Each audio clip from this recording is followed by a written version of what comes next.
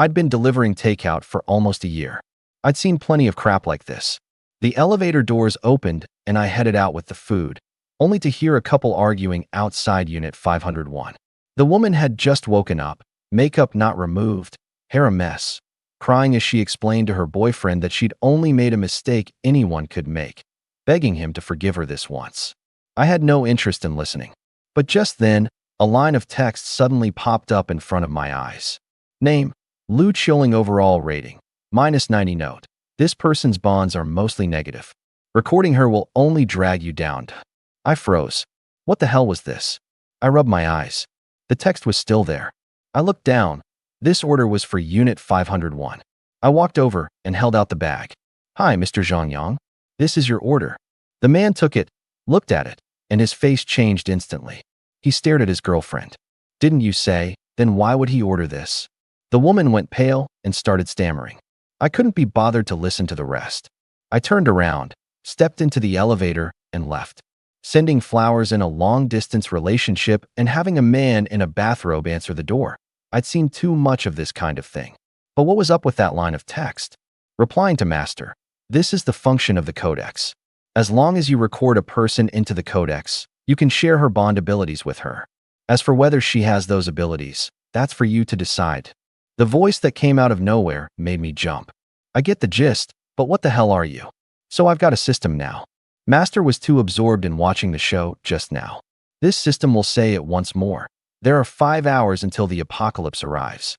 Due to Master's occupation, the death rate in the early apocalypse is extremely high, so you've been awakened ahead of time, and the starter pack issued early as well. Please make good use of these 5 hours.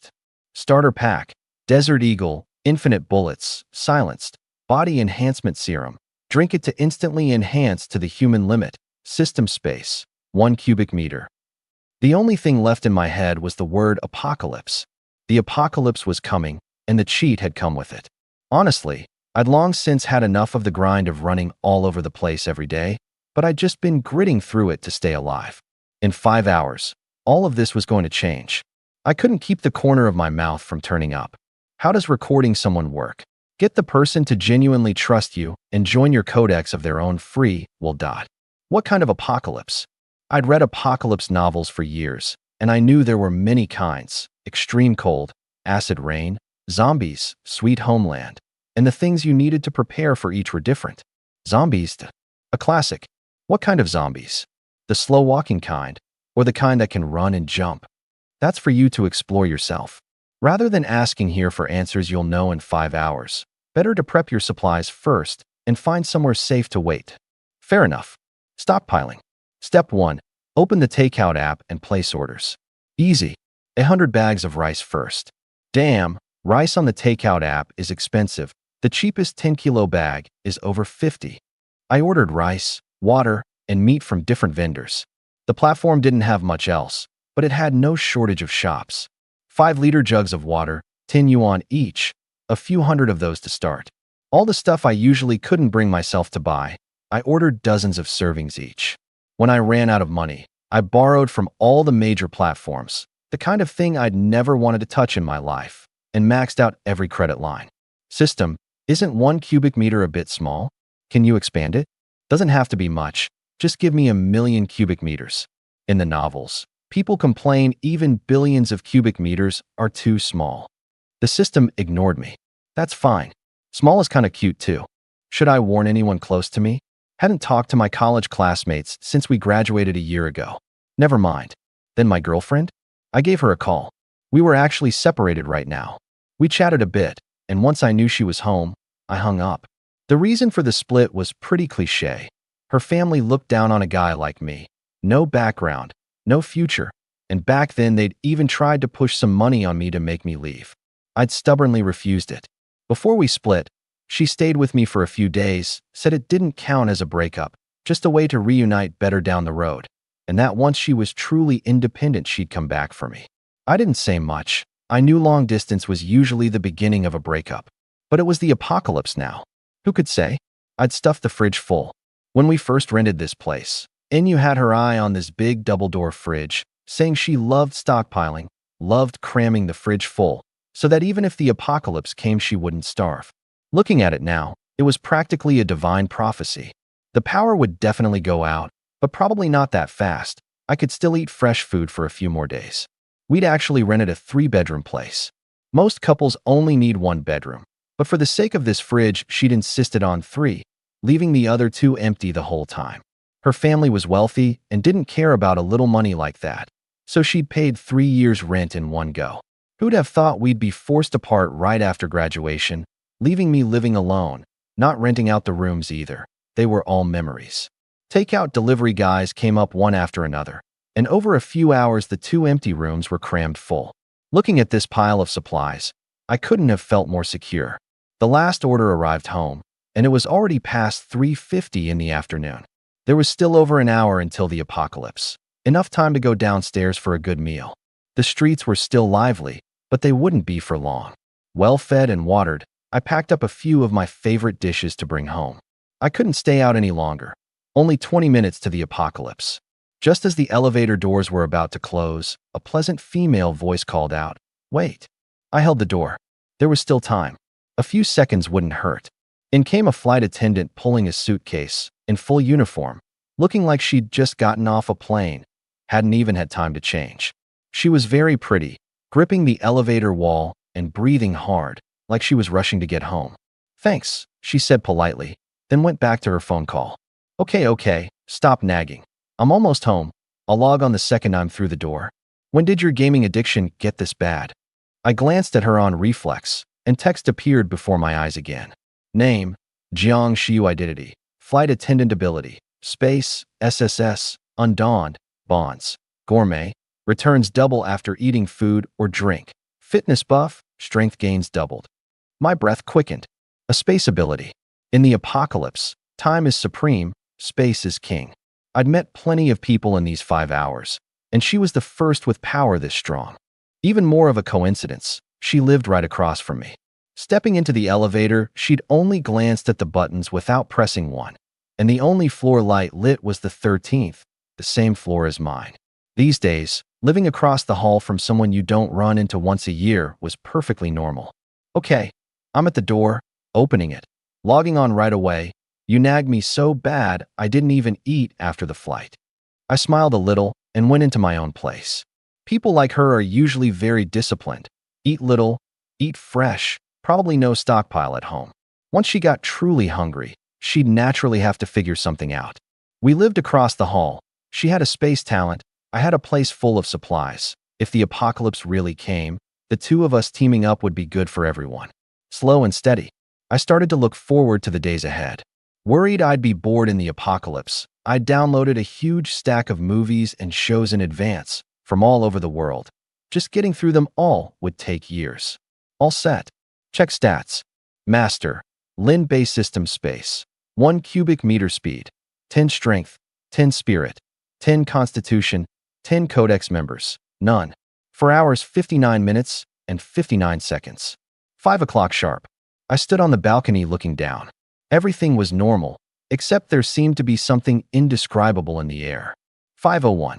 A man toppled to the ground with no warning. Right after, people fell one after another. Their companions gathered to check on them, and the next second came a blood-curdling scream. "Are you insane? Why'd you bite me?" "Someone's dead." "Honey, what's wrong with you?" These days, zombie films and zombie novels were everywhere, and the symptoms on the street were exactly like the movies. Anyone could put it together. Screeching brakes, crashes, horns, cursing, screams blended into one mass. A street that had been orderly 1 second ago descended into total chaos the next, the smell of blood surging up all at once. Order was gone. Some shoved the people next to them toward the zombies to save their own lives. Some threw themselves forward to save others. Some scooped up children paralyzed with fear on the ground. Some helped the elderly up, and some did evil under cover of the chaos. In that moment, the best and worst of human nature were all laid bare. With no one to keep order and no consequences anyway, the only thing left to stop them was the line each person held in their own heart. "What's going on?" Next door, Jiang Xiu, who hadn't been gaming long, had heard the commotion too. She ran to the window, staring at the scene below, dumbfounded. She spotted me too. "Hey, handsome, what's going on down there?" Don't know. Probably a zombie outbreak. I didn't turn around. A zombie outbreak. Her legs went weak and she dropped straight onto the floor. The screams weren't just below, they were above and on all sides. The zombie crisis had erupted everywhere. We both saw a fat man down below get tackled and torn apart by a pack of zombies. It churned the stomach. Jiang Xiu retched on the spot, but luckily she hadn't eaten in a long time and nothing came up, though whether that was a good thing or a bad thing was hard to say, because she had no food at home at all. I forced down the nausea and kept watching. No choice. This was daily life from now on, and whether I wanted to adapt or not, I had to. I just dragged a chair onto the balcony and sat down, even grabbed some snacks to munch while I watched. Jiang Xiu next door had long since vanished. Normal enough. An ordinary person with zero preparation, hit with something like this. The first reaction is to be scared stiff. Who has the presence of mind to adapt? You, what's it like over there? Everyone on the street here's gone insane. The neighbor says it's a zombie outbreak. Is that for real? Jiang Xiu hit it home, her hand still shaking as she made the call. Xiaoyu, hard as it is to believe, the zombie crisis may have really broken out. People here have gone crazy too, biting everyone. The cops shooting doesn't even work, exactly like the movies. The sky was falling. Jiang Xiu curled up on the sofa in despair. Her best friend's place was thousands of kilometers away, and if it was the same there, then it was real. The apocalypse had come. The woman on the other end knew she was scared out of her wits, and quickly said, Xiaoyu, don't panic, listen to me. The apocalypse just broke out. The water isn't contaminated yet, and even if it is, it hasn't reached you. Fill up everything in your home that can hold water right away, and to be safe, boil it before drinking. Okay. Jiang Xiu did as told. Basins, bowls, everything that could hold water, all filled up. Do you have any food at home? Water alone won't last long. Jiang Xiu dug out everything edible in the place and laid it on the coffee table. 2 packs of hawthorn strips and 1 box of digestive tablets. That's it. This is all of it. How long can I survive? Honestly, you might survive longer if you don't eat those. You barely make it home a few times a month. How is this all you've got at home? I can't control myself. If there's any food at home, I can't resist it, so I just don't buy anything. Oh, right, I just ordered takeout. Maybe the delivery guy's already in the elevator. The other end went quiet for a good while. Girl, it's the end of the world and you still expect takeout to arrive on time. What if the guy's dedicated? Take my word for it, don't get your hopes up. And even if the takeout arrives, don't go out to get it. In the apocalypse, scarier than zombies is the human heart. It's already chaos out there, and opening the door alone is dangerous. Remember, no matter what the person says, even if he leaves the stuff at the door and walks away, don't open it. Watch out that he doesn't rush in the moment you open up. How do you know so much? And you don't seem scared at all. Probably because I've watched zombie films for years. Jiang Xiu sighed. If the world really does get taken over by zombies, I might not make it. Don't be so pessimistic. I was just scrolling the forums and saw people awakening special abilities. Maybe you have one too. I've got another call coming in. I'll hang up first. Remember, when the takeout comes, if it's a man, do not open the door. Got it. She hung up. Jiang Xiu got curious and started scrolling the forums and videos. There really were people who'd awakened abilities. Made sense. The zombies were here, so what wasn't possible? For now, this was the only way she had to learn about the outside. A few posts in, zombies everywhere across the country, streets, shops, malls all in chaos. 99% of people were fleeing, but some had grabbed weapons and were fighting back. She saw a burly guy swing a baseball bat and blow a zombie's head off in one shot. She genuinely admired these people. In their place, she'd have been paralyzed with fear long ago. Next video. It was all people fighting back. The best way to get rid of fear is to face it head on. Fam, zombies are really nothing to be scared of. Not a brain in their heads. Dumber than a dog. Woohoo, 10-kill streak.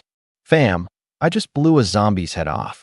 Not only am I not scared, it felt kinda good. These people really had nerve. As I scrolled, I heard knocking from across the hall. Hello, your takeout's here, anyone home? That was next door, 1302. I was in 1301, the 2 doors less than 10 meters apart, the wall thin. You could hear talking outside crystal clear. I heard Jiang Xiu talking to the delivery guy through the door, saying she was at the office and to just leave the takeout at the door. The guy made a sound of agreement and hung up. But not long after, the knocking came again, this time with a tear-choked plea. Miss Jiang, I know you're home. I'm begging you. Open the door and let me hide. There are man-eating monsters everywhere out here. This guy wasn't stupid. Anyone who delivers regularly knows there are plenty of people who say they're not home and ask you to leave it at the door when they clearly are. And with things this chaotic outside, the fact that she'd still dared to have him leave the takeout at the door meant she was right there at home. Jiang Xiu didn't make a sound. Jiang Xiu, can't you hear me telling you to open the door? The guy lost his temper, kicking the door over and over. You'd let me die out here, you fucking bitch. Let me in or I'll kill you. The kicking got louder and louder. I frowned. This racket would draw the zombies from the fire escape stairwell sooner or later. I opened my door and went out, staring at him. You out of your mind? Making this much noise. If you draw the zombies over here, the whole building dies with you. The moment the guy saw it was me, he switched faces instantly. Bro, I don't want it to be like this either. This lady won't let me in. I'll give you her takeout. You let me hide in your place, yeah? I glanced at the bag in his hand. Come on. I let him into my place. Not out of kindness.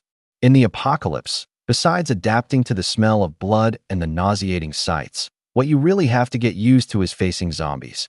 And this guy here happened to make a perfect whetstone. When he set down the takeout, I noticed a deep bite mark on his forearm. Inwardly, I relaxed. Saved me from having to do it myself. You got bitten?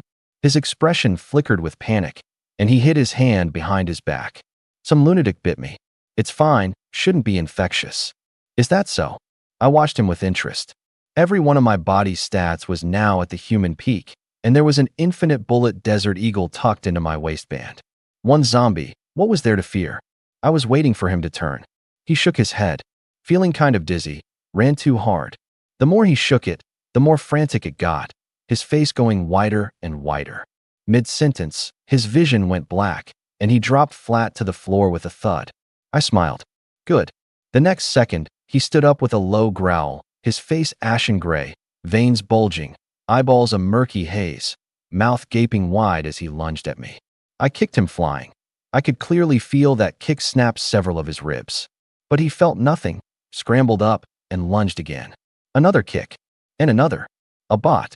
I grabbed the fruit knife I'd prepared and drove it into his temple in one stroke, without much effort. To be safe, I added a few rounds, then hoisted the corpse up and threw it out the window. Felt nothing. Having done all that, I was actually left wanting more. I knew this was my mentality changing. All fear, at its root, comes from insufficient firepower. With this Desert Eagle alone, a zombie was just a bot in front of me. On my way past, I tossed the takeout the guy had brought in out the window too. Who knew whether it was contaminated? In the apocalypse, I wasn't taking that risk. I checked the corridor through the peephole again, safe. That bout of kicking hadn't drawn the zombies over. Best this way. Only once Jiang Xiu was out of food and supplies would she come to me. I lay back down on the sofa and scrolled my phone. Someone had DM'd me in the residence group chat. 1302 at 1301. Hey handsome. I just heard fighting sounds in your place. You okay? Lin Bei. I'm fine, handled it. Jiang Xiu, impressive. Jiang Xiu. So, the guy brought my takeout into your place just now. If it's convenient, could you give it back? Lin Bei, you should have said so earlier. I was worried about contamination, so I just threw it out the window. Tell you what, I'll send you 100 yuan as an apology. I sent her a red packet straight in the group. Might as well find some fun while there's still internet. 1201. Dude, it's the apocalypse and you're throwing food out? Not scared of starving. 1001. Anyone with spare food and water, I'll pay top price. I'll take however much you've got. 1201. I just made a supermarket run. Rice, vegetables, meat, all of it. I live alone and can support one more person. Anyone who needs it, come to my place. Women only. Add me as a friend and send a selfie first. 1601. How does this building have someone like you? We should unite and wait for rescue. 1201. Wait for rescue? This is nationwide. My friends overseas, it broke out there too.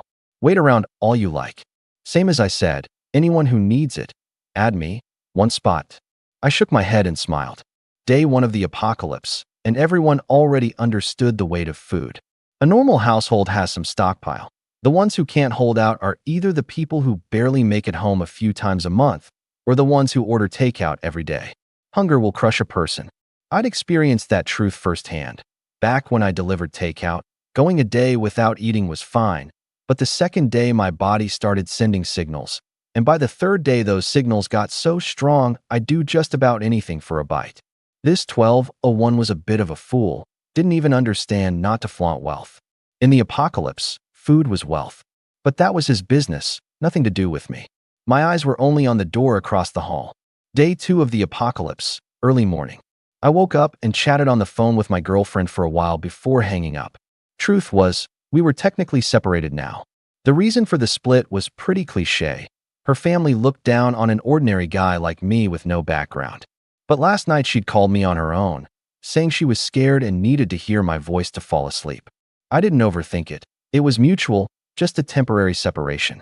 Got up, fried 2 eggs, brewed a cup of black coffee, seared a steak, made a chicken cutlet burger, cooked a pack of instant noodles, and carried it all to the balcony to enjoy while watching the zombies amble around below. Adapting starts a little at a time, from the everyday. After the chaos of day 1, today there were no screams below, just an eerie quiet. Zombies drifting aimlessly, not making a sound, the air thick with blood and rot. Master, action makes the story. It's already day 2 of the apocalypse, and you still haven't gone to chat up the beauty across the hall. I leisurely cut a piece of steak and put it in my mouth. System, this year of delivering takeout taught me a lesson. A simp who simps to the end ends up with nothing. I, Lin Bei, am never going to take the initiative to be a simp. But you were the one who took the initiative to call by NU this morning. That's different. We're mutual. Besides, she called me first last night. TCH. Master, by NU is the girlfriend from before you awakened. She can't activate the codex. You don't kill zombies. You don't recruit new people. Aren't you the least bit anxious to raise your strength? Take this system's advice. While there's still internet, learn from 1201, post your supplies in the group, and a bunch of women will definitely DM you. Quality over quantity. Ordinary women don't interest me. So picky. It's not pickiness. A woman with real backbone won't bow her head for a bite of food. They'll hold out to the limit and would rather take a desperate way out than cave. So what I had to wait for was the kind with nowhere left to turn, who also genuinely had ability. I knew in my heart, the one across the hall would knock on my door sooner or later. Over the next 2 days, I ate quite generously at every meal. Not to show off, it was strategy. I could guess at the little stockpile in Jiang Shiyu's place. Someone that disciplined eats little, eats fresh, and probably has no reserves. She sunned herself on her own balcony, but her eyes kept drifting toward my little dining table over here, her throat working up and down. At noon I made braised pork ribs, sweet and sour fish, and blackfish soup, and showed off 2 heaping bowls of rice. Over on her side, she had her eyes shut, pretending to nap, but the gaps weren't fully closed. She was staring dead at the not fully stripped ribs on my plate. That 1201 in the group was still making trouble, posting a table of braised pork and saying any beauty who wanted to mooch a meal just had to keep him company for an hour. Someone immediately cursed him as the shame of the whole building. He didn't care, replying, "Hope you won't be the first one to come find me in a few days." I watched the show without getting involved. I had patience to spare. I was playing the long game. The emptier her place got, the shorter she'd last, and the closer she'd be to coming to me. Day 3 of the apocalypse, 5 p.m. Exactly 48 hours since the outbreak. I was sitting around inside when I heard knocking, very soft, afraid of alerting the zombies in the fire escape stairwell. Knock, knock, knock. Lin Bei, can you hear me? It's Jiang Shiyu from across the hall. I opened the door. Jiang Shiyu stood at the door, in a white short-sleeve top with grayish-white jeans, light makeup, fresh and clean, with a few less degrees of the worn-out wretchedness from the past days, and a bit more of a student air. She'd come even faster than I'd expected. Her reserves were that thin. The door opened, and the aroma from inside drifted out. She breathed it in greedily, her eyes going glassy at once. Fish, meat, every cell of her fighting to take in the smell. Is there something you need? She tucked her hair behind her ear and lowered her head. I'm out of food at home. I've been hungry for days. Would it be okay to let me have a meal? Come in first. She came in and looked over my living room. Very clean, nothing extra. I turned to the kitchen and carried the just finished pork rib and corn soup to the little table on the balcony. As I passed her, her tears nearly fell. Then came sweet and sour fish, braised pork, chive fried eggs, cold dressed cucumber, plus 2 firmly packed bowls of rice. 3 dishes, a soup, and a cold dish. She stood rooted in place, staring at those 2 bowls of rice on the table, her breathing thrown into disorder. I sat down on the sofa and looked at her.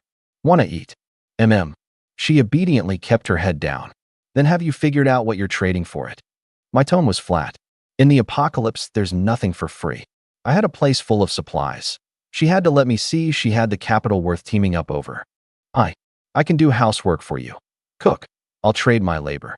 Jiang Shiyu's expression was a little unpleasant, but she still squeezed out an ingratiating smile. She'd actually guessed long ago what I wanted. She just didn't want to be the one to spell it out. I can do all that myself.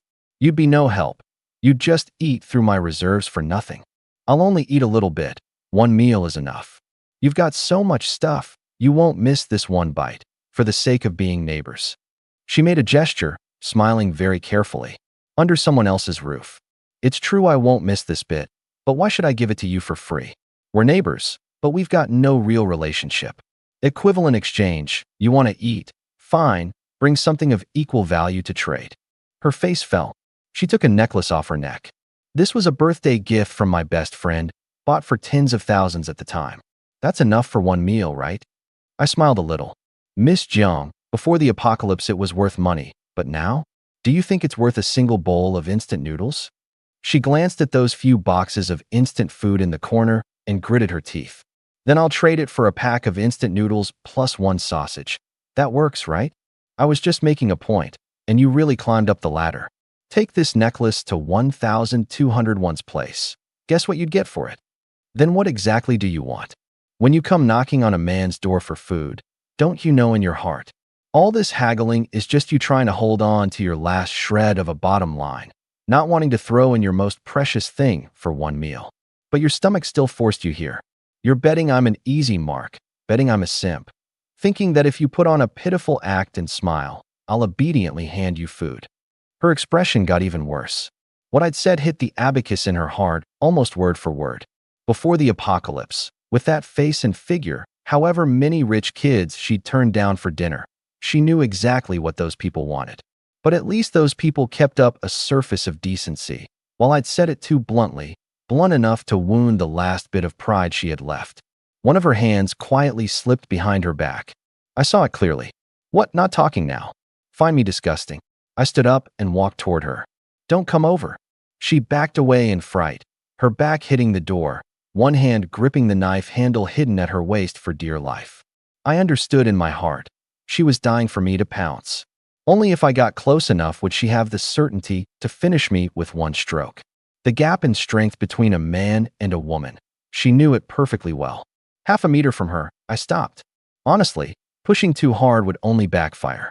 I had plenty of other routes. Treat her to a few more meals, and living this close in the apocalypse, she'd loosen up on her own in a few days. But that was too slow. I'd hooked the fish. I had no patience to slowly raise it. Right now I was in a hurry to raise my strength. The better way was to make her see reality clearly. In a world like this, she couldn't survive on her own. Once she understood that, she'd naturally stay, and she'd feel that everything she got afterward was given by me. What? You even brought a knife. I looked at the hand she'd hidden behind her back. Were you thinking that the moment I lost my head and pounced, you could stab me without any guilt, then take over my food and scrape by in the apocalypse? She froze, her grip on the knife tightening. In front of me, it was as if she'd been seen through. Whatever she thought, I knew it. But even if you killed me, do you think you could survive the apocalypse alone? She fell silent. I noticed a safety flag came through on this turn, but looking at the actual text, it's a zombie apocalypse web novel where a character earlier had a fleeting despair thought in a fictional survival scenario. This is clearly genre fiction, not a personal disclosure. So I'll just continue with the translation as you've asked. Do you have the guts to face zombies head-on? Or are you planning to hide at home and wait for the day your reserves run out? With that face, that figure, Plenty of people in this building have their eyes on you. How many can you fend off? You wake up in the middle of the night and find a strange man standing by your bed. Are you scared or not? Her fists clench tighter and tighter. When a crowd of people breaks down your door, will you have the courage to face them with a knife? And by then, will you have the courage to turn the knife on yourself? And even if you do, you won't die instantly. That stretch before death, you'll feel it crystal clear. With every sentence, her face went a shade paler. You think, enough, stop.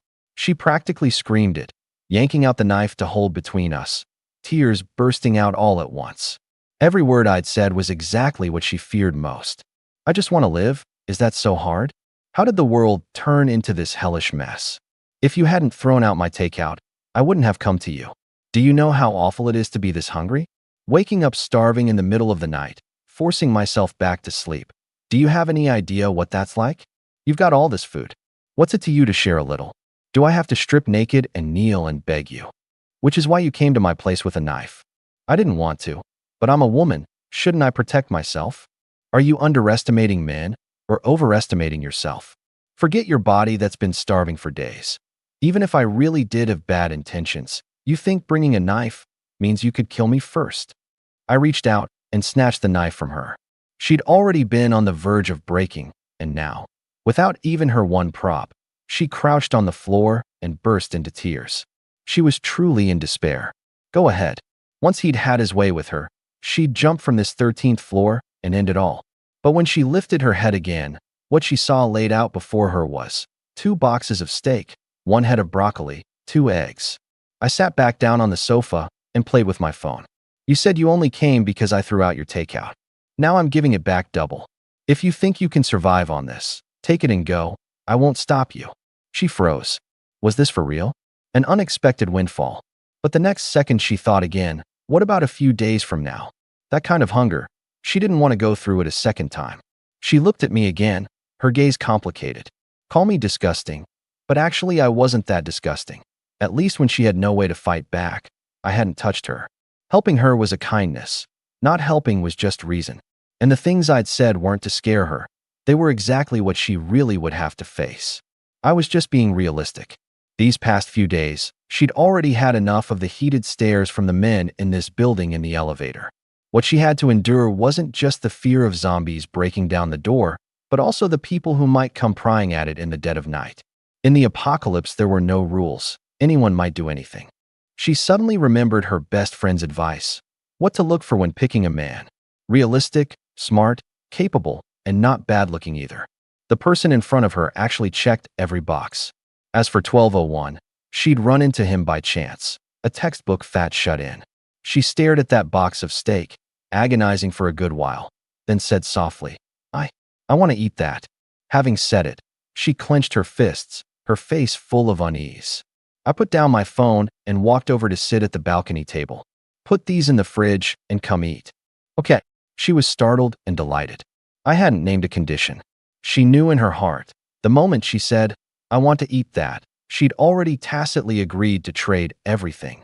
But by not spelling it out, I'd left her one last shred of dignity. She excitedly stuffed the food into the fridge, and the moment she opened the fridge door, she went stock still. No wonder he ate so lavishly every meal. The reserves were way too much. She sat down carefully beside me, picked up the rice bowl, pressed a piece of corn into the rice, gave it a hard suck for the soup, and the tears fell despite herself. She'd finally gotten something to eat. One length of corn down, she shoveled in 2 big mouthfuls of rice, her whole self trembling lightly, utterly satisfied. Then she set her sights on a meteor rib, and before picking it up she stole a glance at me, afraid I'd be displeased. Eat. Eat freely, as much as you can hold. Okay. She held back no more. 1 bite of rib down, tender, fragrant, delicious. She finished 1 bowl and asked if she could have another. I nodded, and she packed herself a brimming bowl, no holding back. Whatever figure management, it was all flung to the back of her mind now. In the end, she even drank a big bowl of rib soup before reluctantly setting down her chopsticks. Her once flat little belly was round and full. I'll wash the dishes, she offered, very tactfully on her own. She'd come back to life, so to speak. Before coming, she'd imagined the worst outcome. Losing her virtue, and only getting to eat leftovers at that. She hadn't expected to eat freely, eat until full. You just ate your fill, rest a bit first, the dishes can wait. I lay down, eyes half shut. I had a system, I had to learn restraint. I knew clearly that if I pounced now she wouldn't refuse, but the difference between one full meal and being full every meal, she could tell that apart too. Push too hard, and sooner or later she'd turn rebellious. Keep it lukewarm, and she'd grow more and more obedient. She lay down copying me, her belly full, in a fine mood. System, let me ask you something. If I record her, and one day she dies, will the bonds I've awakened disappear? Replying to Master. As long as both dependence and favorability reach 90%, it'll be permanently unlocked. 90. Like an exam, a perfect score is hard, but 90 is still easy enough. After an hour's rest, I got up and turned on the TV. While there was still power and internet, might as well enjoy it a while longer. Jiang Xiu washed the dishes with water from a basin, came back to the living room, hesitated a moment, then sat down close beside me. She trusted me now, that was enough. As for the rest, I had all the time in the world to take it slow. What happened after, I won't go into. Recording successful. For successfully recording a member with an overall rating above 90, obtained recovery pill times 10, restores full energy and the ability energy for a LV1 ability. System space upgraded to 10 cubic meters. Obtained SSS grade stake times 10. Unlocked top grade flight attendant. Appearance and bearing doubled. Unlocked gourmet. Food and drink consumed by you and Jiang Xiu are returned doubled. Unlocked fitness buff. Strength of you and Jiang Xiu doubled. Detected that Jiang Xiu possesses a space ability. It has been copied to mastered. The big one had come. Those 3 days of waiting, worth it. Stats. Master. Lin base system space. 10 cubic meters ability. Space. SSS grade. LV1. Passive space backpack. Capacity 1000 cubic meters strength. 10 times 200%. Items. Recovery pill times 10. SSS grade stake times 10 codex members. Jiang Xiu. Space. Undawned. Bond benefits. Bearing times 2. Strength times 2. Double return on food consumed. Strength doubled. Sweet. This buff was like freeloading a low-grade strength ability. If I could find a few more people with the fitness buff bond down the line, 10, 20, 100, how absurd would the strength get? I didn't even dare imagine. I carried her to bed and set to studying the space ability on my own. My ability had already awakened, and the passive space backpack alone was 100 times bigger than the system space. 1,000 cubic meters, 10 by 10 by 10, sounds big, but really just enough to hold all my supplies with room to spare. Time stood still inside the backpack. A cup of boiling water left for a year would still be hot when you took it out, no fear of spoilage. Stash it all. I casually ate a sausage. Consumed 1 corn sausage, returned 2. Taking off. From this moment on, I'd never again have to worry about food, only about whether the variety was enough. System, keep forgetting to ask, on what basis do you judge her a gourmet, a fitness buff? Fitness buff, long-term fitness training, beautiful body lines. Gourmet, has eaten the signature foods of at least 10 cities and made by locals at that. Top-grade flight attendant. She's top tier among flight attendants. Once had a tycoon offer $1 million to take her to dinner and refused. The top grade among the top tiered. By your logic, top grade bonds are based on profession? Then nurses, doctors, teachers all have top grade bonds too. That's right. But by world population, a top grade bond is 1 in 10,000.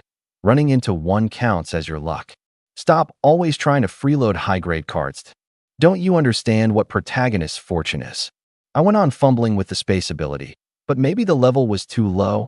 Aside from storing and retrieving things, it had no other use. A flick of my hand, and a little bean like a malt ball appeared. The recovery pill I'd just been rewarded. Sent it into my mouth, and as it hit my stomach it turned into a warm current surging to my limbs. The energy I'd just spent was instantly replenished, as if I'd never used any. Consumed 1 recovery pill, first grade, returned 2. Good stuff. I laughed out loud. Honestly, even if the system vanished right now, with just the abilities I had on hand, I was set to swagger through the apocalypse. Back in the bedroom, I popped a recovery pill into Jiang Shiyu's mouth. Besides keeping her forever a head lower before me, I also had to make her thoroughly submit beneath my strength. Day 5 of the apocalypse, 12 noon. I woke with my arm around Jiang Shiyu. Yesterday, the two of us had copied a huge stack of recovery pills, going from 10 all the way to 200. Time for business. Killing zombies was incidental. The pressing task was finding top-grade bondholders. As it happened, someone in the group was organizing a supply exchange on the rooftop, some short on water, some short on rice, equivalent trades. 1601. Everyone in Building 30, my buddy and I have cleared out the zombies in the fire escape stairwell, and the ground floor main door secured. Everyone can come up to the rooftop to trade with peace of mind. If you see this, please reply received in the group. Anyone who doesn't reply will be assumed absent, and their supplies will be scavenged directly. I scrolled up. 5 days into the apocalypse, some people who'd conquered their fear were starting to surface. Jiang Shiyu, lying on my chest, opened her sleepy eyes, glanced at the phone, and said lazily, "Hubby, we're not short on food or drink. No need to go to a trade like this, right? I'll go take a look. Maybe there's something I want. Come back early. Message me if anything comes up. I won't tag along. Afraid I'd be a burden." She nuzzled her face against my chest. In just over a day, she said she already couldn't do without me. No worrying about food. No fearing someone prying at the door at night. These 2 nights were the 2 most peaceful nights of sleep she'd had. After lunch, I headed out. Jiang Shiyu, alone at home, started tallying up my merits. 1. The space backpack. 2. Pills that instantly restore stamina. 3. Water and food that practically can't be eaten through. 4. A powerful psychological makeup and a cool head. The more she thought, the clearer it got. Lin Bei could not only survive long-term in the apocalypse, he could live quite comfortably. And she herself was nothing but a vase, all face and figure, and timid enough to have once entertained giving up on living. Across the whole country, there was no shortage of pretty, well-built women. For a man like him, who knew how many girls would want to throw themselves at him, she didn't want to be left behind, and feared even more going back to those days of living on edge, day after day. So she had to put in effort. She had to make herself worth something. Jiang Shiyu's dependence and favorability toward you have both reached above 90%. The bonds she unlocked are permanently unlocked. Permanently unlocked, just like that? I was gnawing an Orleans-flavored chicken drumstick climbing the stairs when I saw this line and paused. Hadn't expected it this fast. Realistically speaking, Jiang Shiyu no longer served any crucial purpose for me. But then again, I was an apocalypse newbie too, just a cheating newbie. She came with a space ability, no small skill, and once the power and internet went out, being alone too long could mess with your mind. So keeping her around to team up was good. She was smart, tactful, and I liked her. Consumed 1 Orleans chicken drumstick, returned 2. So annoying, can't even finish it. I pulled out another one. Tasty, I love it, and it's not like I can't afford it, so why not eat it? The 16th floor was the top floor. I'd delivered takeout for a year and had some impression of this building. I remembered a mother and daughter living on the 16th floor. Why was it 2 men now? I shouldn't be misremembering. There was definitely something going on here, but it wasn't my business. I'd come to see if there were any top-grade bondholders. Hello, register first. At the rooftop door, a tall, hulking man with a baseball bat stopped me. I wrote my info in the notebook, 1301, Lin Bei. A pity I couldn't see his talent level. These days there were too many playing the pig to eat the tiger. There were quite a few people on the rooftop, a ring of little stalls like a roadside market, prices clearly marked. Purified water, 1.5 L jug, for 1 gene of rice/flour 1 steak, for rice or vegetables 1 chicken breast, for rice and water gold, 1,000 grams, for any food. Wartime gold isn't the same as apocalypse gold. Every other stall had people lingering. Only the gold seller went ignored. What use was gold at a time like this? Everyone's face was written with weariness. I walked up to one stall and looked a couple beats longer. What the stall owner had laid out was a bit intriguing, and quite a few men were lingering here. Name: Chunji. Overall rating: -79. Note: bonds are mostly negative. Recording brings harm and no benefit. A pile of negatives. The face was passable, but recording these bonds was like jumping into a pit yourself. Hey handsome, want one? 1 pack of instant noodles. Pick any 3 items. Her words carried a double meaning, and she winked at me.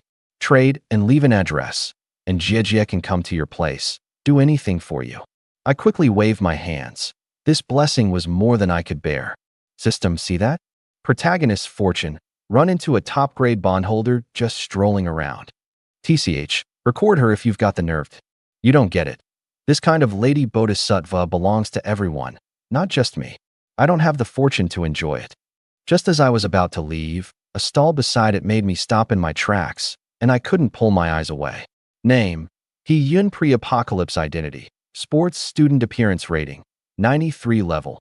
Human limit ability. Strength, S. Awakened. ×2 bonds. Top grade pure college girl. Fitness buff. Strength doubled. Gourmet. Double return on consumption. Inexperienced. A sports student. A female sports student. Positive bonds maxed out, and she came with a doubled strength ability. System, how do you rate this? This isn't scientific. 2 top-grade positive bonds in 1 district is already a rarity, and 2 in the same building. The odds are lower than you winning the lottery. Something's definitely gone wrong, duh. This is where you don't get it. Who told me to be the protagonist? This girl was interesting. She'd done up her face into an ugly, pockmarked mess, hiding all her good foundation, knows how to conceal, smart. I crouched down and pulled a pack of instant noodles from my backpack. Instant noodles for your boneless chicken feet. Deal? She blinked, clearly not expecting someone to actually trade food for snacks. She wasn't good at haggling, and, after holding it in a while, handsome, mine's a big bag. Isn't 1 pack a little? Is this enough? I pulled out another pack of instant noodles plus a corn sausage. Her eyes went glassy, and she stared at that sausage, licking her lips. Handsome, my hot and sour boneless lemon. Miss, any more and it'd be rude, you know. Her little face flushed, and she quickly made the trade. This scene made Chun-Jie beside her green with envy. She came over and tugged at her collar, then lowered her voice to beckon me. I tilted my head and glanced at her, then swept over her pile of negative bonds. Sorry, don't dare eat it. I yield. Miss, you'd better find someone else. I'm not interested in women. Is it that you can't get it up? Me? Saying I can't? I fought 24 hours straight yesterday. But looking at her bonds, I'm really just not interested. Are you even a man? The goading method, useless. Not daring to act is genuinely not daring. Damn, this handsome and can't even get it up. She walked off cursing. Soon a burly man on registration duty waved her over, and she immediately sidled up to him, all smiles, and went off with him. In the apocalypse, food alone isn't enough for a woman. She needs to grab a big thigh. Only with a thigh does the food keep coming. She'd thought it through clearly. I withdrew my gaze, sat down beside Hee-Yun, and opened the chicken feet I'd just traded for. Hot and sour and tasty, and another food permanently unlocked. Time had been tight back then. I'd only stocked up on things I could think of, and missed out on a lot of tasty stuff. Hee-Yun watched me eat with relish and couldn't help swallowing. This was her favorite snack. If not for surviving a few more days, she'd never bear to trade it away. She'd seen it clearly too.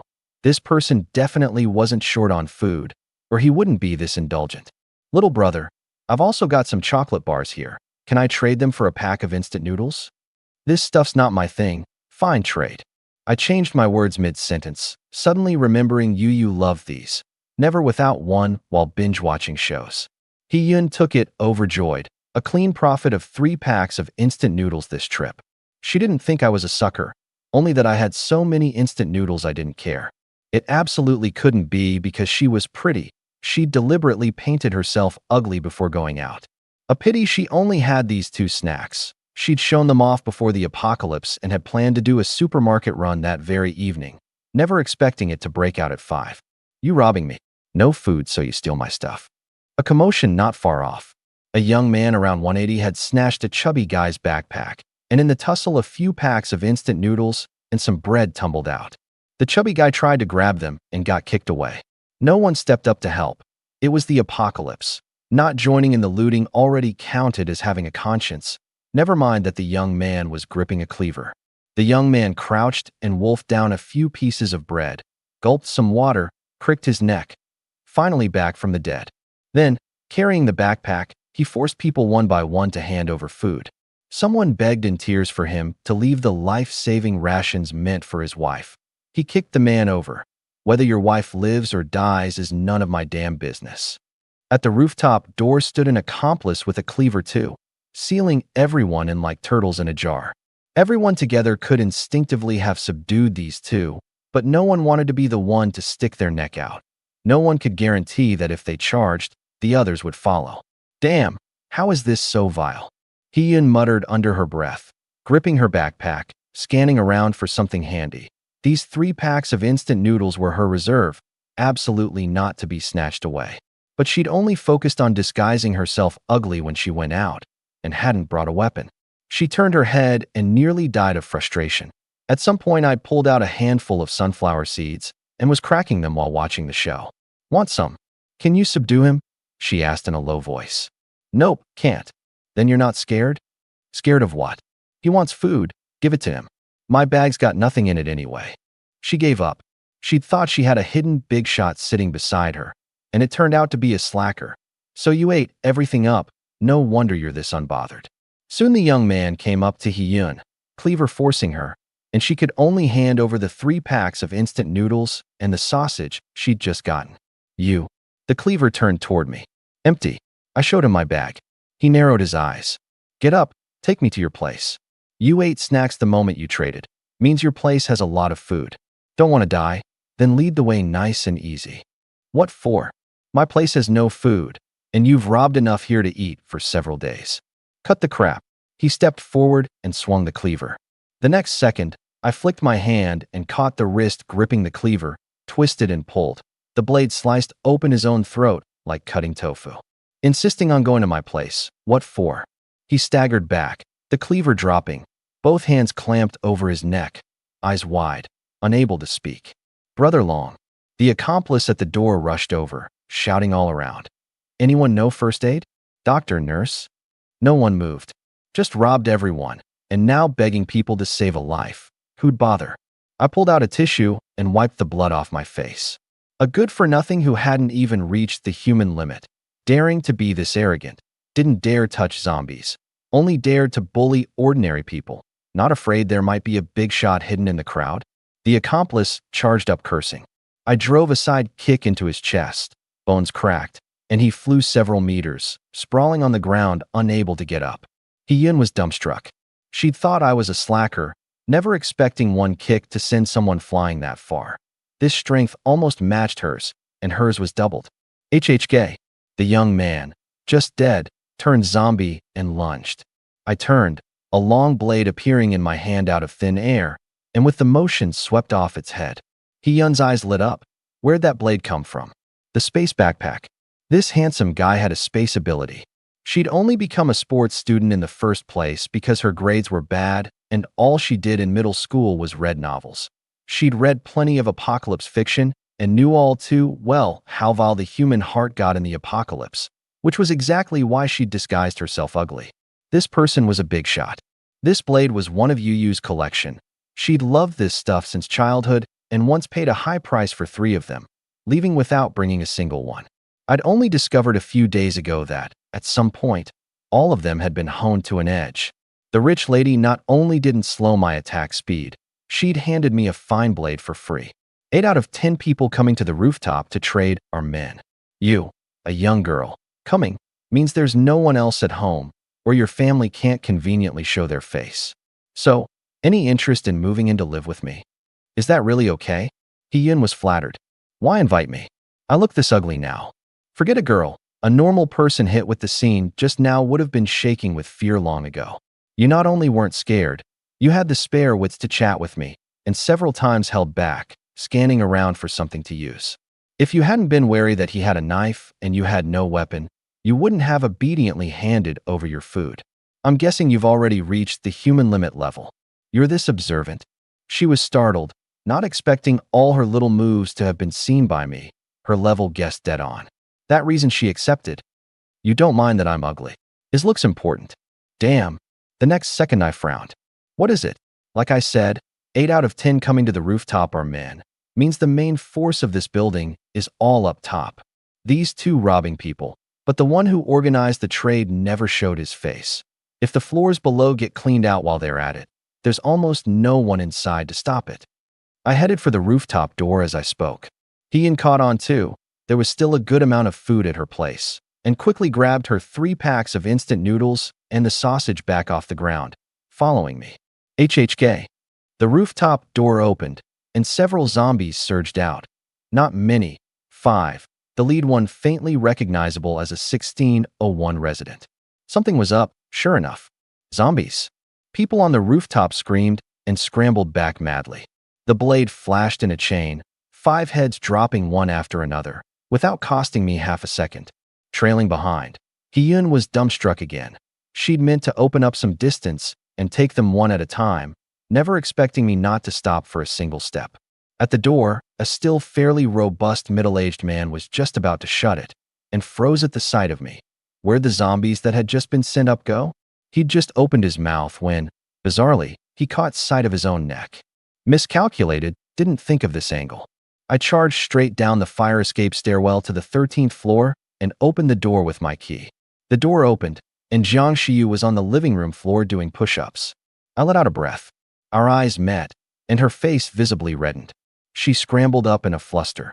Didn't you say you'd be back in a while? You're working out. I'd assumed she'd be lying around scrolling videos alone at home, never expecting push-ups.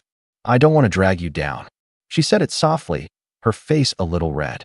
A vase that only drags you down is usually the first to be cast off. She'd seen plenty of that. I smiled. So she was afraid of being left behind. You're hurt. Seeing blood on me, she quickly came over to check. It's fine, not mine. Good that it's not yours. You scared me. She let out a breath, then saw the person behind me. And this is Hiyun. Just met her. She'll be living at our place from now on. Come in. There are 2 empty rooms. Pick one yourself. You live alone, right? Just me. My mom and dad are traveling abroad. Probably can't make it back. My condolences. Hiyun rolled her eyes. Condolences for what? My parents are alive and well. When the apocalypse broke out, they were having dinner at a farmer friend's place. Few people, lots of food there. 5 days in, they didn't just not lose weight, they put some on. I'm so jealous. Me, it's 1 fewer meal with every meal I eat. Lucky indeed. Jiang Shiyu, beside us, heard the words living at our place and couldn't press down the corners of her mouth. It meant Lin Bei counted her as one of his own. The rest came down to whether she put in the effort herself. Hello, I'm Jiang Shiyu. Wow, sis, you're so pretty, great bearing, and a great figure too.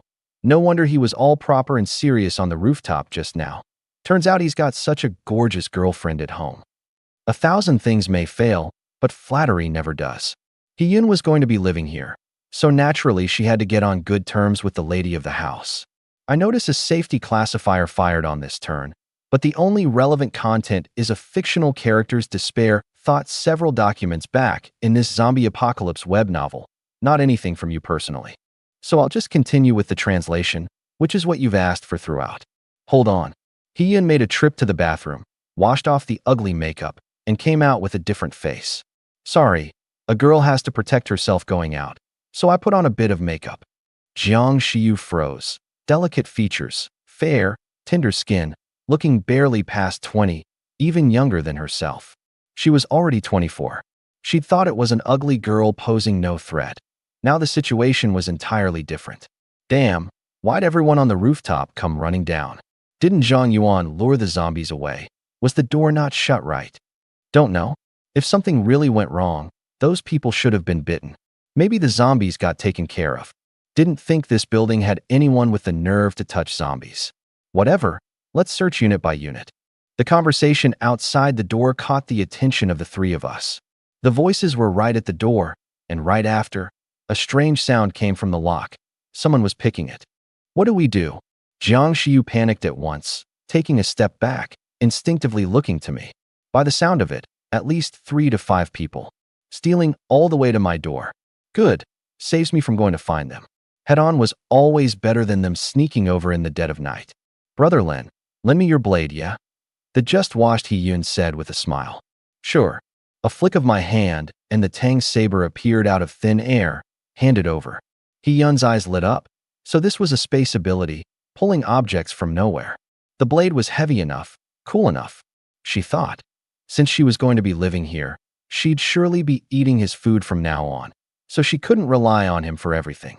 In the apocalypse, stealing someone's food was no different from taking their life. If Lin Bei hadn't also gone up to the rooftop today, she might have been feeding those zombies. These people deserve to die. She didn't even fear zombies, let alone people. The door opened. 5 men stood at the door, varying in height and build, each gripping a long steel pipe. Hee-Yun's face fell. These people had no fighting honor, carrying weapons on them. Barehanded, she was confident.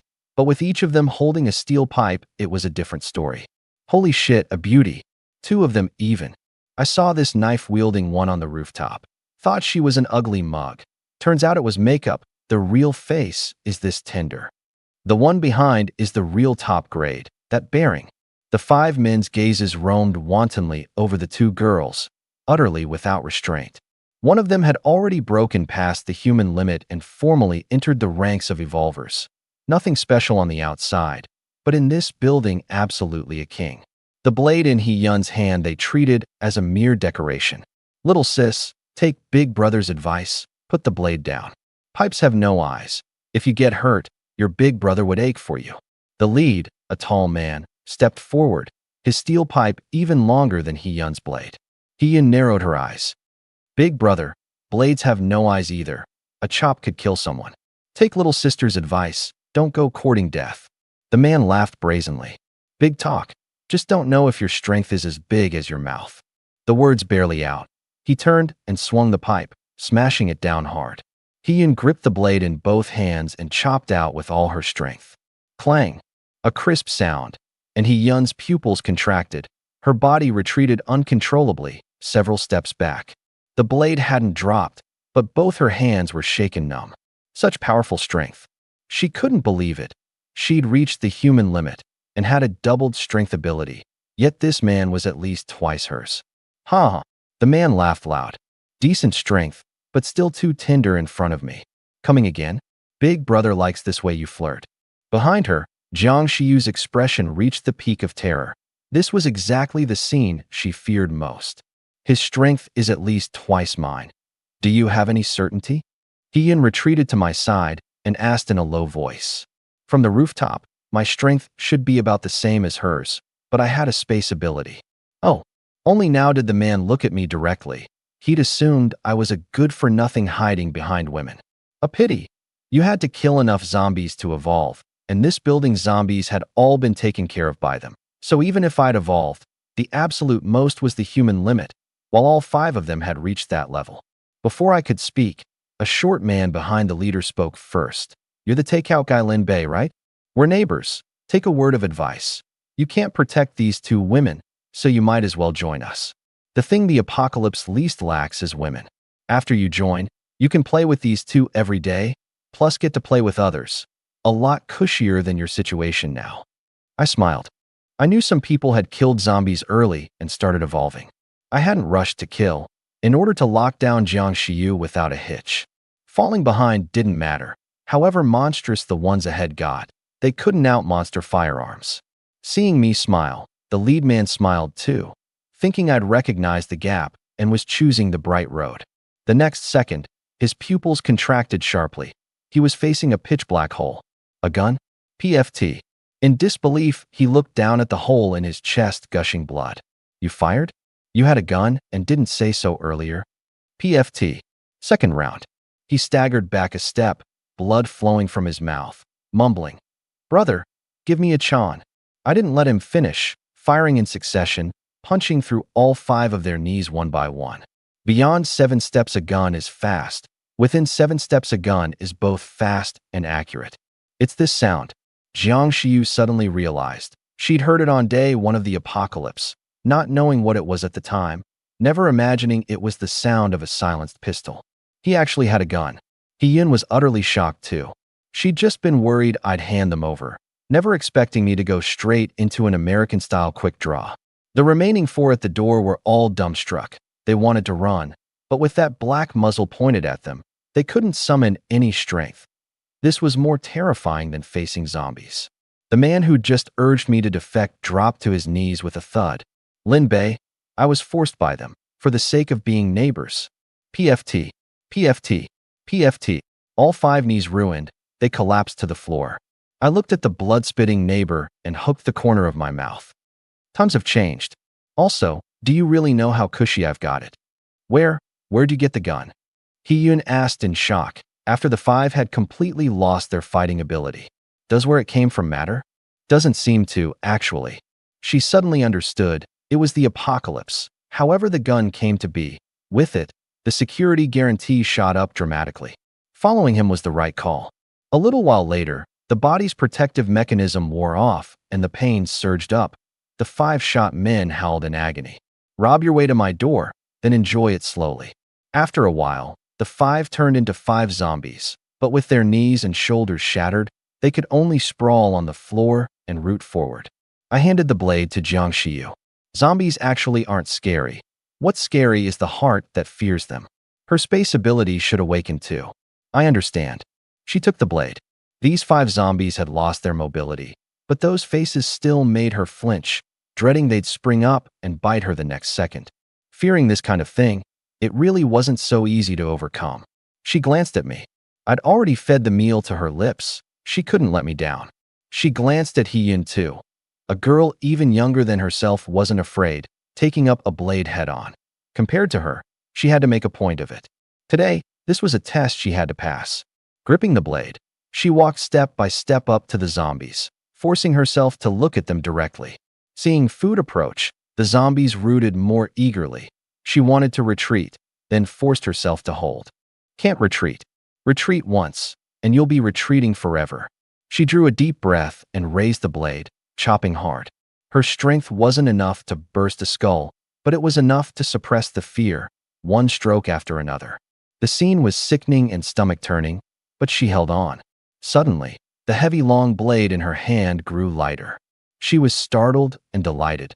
She'd reached the human limit too. Stats: Jiang Shiyu level, human limit ability, space, SSS, LV1, passive space backpack, capacity 1,000 cubic meters. She had an ability too, and like me, it was space. She excitedly shared it with me. Lin Bei, I awakened the same ability as you, space, and it seems to be SSS grade 2, 1,000 cubic meter backpack. She was useful. She wasn't a vase. Holy shit, space. Hee-Yun was shocked. As a long-time web novel reader, she knew all too well how monstrous a space ability was. SSS grade. In the late game, it was the thigh among thighs. This further cemented her resolve to stay. I was very satisfied. The instant she changed, she told me first. Activate her fitness buff bond benefit. Yes. In that moment, Jiang Shiyu suddenly felt her body change again. The blade lighter, her strength greater. Look at your panel again. Jiang Shiyu strength, 10 times 2. Her strength had doubled. She looked at me in disbelief, dropped the blade, and threw herself into my arms, hugging my neck. Bebe, you're too good to me. Thank you, thank you. From this moment, her life changed completely. Hee-Yun was bewildered. What just happened? Why'd she suddenly throw herself over? The two of them whispering, treating her like an outsider? Well, she was an outsider. But she so badly wanted to know. Bebe, let's go out and kill zombies. There are more and more evolvers out there. We've got to keep up. In a pinch, we can't rely only on your gun. Bullets are finite after all. After what had just happened, Jiang Shiyu understood. In the apocalypse, only strength was the hard truth. A gun could hold out for a moment, not a lifetime. Suited me fine. Both top grades recorded. Time to raise base strength too. Hee-Yun was no rush. It wouldn't be long before she came to me on her own to trade for food. Could I eat a bit first before we go? Hee-Yun pulled out instant noodles and a sausage. Won't hold things up, just the time to cook a pack. She'd long wanted to go out and kill zombies. But first, she had no handy weapon, and second, not enough food. Killing zombies burned stamina, and after reaching the human limit, her appetite was already big. She feared running out of food a step ahead. Go on. Hee-Yun made straight for the kitchen, hesitated again and again, then cooked 3 packs in one go. The noodle aroma overpowered the room's smell of blood. I'll splurge just this once today. Lin Bei's place definitely comes with room and board. Full belly, then fighting power. Pack up what you want to bring, and live at your place from now on. I mean mine. I swept a glance at the bodies on the floor and said to Jiang Shiyu, "It was the apocalypse. Just find a cleaner place and it's home." There wasn't really much to pack. With the big space backpack, everything that could be stashed was stashed anyway. So good. You too want some? Hiyun came out carrying a small pot, and her enthusiastic face instantly fell. On the sofa, the two of us were gnawing on a family bucket, golden crispy chicken wings, spicy drumsticks, paired with iced cola. Her instant noodles suddenly weren't fragrant anymore. She knew I had a lot of supplies, never imagining this much. Finishing the 3 packs in tears, her belly full but not the least bit satisfied. She hadn't had ice-cold happy water in a long time. A sip at noon in July, those who know, know. Fed and watered, geared up and ready. I took out 3 blades, 1 for each, paused a moment, then shook my head. Must be overthinking it. This complex was near 100% occupancy, and the outbreak had hit right at 5 in the afternoon when there were lots of people, so I hadn't chosen the outside but the underground parking garage to grind quietly. Mainly, an open spear is easy to dodge, a hidden arrow is hard to guard against. These past days I'd come across plenty of people hiding at home, using compound bows to snipe zombies outside. In case this complex had some too. In case someone took aim at us, I still couldn't block an incoming arrow right now. The 3 of us took the fire escape stairwell down to the underground garage. The door opened, and inside were at least 100-some zombies. No target, no sound, all wandering aimlessly. How about it, scared? What's there to fear about zombies? If not for fearing the food's not enough, I'd have come down and gone at it long ago. Hiyun's eyes were full of excitement. I looked at Jiang Shiyu. Not scared. She shook her head, raring to go. After you helped me like that, if I were still scared, I'd be less than human. Good. Remember, whatever you do, don't get surrounded. If anything's off, run toward me. Go. The 3 split up, each slipping up behind a zombie, blade rising and falling, the sharp edge easily shearing off heads. Strange. Hiyun frowned. She didn't know my evolution level, but Jiang Shiyu had only just reached the human limit. Even with a sharp blade, by her strength, she shouldn't be doing it as easily as them. Could it be Lin Bei had made her strength stronger? But that was simply impossible, unless there was a cheat. The sound of heads hitting the ground was especially clear in the silent garage, drawing the surrounding zombies. Pair after pair of wolfish, hungry eyes fixed on us. The nearest few charged over. This is the main event. I was fearless. To us, who'd reached the human limit, these zombies' movements were as slow as an old man's. As long as we didn't fall into disarray, there was no way to get bitten. Several zombies pounced together. Jiang Shiyu instinctively panicked, but still pressed down her fear, glanced at the headless bodies on the ground, and led them on a run. She took one big stride, and the zombies, with eyes only for food, were all tripped to the ground. She easily took their heads one by one. Repeating the method, the number she killed grew, 3, 5, 10, 20, 30, her blade work growing ever more practiced. Suddenly, almost simultaneously, the 3 of us felt our bodies change. Faster speed, greater strength, the zombies' movements slower in our eyes. From this moment, we'd formally stepped into the ranks of evolvers. Top tier in this building, but nationwide only barely entry level. No help for it. Too many people. Can't go on. Let me rest. I'm beat. After half an hour of chopping, Hiyun was the first to give out, plopping down against the wall. My and Jiang Shiyu's clothes were nearly soaked through too, but our faces showed no change. You two aren't tired? Chopping and running this long, and you're not even out of breath. Hiyun really couldn't hold it in. Everyone was at about the same level, so how was she the only one gasping for air? I said to Jiang Shiyu, give her a few.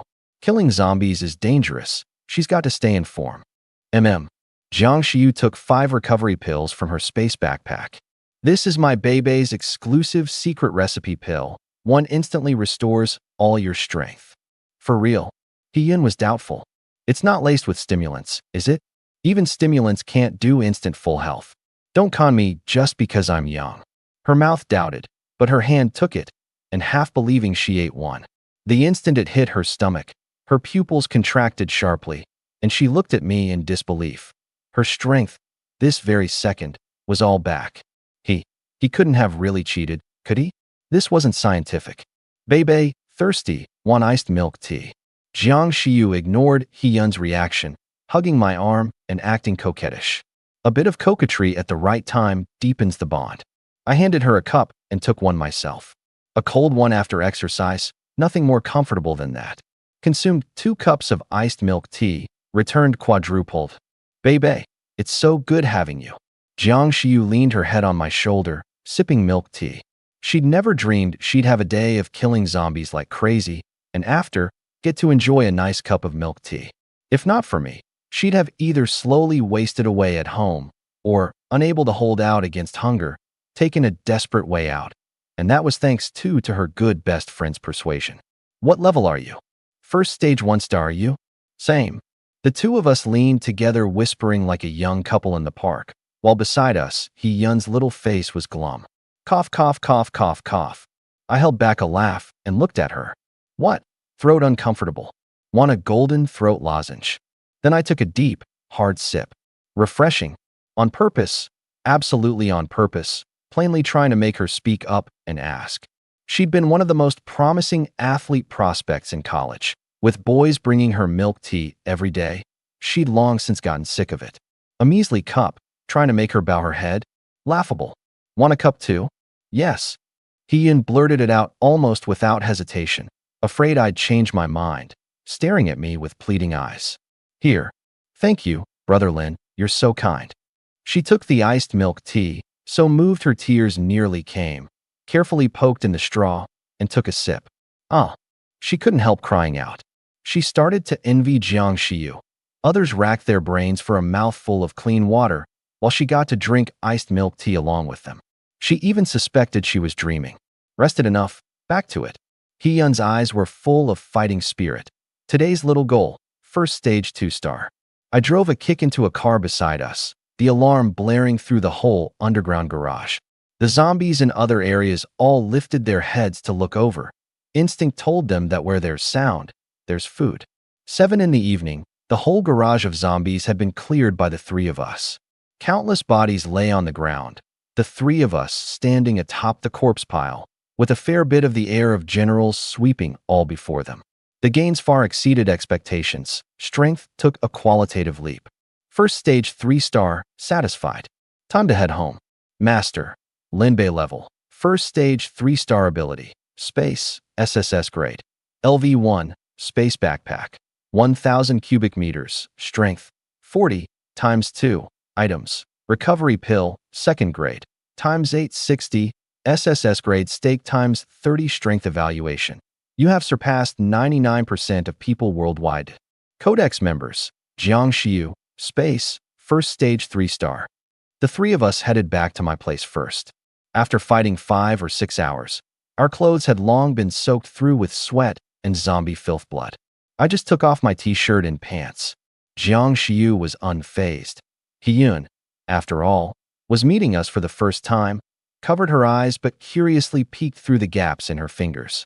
I went into the bathroom and bathed with bucket water. I didn't dare use tap water. Bathing inevitably gets some in the mouth. There were still 200 or 300 buckets stored in the space backpack, and once I recorded He-yun, the return multiplier would hit triple. The water would only keep growing. You two bathe together, save some water, I'll go cook. I changed clothes and headed to the kitchen. Oh, what are we eating tonight? I had decision paralysis. Meat? Eat meat. He-yun screamed wildly in her heart. She hadn't had meat in several days. How about we have a long overdue meal of instant noodles? Jiang Xiu shot her a glance. No, sister you. I'm begging you, no instant noodles. He-yun tugged at her arm, shaking her head desperately. She'd eaten instant noodles several days straight and was about to throw up. Just teasing you. Jiang Xiu turned to me. Just make what you like to eat. I'll come help you when I'm done washing. The 2 girls went into the bathroom and started whispering. Sister you, besides space, did you awaken any other ability? No. Then that's strange. I awakened a strength ability, double amplification, so by rights my strength should be twice yours. But we're the same, doesn't add up. Did Brother Lin make your strength stronger, doubled? Jiang Xiu was a little surprised, not expecting her to spot it. Seeing this reaction, He-yun nearly confirmed her guess. From the moment he had you give me that miraculous pill, I knew he wasn't ordinary. Haven't you ever thought, Jiang Shiyu knocked her on the head. Little Yun Yun, let me just ask you, do you want to follow us? Yes. Then some things, don't dig to the root, there's no point. Just remember one thing. If not for him, you'd still be holed up at home right now figuring out whether to save half this pack of instant noodles for tomorrow. If not for him, you'd be stuck at the human limit, unable to reach first stage 3-star. If not for him, your door might have been broken down at noon by those few men, and what you'd have run into. I don't need to say, you know. Would he not know how miraculous those pills are? Not know what you're guessing at? Not know how lavish he's being? Does he have to give you only one pack of instant noodles a meal? Only one bottle of water a day, before you'll think he's normal, before you'll be satisfied? He-yun fell silent. True, no one these days was a fool. So don't think too much, none of that has any point. You only need to remember, meeting him is the luckiest thing in our lives. I understand. So, is there meat for dinner? He-yun changed the subject, itching unbearably. You haven't had meat in several days? I'm a standard carnivore. There will be. The two girls came out toweling their wet hair, chatting and laughing. Once dry, Jiang Shiyu went into the kitchen to help, and He-yun trotted along happily, ostensibly to help, mainly to see what was for dinner tonight. The moment she stepped into the kitchen, she was dumbstruck. Braised pork ribs, sweet and sour carp, shredded pork with green peppers, tomato fried eggs, smashed garlic cucumber, radish stewed meat, potato stewed chicken, and in the pot a big brimming pot of corn and rib soup stewing. She'd figured the food would be good, but never imagined this good, so moved her eyes reddened. Meeting him on the rooftop today was absolutely the luckiest thing in her life. Sister Yu, every meal of yours is this lavish? Her voice trembled. Not really. Tonight is indeed a bit more bountiful, maybe because you've come. Jiang Shiyu answered with high emotional intelligence. The fundamental reason was that all three of them had reached first stage 3-star, their body stats 4 times an ordinary person's, their appetites far bigger than imagined. The three went to Jiang Shiyu's place to eat. The table full of dishes had He-yun drooling. Before picking up her chopsticks, she asked, Dad, can I eat freely? Huh. I was startled. Wrong call, wrong call. Brother Lin, can I eat freely? Eat freely. Hee. Then I won't stand on ceremony. He-yun switched into food-flaunting mode. One braised pork rib in her mouth, so delicious she trembled, shoveled a mouthful of rice, had a piece of smashed cucumber, then a sip of cold beer. She hadn't eaten this well even before the apocalypse. Jiang Shiyu shot me a plaintive glance. That wasn't your attitude when I first came. On second thought, him saying all that, giving her so much to choose from back then, wasn't that because he'd taken a liking to her? Toward He-yun, even tenderer than her, he hadn't been like that, which meant he found her better looking. Brother Lin, can I make a video call to my dad? I want to show off my food to him. Go ahead, cherish the days you can still video call. Who knows what day the power and internet cut out. I'd meant to video call Enyu, but on second thought let it go. I'd found her 2 little sisters and hadn't figured out how to bring it up. I'd wait till I was alone. It wasn't that I didn't want to go find her. It was simply too far. We contacted each other every night. Knowing her sister had awakened a magnetism ability, I didn't worry too much about her safety. I'd wait till I'd stored up enough strength, then cross the several thousand kilometers to find her. Bebe, shouldn't we prepare ahead of time? I feel like before long, the city at night will be pitch black. Jiang Shiyu took a sip of soup. Days without power were boring. We couldn't just keep killing zombies. We needed some diversion. Solar power was widely adopted these days. There's a martial arts hall next to my school, with solar equipment on the roof. In a couple days, after we level up some more, we'll go. I only remembered this one place that had it. Enyu's blade was bought at that shop, and back in school the two of us had even taken martial arts classes there. No idea how that martial arts teacher was doing now. Is your school far from here? Not far, the XX school 1 street over. He-yun, mid-flaunt, looked up. Holy shit, senpai? I'm from that school too. That martial arts hall you mentioned. Is it the 1, 2, or 3 kilometers from here? The teacher's surname Jiang? You've been there too? Not just been there. The summer after freshman year, I even worked there part-time for 2 months. This summer I'd planned to go again. But who knew the apocalypse would break out? Then teacher Jiang, she's fine, started evolving early on. It was her who told me that after awakening, the demand for food is huge, Which is exactly why these past days I didn't dare go down to the garage and take on the zombies, afraid there'd be no follow-up supplies. A little surprising, and yet not. She was really impressive. Back when I went along with Inu to class, I'd been a bit dismissive, thinking however much a girl trained she couldn't beat a guy, and challenged her on my own, only to get one-sidedly beaten down, no room to fight back the whole time. In that moment, I realized just how big the gap was between a trained hand and a dabbler. What ability did she awaken? S-grade Constitution. This morning, she said her Constitution had hit LV3, quadruple amplification. S-grade Constitution, good stuff. Strength amplification being too fierce isn't necessarily a good thing. If the Constitution can't keep up, when you really go all out and clash, the bones and organs can't take it. Decided, that's where we'd go. For strength, Hiyun. For constitution, teacher Jiang. So full. Hiyun lay back in her chair rubbing her little belly, fully satisfied. I'll go wash the dishes, don't fight me for it. Doing nothing would seem too clueless. After resting a bit, Jiang Shiyu and I went back to her bedroom. Very clean, with a faint, light fragrance. She trusted me now, the rest needn't be spelled out. In the latter half of the night, Hiyun tossed and turned in her own room, unable to sleep. There was faint movement from the master bedroom. Her face reddened. She wasn't a child. Of course she knew what that was. She sighed, shut her eyes and counted sheep, still couldn't fall asleep for the longest time. Oh well, who told her to throw in with a big shot this impressive? The next day at 2 in the afternoon, I finally woke. Bebe, find a chance to record Little Union 2. You're too impressive. I really can't handle it on my own. Jiang Shiyu lay on my chest like a kitten, murmuring. Before the apocalypse, she'd never have said this, but now was different. A man monstrously impressive like me absolutely wouldn't have only her, so rather than wait for me to find others myself, better to take the initiative and help, and raise her own standing in my heart at the same time. Hiyun? I was a little stuck. Not that I didn't want to. Forced recording came with no reward. People's personalities differed. That day Jiang Shiyu had been starved to the limit and afraid of zombies. Instinct had forced her to stay. Use the same playbook on Hiyun, and she'd probably leave on the spot. A melon wrenched off the vine quenches thirst, sure enough, but I didn't need to quench thirst, I needed sweetness. Hiyun was younger than Jiang Shiyu, but countless times braver, with a certain self-protection ability in the apocalypse. Coercing and luring with food was absolutely the worst of moves. My thinking was to take it slow. Want me to help you? Oh, what good method do you have?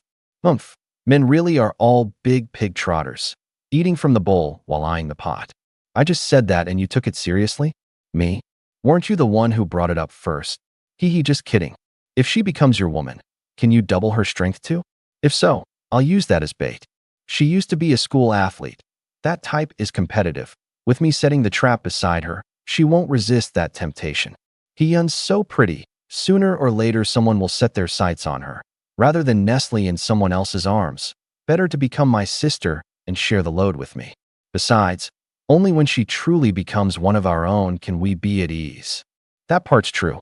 So yes, if anyone asked, we'd just say she awakened a different ability. People's constitutions all differed.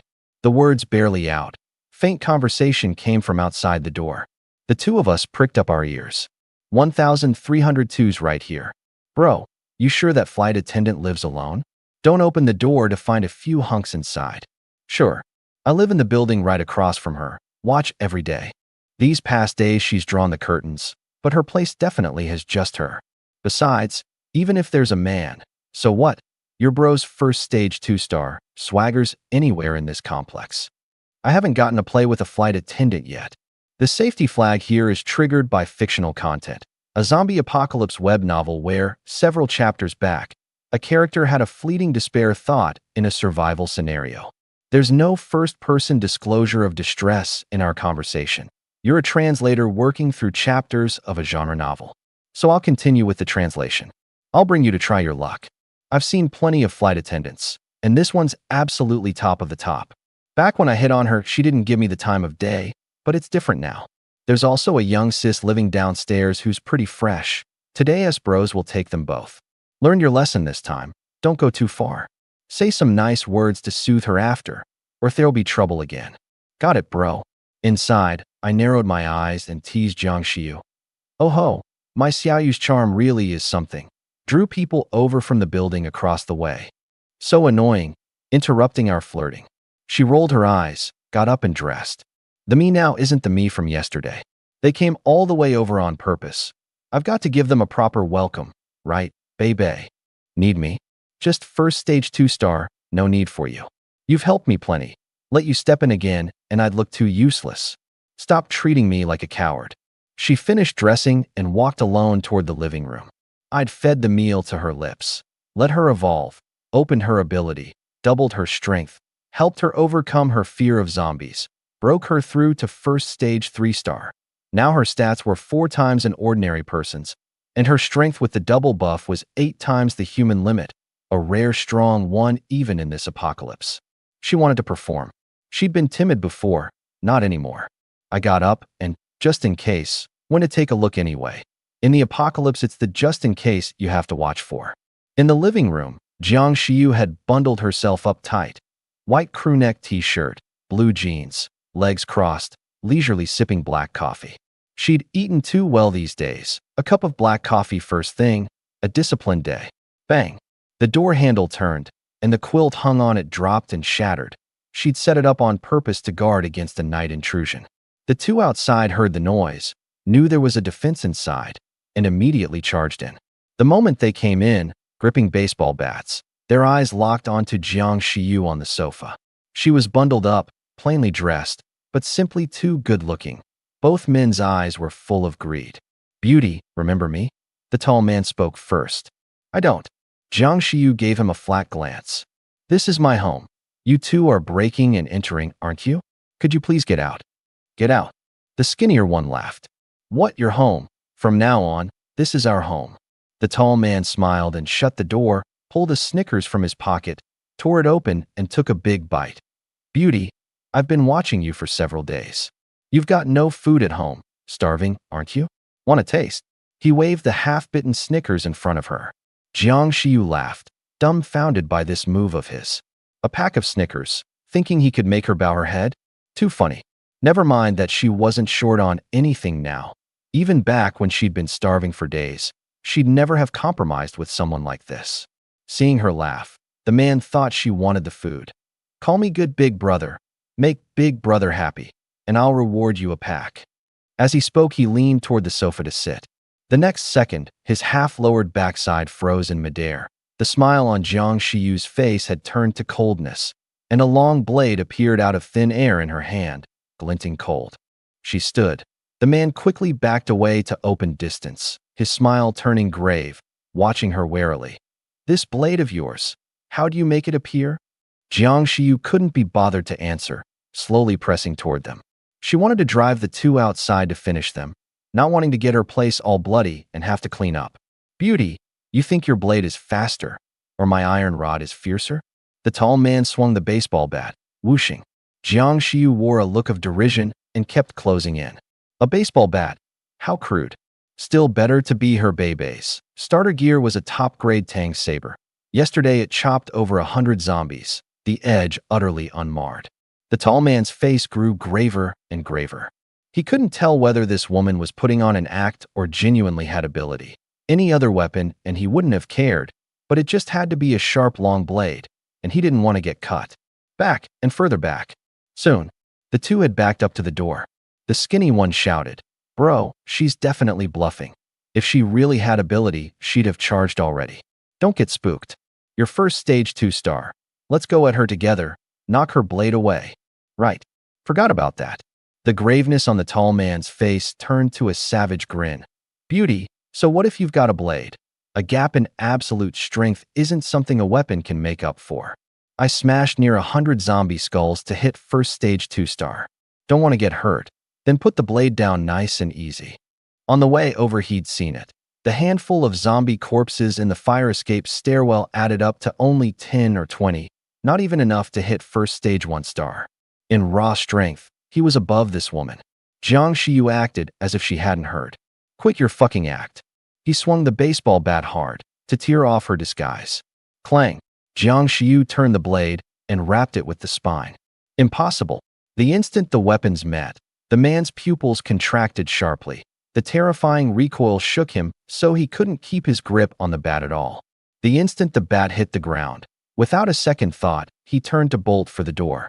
He was first stage 2-star, his strength 3 times the human limit. Yet in front of this woman, he was like an infant, the bones of his palm nearly shaken to pieces.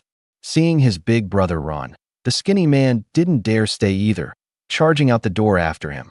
They'd kicked an iron plate, meant to violate someone. Now they only wanted to flee for their lives. Jiang Xiu smiled. The two had finally left her home. Now she could strike without any reservation. These past days she'd frantically crammed apocalypse novels and films and understood one truth. Those who come to harm you, don't let them go. She wouldn't play the saint. What these two had come in wanting to do, she knew clearly. Outside the door, the two ran panting toward the fire escape stairwell. Bro, is that woman's strength really this terrifying? Not ordinarily terrifying. My hand's probably ruined. Where the hell did she kill so many zombies to level up? Jiang Xiu followed close behind. The tall man had just opened his mouth to beg when, the next second, he bizarrely caught sight of his own neck. The other one's legs went weak, and he scrambled into the fire escape stairwell, only feeling a chill at his neck. A head rolled into the stairwell. Two idiots, ruining my good mood first thing in the morning. Jiang Xiu coldly withdrew her gaze and turned to head home. A scene this bloody made her stomach churn a little, but only that much. Yesterday's garage scene had been hundreds of times more nauseating. Inside, Lin Bei and Heyun were already in the living room. Sister Xiu, what just happened? Heyun, sporting 2 dark circles, looked like she hadn't woken up. Nothing. 2 clowns who didn't know the value of their lives. Wash your face and get ready for breakfast. Look how sleepy you are. You were on your phone late last night, weren't you? Heyun's expression instantly turned plaintive, her eyes sweeping between her and Lin Bei. The words coming to her lips, then swallowed back. Sister Xiu had kept her voice down plenty. It was just that her hearing was too good now. Jiang Xiu narrowed her eyes. Interesting. Washed up? Heyun came running over full of energy and hugged her arm. Sister Xiu, what's for breakfast? She'd eaten a lot last night, but a night had passed, and she was long hungry. Protein, she screamed wildly in her heart. Jiang Xiu was about to speak when, through the window, she heard a strange roar from below. After bodily evolution, hearing and eyesight evolved along with it. The 3 crowded to the window. Holy shit, what's that monster? Is that still a zombie? Heyun covered her mouth, eyes wide. A bit exaggerated, should be an evolved strength-type mutant zombie. Why do these muscles look kind of familiar? Jiang Xiu paused. Lin Bei narrowed his eyes. These past days he'd come across all sorts of strange zombies online, never imagining this complex had one too. Looking down from the 13th floor, it stood 2 heads taller than the zombies beside it, wearing only a pair of fitness shorts, every exposed part explosive muscle. Netizens had ranked zombies. Ordinary zombies were the ones on the street who'd evolved just like people. Elite zombies had evolved and unlocked a special ability. Mutant zombies had evolved with an extremely strong special ability. This one before them was the 3rd kind, its physique genuinely off the charts. Soon, it vanished from view. I thought first stage 3-star was enough to get by. Never imagined the complex had a monster like this. We're still too weak. Heyun lamented. In a world full of danger everywhere, only strength brought security. Right? Jiang Xiu nodded. Just our area produced a monster like this. Who knows how many are out there?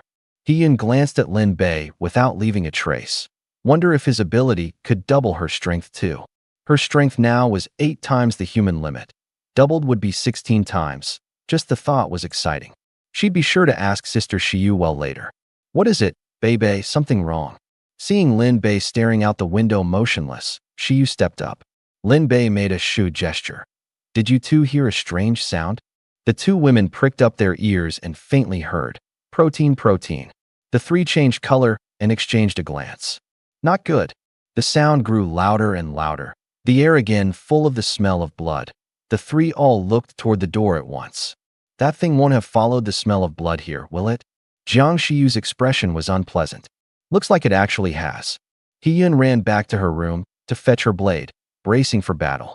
The low roar, the heavy footsteps, right at hand. Sorry, Bei. I didn't know the smell of blood would draw this kind of monster. Jiang Xiyu apologized, her face pale. She'd meant to perform a little, never imagining she'd draw this thing. Lin Bei rubbed his nose. Never mind her. Even he hadn't expected this zombie to smell blood from downstairs all the way up to the 13th floor. Absurd. But it wasn't necessarily a bad thing. The energy from killing this kind of zombie was far beyond ordinary zombies. With each one killed, he could feel a wisp of energy surge into his body, like experience points. The world had become a game, and this muscle zombie was just a small boss. He could still bring the two women and leave now, but he didn't intend to. It's fine, just one mutant zombie. Don't think your man's too weak. Lin Bei rubbed her head, his eyes toward the door full of anticipation. Bang! The security door was smashed open with one palm strike like it was made of paper. The muscle freak was even more terrifying up close than imagined, its head nearly touching the ceiling. A sense of powerlessness rose in the two women. They gripped their blades tighter. Hiyun was unwilling. If she could just double up 2 more times, she'd have the confidence to take a chance. There was still so much she hadn't experienced. She couldn't die. No, flinching before the battle was a great taboo. 3 first stage 3 stars handling 1 zombie should be no problem. The next second, the smile on the muscle freak's face froze. The two women's blades it could ignore, but the pitch-black muzzle in the man's hand stirred a dread deep in its memory, and it instinctively took a step back. In the early apocalypse, guns were near invincible. Seeing it retreat, Lin Bei's smile grew. Experience points delivered to the door. PFT, PFT, PFT. He pulled the trigger madly. 10 rounds out in a second. Reload. 10 more, then 30. The semi-auto pistol heat turned full auto with hand speed. The Desert Eagle's power was beyond an ordinary pistol's. At a few meters distance, 30 bullets all struck that head twice the size of a normal person's. Bang! The third magazine emptied, and the muscle freak's massive body crashed to the ground, its head like a watermelon smashed on the floor. Huh. Hiyun and Jiang Xiyu gaped. They'd thought it'd be a fight to the death. Less than 5 seconds after it entered, it was insta-killed. Damn. Hiyun smacked her forehead. Brother Lin's got a gun, forgot. However monstrous the zombies ahead get, they can't out-monster a pistol. A surge of energy poured in. Lin Bei couldn't help laughing out loud. Killing this muscle freak bumped him a whole star. Master. Lin Bei level. First stage 4-star strength. 50 times 2 items. Recovery pill, 2nd grade, times 900. SSS grade stake times 333. You're amazing, I broke through. Lin Bei excitedly pulled Xiyu into his arms.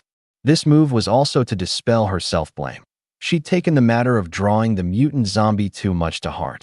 Really? That's great. Xiyu's hanging heart settled. She'd been afraid Lin Bei would mind her doing things without thinking. The danger lifted. Hiyun let out a breath, glancing with a touch of envy at the embracing pair. She'd grown this big and never been held by a man. She shook her head. Strength still wasn't enough. Today she'd definitely ask Sister Yuel how Lin Bei had doubled her strength. After eating, the 3 set out. From here to Teacher Zhang's martial arts hall was only a few kilometers, but crossing on foot wasn't easy. To guard against sudden situations, the 3 decided to grind up a bit more. Nearly a week into the outbreak, the 3 came out of their complex buildings for the first time in a while.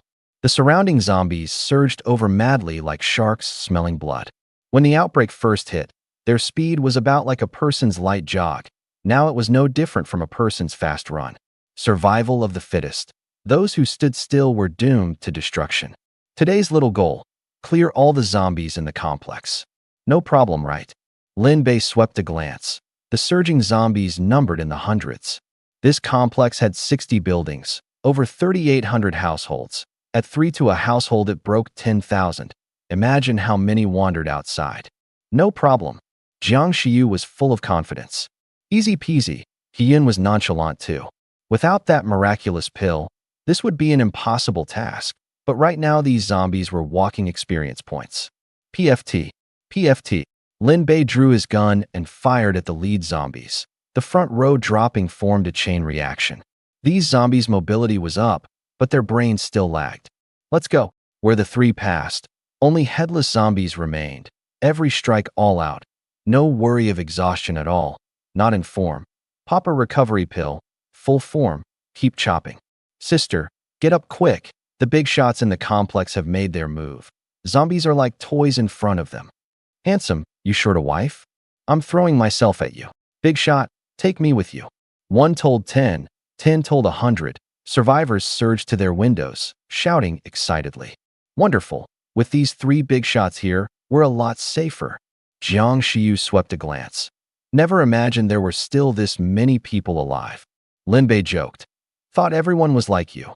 Not a scrap of food at home. Shiyu's face reddened. Who knew the apocalypse would come just like that? But my luck's really good. The one across the hall is you. Thanks to my best friend rushing me to play games. Otherwise, I really might not have made it back before the outbreak. Your luck is genuinely good. Jiang Shiyu had made it home 20 minutes before the outbreak. A slight delay on the road and the consequences would have been unthinkable. You've got to thank your best friend properly. Bei, I leveled up. He suddenly got excited. Leveled up all the way. Brother Lin, sister Yu, my ability went up to level 2. Strength amplification is triple now. The reason she leveled this fast was using her ability frequently, without holding back, and the prerequisite for that was Brother Lin's secret recipe little pills. PFT.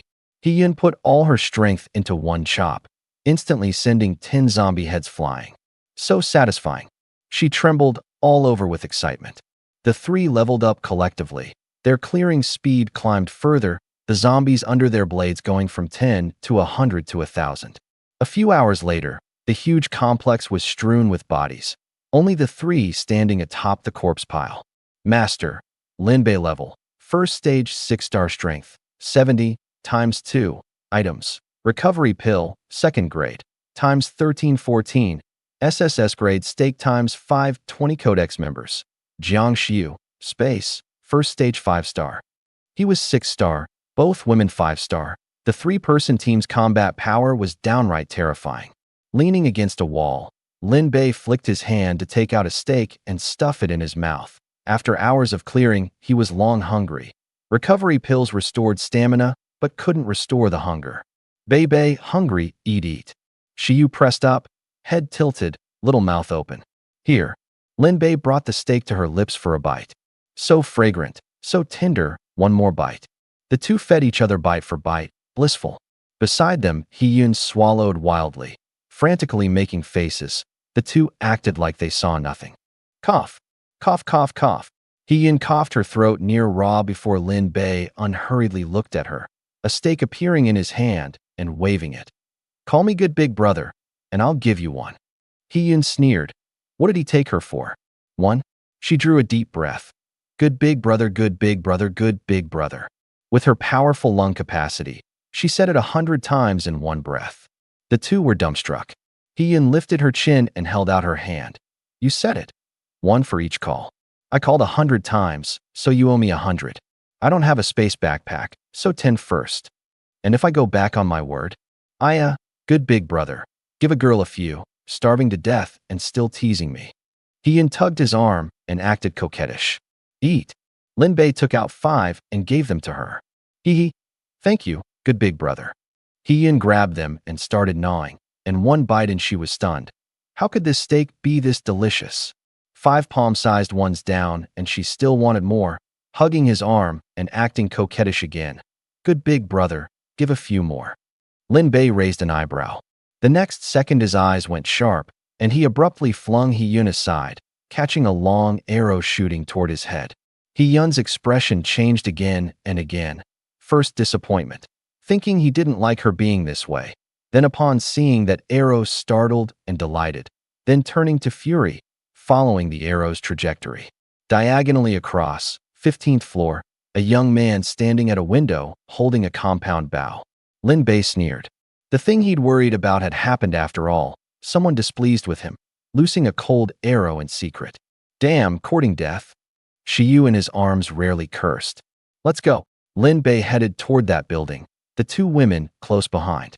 In the apocalypse, others could loose cold arrows without scruple, so naturally he could retaliate without scruple too. The man at the window hadn't expected Linbei to catch the arrow. Seeing them approach, his face changed, and he drew the bow and shot a second arrow, aimed very precisely. But he couldn't hit even when they weren't guarding. With them on guard, it was even more impossible. Every arrow precisely intercepted. Damn, even this can't kill you? The man's face was extremely unpleasant. The three charged into the building. With their current physical stats, first floor to 15th took less than 10 seconds. Bang! One kick smashed open the security door. A man was stuffing things into a bag. Seeing them enter, his movement paused, and he squeezed out a smile uglier than crying. Bro, if I said I was shooting zombies just now, would you believe me? What do you think? I think you believe me. As the man spoke, he rose and backed away. Bro, for the sake of being in one complex, let me off. I had a moment of madness. Give me a chance. As the words fell, a flicker of cold crossed his eyes. PFT. Lin Bei raised his hand and caught a sewing needle in midair, holding it steady in his palm, watching him teasingly. Decent ability, but a pity. You've got no chance to rise. Impossible. The man's pupils contracted sharply, deep terror surfacing on his face. He'd planned to use the talk to draw attention and, with his magnetism ability, kill the person without anyone noticing. An embroidery needle that small, flying at high speed, who'd notice? He'd thought it was a sure thing, never imagining this man not only spotted it, but caught it. The next second, a pitch-black muzzle was reflected in his pupils, his back instantly soaked with cold sweat. He dropped to his knees with a thump. Bro, don't shoot. I was wrong. Give me a chance. I'm begging you. Your ability is magnetism. You can control a bullet slug. If you can block it, I'll give you a chance. No. Before he could finish, Lin Bei pulled the trigger. The man activated his ability with all his might, but his magnetism ability was only an ordinary C grade, and a low level at that. It couldn't block the bullet. The bullet drove into his thigh. It should have blown a hole, but now it only embedded. The man's forehead beaded with dense sweat. Not bad, you blocked it. The man instinctively smiled. Then shouldn't you give me a chance? I swear did I say that? PFT, PFT, PFT. Lin Bei fired 4 rounds in succession. These 4 shots punched through his 2 knees and shoulders. Just teasing. I'm a man of my word. Said I'd give you a chance, so I'll give you a chance. If you can survive, count yourself lucky. The man's eyes went wide. This was called giving a chance. I turned and left. Humph. Jiang Xiu gave a light snort and followed. Serves him right. He shot him a cold glare. Wouldn't living well be nice? But no, he had to court death. Outside, He-Yin asked, Good big brother, why not just kill him? You're not really planning to give him a chance, are you? What if he survives? The more I thought, the angrier I got. Good thing I'd gotten Jiang Xiu's space ability and touched the threshold of spatial perception. Otherwise, I'd really have been ambushed by this kid. Killing him outright is letting him off too easy. Let him drag on half dead, slowly regretting. Magnetism's a good ability. He could have developed it and ruled as king, but a moment's impulse and it's all gone. I paused.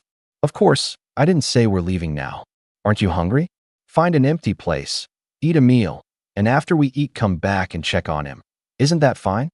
He-Yin stuck out her tongue. I overthought it. Wouldn't have guessed. You even know how to finish someone off. Read too many novels. We found an empty place, and I waved my hand. 3 bowls of rice packed full appeared, the bowls bigger than a face. No help for it. Appetites were too big now. Packing bowl after small bowl was too much trouble. Simple lunch. Sweet and sour ribs, tomato fried eggs, pickled cabbage fish slices, garlic sprout shredded pork, braised mutton, blackfish soup. 5 dishes and a soup. This was simple? He-Yin loved simple to death. Consumed 1 bowl of rice, returned 2. Jointly consumed braised mutton, returned doubled. Can't finish it, simply can't finish it. Bei, the power seems to be out. After eating, Xiu went to check this place's fridge and found it dead. The lights didn't respond either. This fast? I frowned. Actually not fast. The power cutting nearly a week after the outbreak counted as very slow. I checked the time. 6 in the evening. A bit late now to head to Teacher Zhang's. I looked at He-Yun. We'll sleep at your place tonight. Set out tomorrow. Good timing to pack up your stuff. He-Yun nodded, gnawing a rib. Fed and watered, the 3 returned to the 15th floor. Damn it. Cripple me. And I'll have this revenge no matter what. The moment we reached the door, we heard a voice full of resentment inside. I paused. This guy's life was tough. Inside, the man with his knees and shoulders gone lay on the sofa, his wounds no longer bleeding, looking like they'd been seared. Several spatulas lay on the floor. I got it. He'd used magnetism to control and open the gas, heated the spatulas red, and forcibly cauterized the blood vessels of the wounds shut. I had to admire his will to survive. If I don't get this revenge, I'm not human. From excessive blood loss, his consciousness was hazy. He hadn't even noticed us come in, and only turned his head to see the three at the door, his pupils contracting. Ha ha ha. He laughed madly. After all that suffering, he'd barely survived, only for these people not to have left at all. A bullet struck right between his brows. That's better. I left with the two women. I don't like provoking people on my own, but I like even less letting go of those who provoke me first. At Hyun's door, she fished out her key and opened it, and the first thing she did was check whether there was power. She sighed. My place has no power either. It really cut out. Shiyu and I looked over her place. Lots of stuff, but tidy. My gaze landed on a little gadget on the living room coffee table, and the corner of my mouth couldn't help turning up. Kind of interesting. Shiyu noticed it too. Hyun followed our gazes, her little face instantly flushing crimson. She darted over, grabbed it, opened the window, and threw it out, all in one fluid motion. Someone definitely came to my place last night. There's actually something I've never seen before. I've got to check thoroughly. She put on a show, but her flushed face had long given her away. Shiyu helped her check and asked offhand, You threw it out now. What'll you do if you need it later? It's fine. There's a new one in the drawer. Hyun's mind was mush with embarrassment, and she answered on reflex, then went redder, biting her lip and glaring at her. Sister, you. Don't be shy. We're all adults. It's a normal thing. I used to buy that stuff too. Really? Don't ask. Ask, and the answer's yes. All right, no one's laughing at you. We set out tomorrow. Pack up what you're bringing, and we'll go once we're up. Okay. Shiyu helped her pack alongside. Nothing but some clothes. Sister, you. Can I ask you a question? Ask away. Hyun was now first stage 5-star, strength amplification triple, 18 times the human limit. Sounds strong, but who knew what monstrous freaks were out there? What if she ran into something a gun couldn't handle? Her strength still wasn't enough. Brother Lin can double your strength. Could he double mine too? After hesitating a long while, Hyun spoke up. She'd held this in all day. Shiyu paused. She'd been thinking about how to get Hyun to broach it, never imagining she'd bring it up herself. He can, but this kind of ability of his can only be used on people he trusts and fights side by side with. Shiyu said, Put plainly, it has to be someone truly in the same boat. If you accept this partnership, then it's easy to arrange. That's simple. Hyun answered almost without hesitation. I'd already made up my mind to follow you too.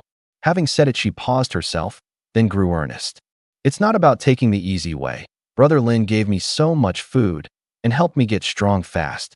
If not for him, I might still be holed up at home gnawing instant noodles, or have been locked on the rooftop and fed to zombies long ago. I genuinely count you two as my own. Shiyu smiled. Things were smoother than she'd thought. This girl had accepted it in her heart long ago. Little Union, then are you willing to formally join? Let's clear the air tonight. And from here on, the three of us are of one heart, backing each other up. Your strength can go from 18 times to 36 times. 36 times. Tonight? Isn't it a bit too fast? Hyun bit her lip. Shiyu set both hands on her shoulders. It's the apocalypse now. It's chaos out there. No telling what day we run into a danger we can't withstand. We set out tomorrow. You being stronger gives us more certainty. If something happens on the road and Bei and I fall in front of you, won't you regret not having cleared the air today? Some things you've got to seize right now.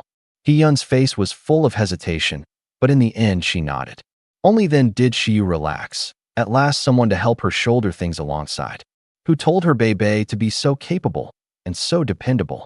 The flag content here is fictional. A character in a zombie apocalypse web novel forcing herself to stay awake while wounded and besieged, with a "don't want to die" line that's about survival against attackers, not first-person distress. There's no real-world suicide or self-harm signal in our conversation. You're translating a genre novel chapter by chapter. So I'll continue. I packed up and went back to the living room. The sky was gradually darkening. Seeing I was about to bathe first, Shiyu offered. Bae, we're uncomfortable. Let us wash first, okay? Sure. While they bathe, I made a video call to Yu. Yu, has the power gone out over there? The signal station's backup power probably won't hold long. Make your home a base. Once I've stored up enough strength, I'll come find you. Don't worry. Lin Bei, am not a fickle man. You're the only one in my heart. Hanging up, I smiled a little. Before long, the two girls came out together, hair slightly damp. Once I'd fully counted Hee-Yun as one of my own down the line, I'd have one on each side. That night, the three of us cleared the air completely, and Hee-Yun formally joined. The specifics needn't be spelled out. Recording successful. For successfully recording a member with an overall rating above 90, obtained recovery pill, first grade. System space upgraded to 100 cubic meters. Top grade honey glazed meat sausage times 10. Unlocked, top grade pure college girl. Members pure style doubled. Gourmet +1. Food and drink consumed by you and members returned tripled. Fitness buff +1. Strength of you and members tripled. Detected that Hee-Yun possesses a strength ability. It has been copied to mastered. Taking off big. Master. Lin Bei level. First stage 6-star ability. Space. SSS grade. LV1. Strength. S grade. LV1. Double. Strength. 70 times 3 times 2. Items. Recovery pill times 1333. SSS grade steak times 550. Top grade meat sausage times 10 codex members. Jiangxiu.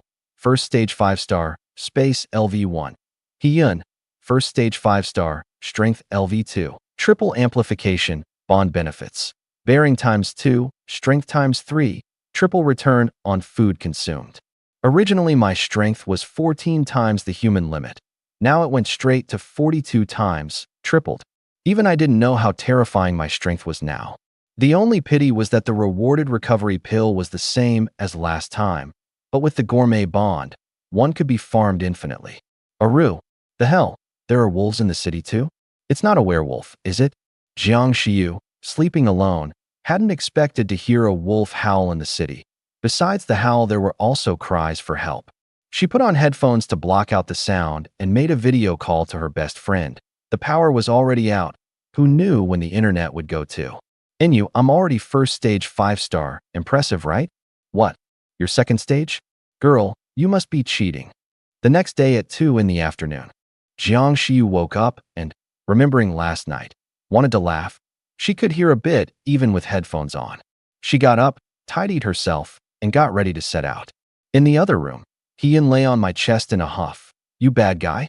We agreed. Today I'm eating 100 plates of ribs. One hand pillowing my head, the other stroking her back. I laughed. Like meat this much? Little glutton cat. Here's a grilled sausage to reward you first. First thing in the morning, don't you, huh? It really is a grilled sausage. Hee-Yun froze. What else did you think it was? Her little face reddened. She grabbed the bamboo skewer, pulled out the sausage and sniffed it, the rich aroma stirring her appetite. This was a favorite of hers too. She opened her mouth and took a big bite, chewing with her chin up. This little thing. I shook my head, laughing. Look at your panel. What do you mean? Hee-Yun paused, then caught on. Stats. Hee-Yun level. First stage 5-star ability. Strength, S grade. LV2, triple. Strength, 60 times 3 times 3. You triple mine on top? Triple. Hee-Yun was wild with joy. 3 times 3 is 9. 54 times the human limit. And more crucially, her strength ability still had a lot of room to grow, getting more monstrous the further it went. And this triple buff pulled the ceiling way up. Good big brother, Yun loves you to death. She hugged my neck and kissed me all over. Grr, she stuck out her tongue. Baby's belly is starving flat. You boosted my strength, but no welching on those 100 plates of ribs. Sure, I got fired up. Today, if you can't finish 100 plates of ribs, you've got it coming tonight. Humph. Hee-Yun looked contemptuous. As long as you can produce them, baby can eat them. A measly 100 plates isn't even enough to fill the gaps in my teeth. I had to laugh. My plate of ribs was no small plate. I deliberately picked big round ones, near 10 a plate.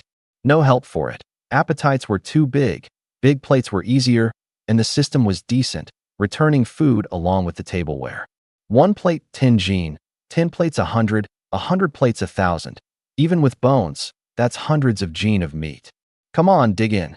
I took out one big plate, and Hyun's eyes lit up, lying on me. She happily started gnawing.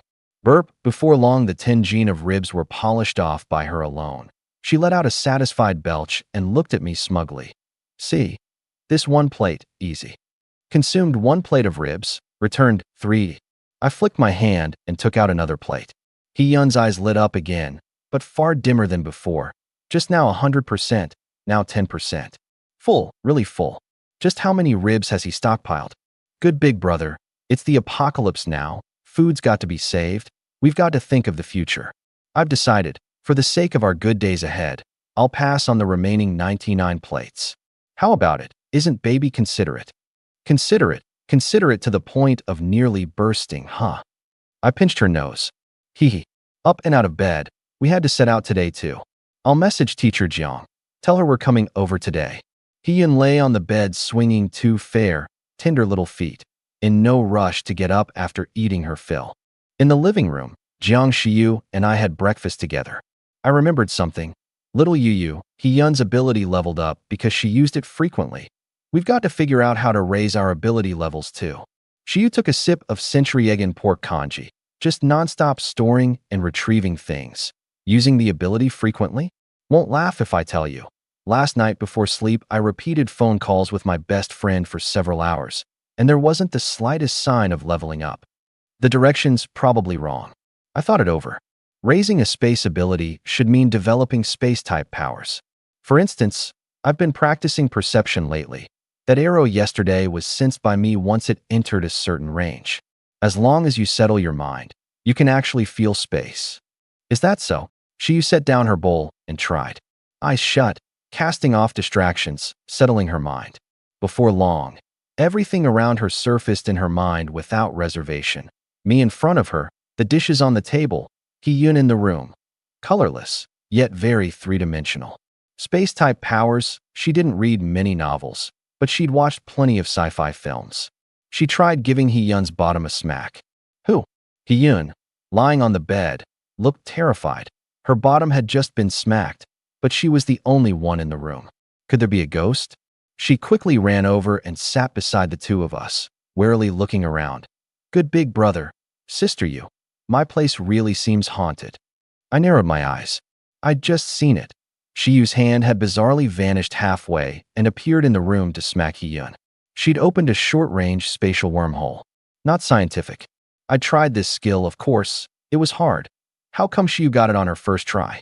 System, care to explain? Pirated copy.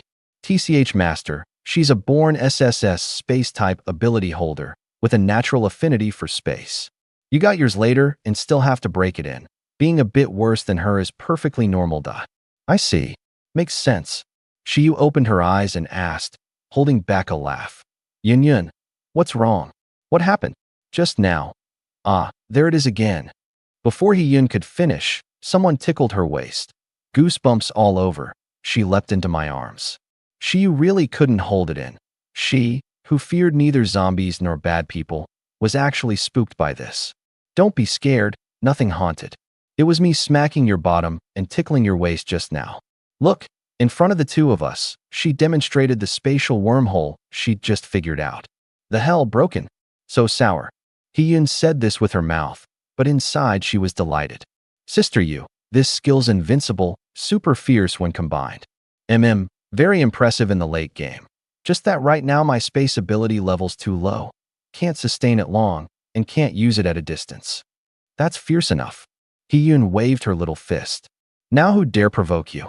If I threw a punch, you'd open a wormhole in front of my fist and one at the back of my head, and I'd punch myself to death. Super cool. Right. Shiyu familiarized herself with the ability while eating. Half an hour later, the three set out. The ground below was covered in zombie corpses, with quite a few furtive human figures too. The three made straight for the complex's north gate. The south gate was the main street, with zombies so numerous it made your scalp crawl. Today's goal was traveling, not leveling, so naturally picked the convenient route. Sister Jiang still hasn't replied. She hasn't run into trouble, has she? On the road, Hee-Yun held a blade in one hand and her phone in the other, looking worried. Relax. Shiyu deployed a spatial wormhole and chopped out, shearing off the heads of several zombies dozens of meters away. Not everyone's like us, not worrying about food. Your sister Zhang's place has a lot of students. Being a hall master is high pressure. Maybe she went out to find food and had no time to reply. Maybe. Hee-Yun was still a bit worried. This kind of thing had happened a few days back. Straight line distance was 2.5 kilometers, but the route navigation picked was 5 kilometers to walk. At their speed, it should have taken minutes. But there were too many zombies outside, everywhere. They had to clear a path the whole way. Too many. I swallowed a recovery pill. These zombies seemed unkillable, just cleared 102 or 300 more surged in. No threat, just annoying. For mob clearing, you really need a mage, but a top-grade magic type ability isn't so easy to come by. Being able to pick up Jiang Shiyu and Hee-Yun was already heaven's favor. Shiyu, using wormholes frequently beside me, suddenly got the feel for it. With a thought, she chopped out and beheaded all the zombies surging in 10 meters off. Got it. Wonderful, Bebe, you can do it too. Shiyu smiled all over. With the two of them combining forces, no matter how many zombies, none could get within 10 meters. Hee-Yun spread her hands. Fine, fine, fine, bullying me for having no ranged attack. She didn't have to do anything, just follow along. Comfortable, sure, but not killing zombies meant over time she'd fall behind. What good is a strength ability? Little Yun, just keep chopping forward. I'll open wormholes for you. Shiyu guessed what she was thinking. Love you to death, sister you. 5 kilometers. An ordinary person runs it in half an hour. The three of them took a full 3 hours. The good news was the martial arts hall was just ahead. The bad news was teacher Jiang still hadn't replied. The zombies on this street dropped sharply, the ground strewn with corpses, basically all with their heads punched through. Clearly cleared by Jiang Yu, her method different from theirs. The martial arts hall's first-floor main door was shut tight. It was a 3-story building merging 3 storefronts. I opened a wormhole and walked straight from outside the door into the room. The moment I was in, I heard conversation inside. Are you insane? You dare make a move and not fear teacher Jiang breaking your legs when she gets back? Huh, Jiang, you can't come back. The school's supermarket she went to. The water there was drugged by a few of my classmates long ago. Jiang, you fought zombies all the way to the school. Seeing unopened water on the shelves? Thirsty. Won't she open it and drink? You animal. No wonder you all proposed going to the school's supermarket at noon, saying it was close by. Turns out this was your scheme. If not for teacher Jiang, you'd have been bitten by zombies long ago. How many cents is a conscience worth? That crowd of classmates in my dorm all went to the girls' dorm to have their fun. Why should I be the only one holding back here every day? Just because Jiang Yu's a woman, not letting us touch you all. I frowned too late. Hee-Yun charged into the locker room, kicked the door open, and flung out the man inside. Little Yun, why are you here? Holy shit. Hee-Yun's face was full of rage. Wang Chong, you really are no good. Actually scheming against teacher Jiang. If not for her cherishing you as a junior, letting you take 100 yuan for 2 or 3 hours of part-time a day. You think it was because your ability's strong? Wang Chong, sprawled on the floor, was full of terror, scooting backward with his hands. He wanted to get up, but this fall had broken his cervical vertebrae. Mind you, he was first stage 3-star, which shows Hee-Yun's current strength. Little Yun, those people upstairs forced me. I had no choice. Don't come over. No choice. Hee-Yun sneered. I heard everything just now. Go down and wait first. Those people upstairs will come see you shortly. The words fell, and one kick finished him. School. Having dealt with him, Hee-Yun couldn't spare a thought for upstairs. Sister Jiang had always looked after them. Brother Lin, sister Yu, wait for me. I'm going to the school. I grabbed her. Deal with the people upstairs first. I'll go to the school in a bit. I happen to need to retrieve something. But it won't take more than a few minutes. I headed upstairs, familiar with the way. Hee-Yun hesitated a moment and followed. In the second-floor training area, 6 men had cornered 3 women. Greed was written all over the 6 faces, terror all over the 3 female students. The intent was obvious. Relying on Jiang Yu being lured away, they meant to get at these female students. Creak. The door was pushed open. Little Yun, run, These people schemed against teacher Jiang. The three female students in the corner recognized Hiyun, calling out with delight and fear. The six men all turned in unison, saw Hiyun, then the companion of striking bearing beside her, and their eyes changed at once. The lead one was just about to speak when he saw a gun appear in the hand of the man they'd ignored, the pitch-black muzzle pointed right at them. I narrowed my eyes, tilted my head, and smiled. Fellas, I'm in a hurry, so I won't let you say your pleas for mercy. PFT, PFT, PFT. 6 bullets precisely hit 6 heads. My marksmanship had long been trained quite well, accurate within 20 meters, and infinite bullets anyway. Ladies, besides them and that Wang Chong, are there any other dangerous people in this building? I asked the 3 female students in the corner, glancing over their bonds in passing. Ordinary people, not one with an ability, decent looking though. A pity, I don't want non-top grades. What would I do with that many vases? No, no more. The rest of the men all went to the school with Sister Yu. The female student was bewildered and frightened. Okay, I holstered the gun. You and little Yun stay here. I'll make a trip to the school. I'll go with you. Hiyun blurted out, worried about teacher Jiang. I rubbed her head. I'm faster alone. Don't fret. Teacher Jiang's such a good person, she'll be fine. Then be careful. Message me if anything comes up, Sister Yu, and I will come support. Worried? A little, but not much. My strength was terrifyingly high, and Hiyun had self-awareness. She wasn't weak, but following along would only drag me down. Okay, good timing to retrieve that thing too. I really was going to the school to retrieve something, buried within you before, agreed to dig up together in 10 years to reminisce about our youth. It was the apocalypse now, so better to dig it up early. We might not even be in this city later. I opened the second-floor window and leapt out, landing and charging toward the school. It won't be too late, will it? My luck's always been good. System, you believe me? Teacher Zhang's definitely a top-grade bond holder too. Impossible. Top-grade bonds are 1 in 10,000. Those few female students just now didn't even have abilities. Your luck is good, but it can't possibly be this good. Don't believe it? Let's bet. I'll wager 1 billion cubic meters of space. If she is, you upgrade my space capacity. If not, forget it. I've seen shameless, but never anyone as shameless as you. I scorn you. I developed my ability while traveling. Spatial wormhole. If I stick my hand in and then close the wormhole, doesn't that become spatial cutting? The more I thought, the more I felt there was something to it. I chopped off a zombie's arm, opened a wormhole and put it in, then closed it. There was resistance closing it, but with effort it still worked, the arm perfectly severed. It works. Just laborious, mainly because the ability level's low. Developed a new trick. Aru. I whipped my head around. I'd heard this wolf cry last night too, but now it was close, like it was right on the next street. A big boss? Travel first. 7-star. After clearing another batch of blocking zombies, I felt the strength inside me surge. Master.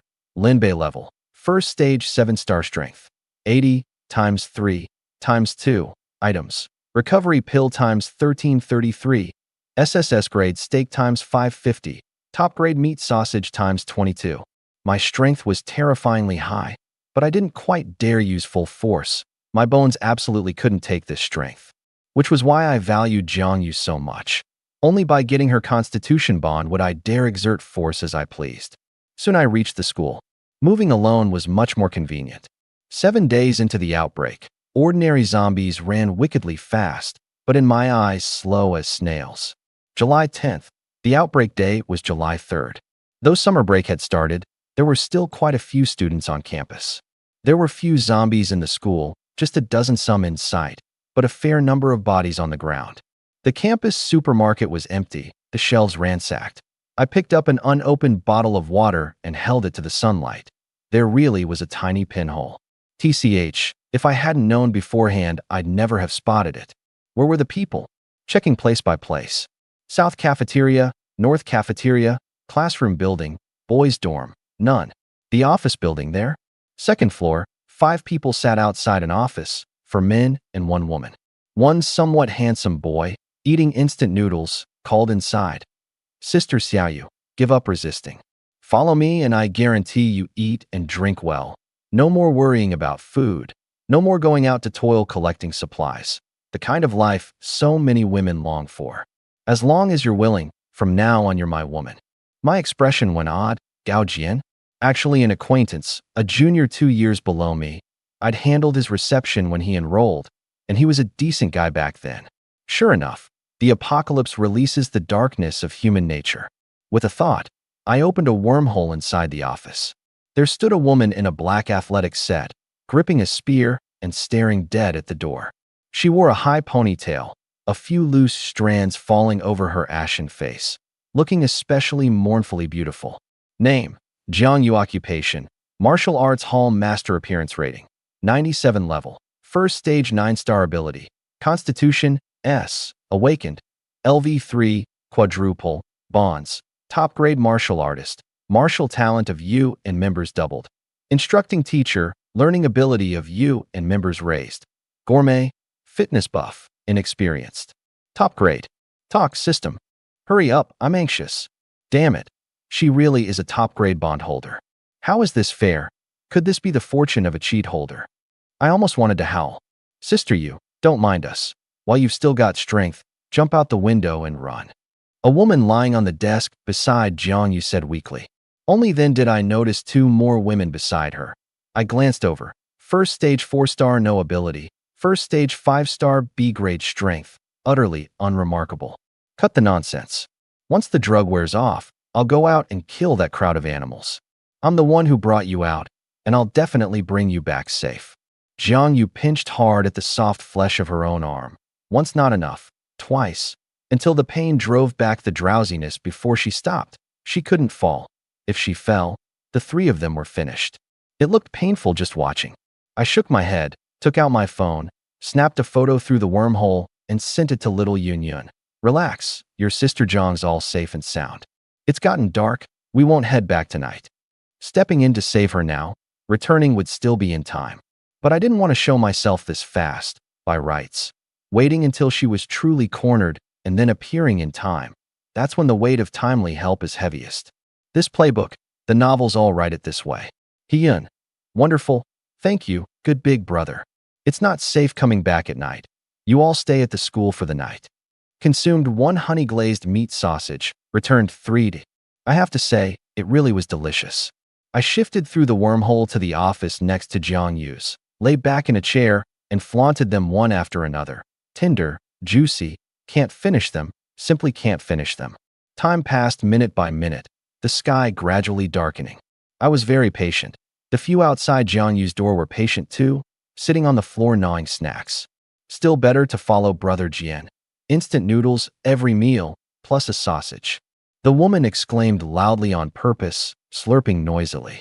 So fragrant, so satisfying. Instant noodles plus a sausage. And this is something to show off? Well, true. Not everyone can return supplies like he can. She sighed. Really envy those people out there. Instant noodles, even with a sausage. Unlike me who can only eat big meat sausages and big steaks, nearly sick of it eating every day. Next door, Jiang Yu stood leaning on her spear, not daring to sit down, and she feared being swept away by the drowsiness. Very hungry, very drowsy, the wounds still aching. She'd led the group out to find supplies and hadn't brought much food. What little she'd brought was a drop in the bucket for her current physical intensity, and she was holding on purely by willpower. Why scheme against her? She couldn't understand it. Had she treated them badly? She didn't know how much longer she could hold out. Drowsiness and hunger were both dragging down her condition. Even with a level lead, they had numbers. If they really swarmed her, she had no certainty of taking them all. What's more, they weren't fools. Guarding outside the door was precisely to wait for her condition to drop further. She glanced at the 2 unconscious girls beside her, neighbors she'd grown up with since childhood, who, too low in strength to withstand the drug's effects, had fallen asleep. Was she to abandon them and jump out the window alone? Reason said this was the only way out, but she couldn't do it. Hold on a bit more. She didn't know what she was waiting for either, just that she didn't want to die, and even less was she willing to die in a place like this. Heavens, if you truly have spirit, then punish those bastards outside. Good people shouldn't meet and end like this. 2 streams of clear tears fell. Outside the door, Bro, that Jiangyu won't abandon her companions and run alone, will she? If she really wanted to run, we might not be able to stop her. She withstood such a huge dose of the drug, a real strong woman. A flunky asked, slurping noodles. She won't. One of them was very confident. I've been following her these days. I know her best. She's loyal and devoted. Those two women are her good friends. There's no way she'd flee alone. Besides, she's barely eaten from noon till now. Most of the food's in my bag. For this, I played a coolie for several days earlier to get her to trust me. We just have to wear her down. The betrayer. I held the grilled sausage in my mouth and locked onto him through the wormhole. I'll test my new trick on you first. With a thought, a wormhole appeared soundlessly beside him. He rested his hand on the chair. No one noticed his arm was already missing half. The safety flag here is triggered by fictional content. Zombie apocalypse web novel material where characters face death, threats from monsters, and attackers. There's no first-person disclosure of distress in our conversation. You've been translating a genre novel chapter by chapter throughout. So I'll continue with the translation. Downstairs, a zombie wandered in the dusk, its mind full of nothing but flesh and blood. Suddenly, half a human arm appeared out of thin air before its mouth. It sniffed, nature's bounty, and bit down, tearing off a big chunk of meat. Ah! The betrayer upstairs screamed and stood up, staring in disbelief at the wound on his arm, then turned and shouted in fury. Why'd you guys bite me? The others looked bewildered. Who bit you? They were about to deny it, but the wound was real, blood welling out. Everyone tensed at once, raising weapons and warily scanning around. Everyone be careful. There might be an invisible zombie around. Gao Jian frowned. Don't panic, gather back to back. Yang Wei, you got bitten. Get off to the side first. Yang Wei was at a loss. He'd just been scheming about what came next, and in a blink had been bitten out of nowhere. He wanted to move closer, but the cold looks from the others told him. The moment he approached, he'd be attacked. He stood alone with his back to the wall, regretting more and more inside. If he hadn't schemed against Teacher Jiang today, by now he'd be in the training area chatting and laughing with everyone over dinner. In the office, Jiang Yu noticed the change outside through the glass, her heart leaping with joy. Could heaven have heard my cry? Then again, what if it was a ruse to lure her out? I watched the show while I ate, and with a thought, another wormhole appeared soundlessly. The zombie downstairs got impatient. Where's the meat? The next second, half a thigh appeared before it. Another bite. Ah! The woman beside Gao Jian screamed, a chunk bitten off her thigh. Get lost. Gao Jian kicked her away without a second thought. The apocalypse demanded ruthlessness, and anyway, she wasn't his girlfriend. Brother Jianyu. The woman's eyes went wide. 1 second, little baby. The next told to get lost. Panic spread. The woman's level was too low. She quickly turned zombie, and Gao Jian finished her with one steel pipe strike, shouting all around. I know you can understand me. Leaving now is best for everyone. Using ambush tactics like this means your strength isn't strong. I'm not someone you can mess with. As he spoke, he thrust hard, the sharpened steel pipe punching through the concrete wall. Wow, so impressive. I took a big bite of egg pancake. The sausage was fragrant, the fish cutlet tender, specially made before the apocalypse with super generous fillings. Who could refuse a fragrant egg pancake? I'm not going to make it. Yang Wei against the wall, his consciousness growing hazier, looked at his graying arm and knew he was about to turn. I'm not willing to accept this. Sorry, Teacher Jiang.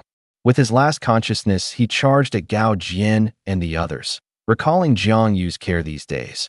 He wanted to do something to make up for it. Squish. Gao Jian casually thrust through his head, full of contempt. A good-for-nothing who leans on women, still trying to fight back at death's door. In the office, Jiang Yu realized heaven really was punishing them. 2 dying in a row was absolutely not in the script. I kept enjoying my pork trotter rice, took a big bite, and another wormhole appeared soundlessly. Ah! One of the remaining 3 screamed. Someone got bitten again. Where? Where exactly? Gao Jian gritted his teeth and thrust his steel pipe straight through that man's head. Sorry, brother, I'm reducing your suffering. Then he roared madly. Got the guts. Come out and fight fair and square. What's biting people from the shadows? The goading method? I laughed. Flicked my hand. Yellow braised chicken rice. picked up a piece of chicken and into my mouth. So tender, so smooth. Come out. Come out if you've got the guts. Consumed 1 portion each of yellow braised chicken rice and pork trotter rice. Returned 3 each. Not full. My absurd appetite. Flicked my hand. Pan-fried fish, fragrant wing rice. Kept going. Only 2 were left outside the door, back to back, foreheads soaked with sweat. Here. Gao Jin suddenly thrust to the right rear, hitting nothing. There. Left thrust, right thrust. All air, but the zombie was definitely there. Otherwise, how'd they get bitten? Brother Jin, let's run. Ah. The words barely out. The man cried out, looking at his bitten calf, near collapse. Why me? I don't want to turn zombie. Where the hell are you? Get out here. Gao Jian howled madly, swinging his steel pipe as he ran toward the stairs. He was scared, truly scared, couldn't see a thing. Thud. Mid-run his foot found empty air. He fell hard, looked down. His right leg was gone, present to the touch but invisible. As he backed away, the leg slowly reappeared, like he'd stepped on an invisible door.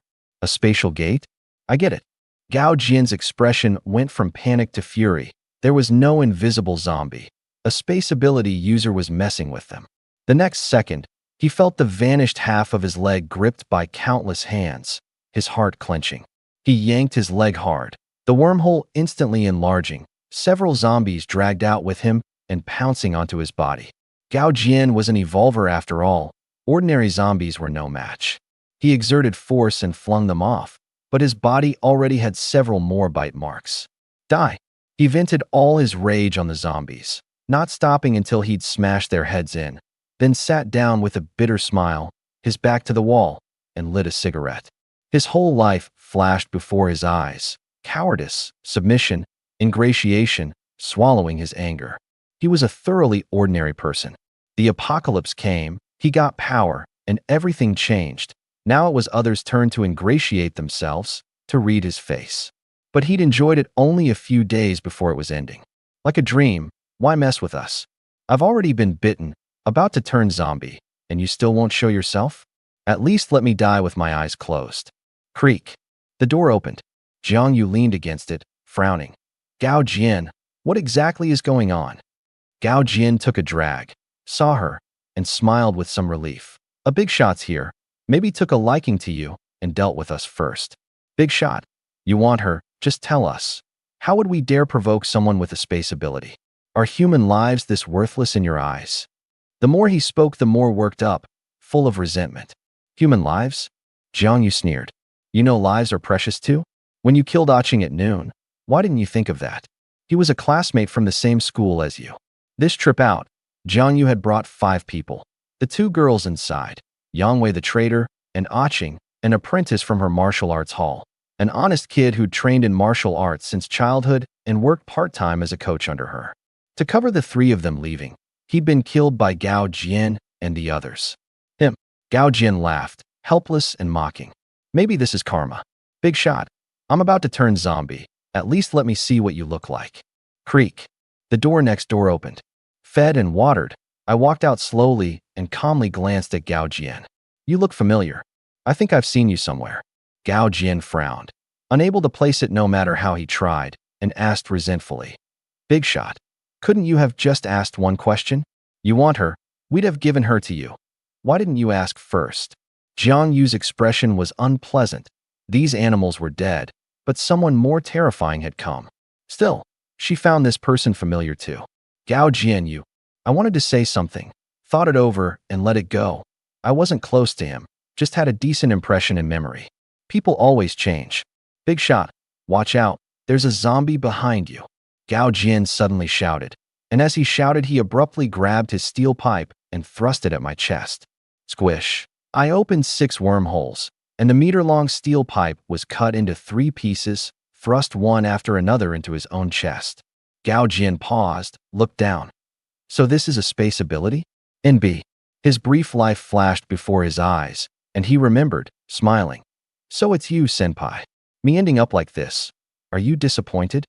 No, you just followed your heart. It's only that, past or future, the weak are destined to have no say over themselves. Senpai, I'm so unwilling. I really don't want to die. Can you save me? I swear I'll turn over a new leaf. I waved my hand and snapped his neck. Jiang Yu gripped her spear, staring at me. I remember now too. You're Lin Bei. You took classes at my place before and bought a blade together with your girlfriend. You came to save me. She wasn't sure. She knew the human heart was sinister and was willing to believe in good, but today had taught her a harsh lesson. Faced with my rescue, she couldn't gauge the purpose, afraid I had ulterior motives. Grr. Just then her stomach growled loudly at the worst moment. My expression went odd.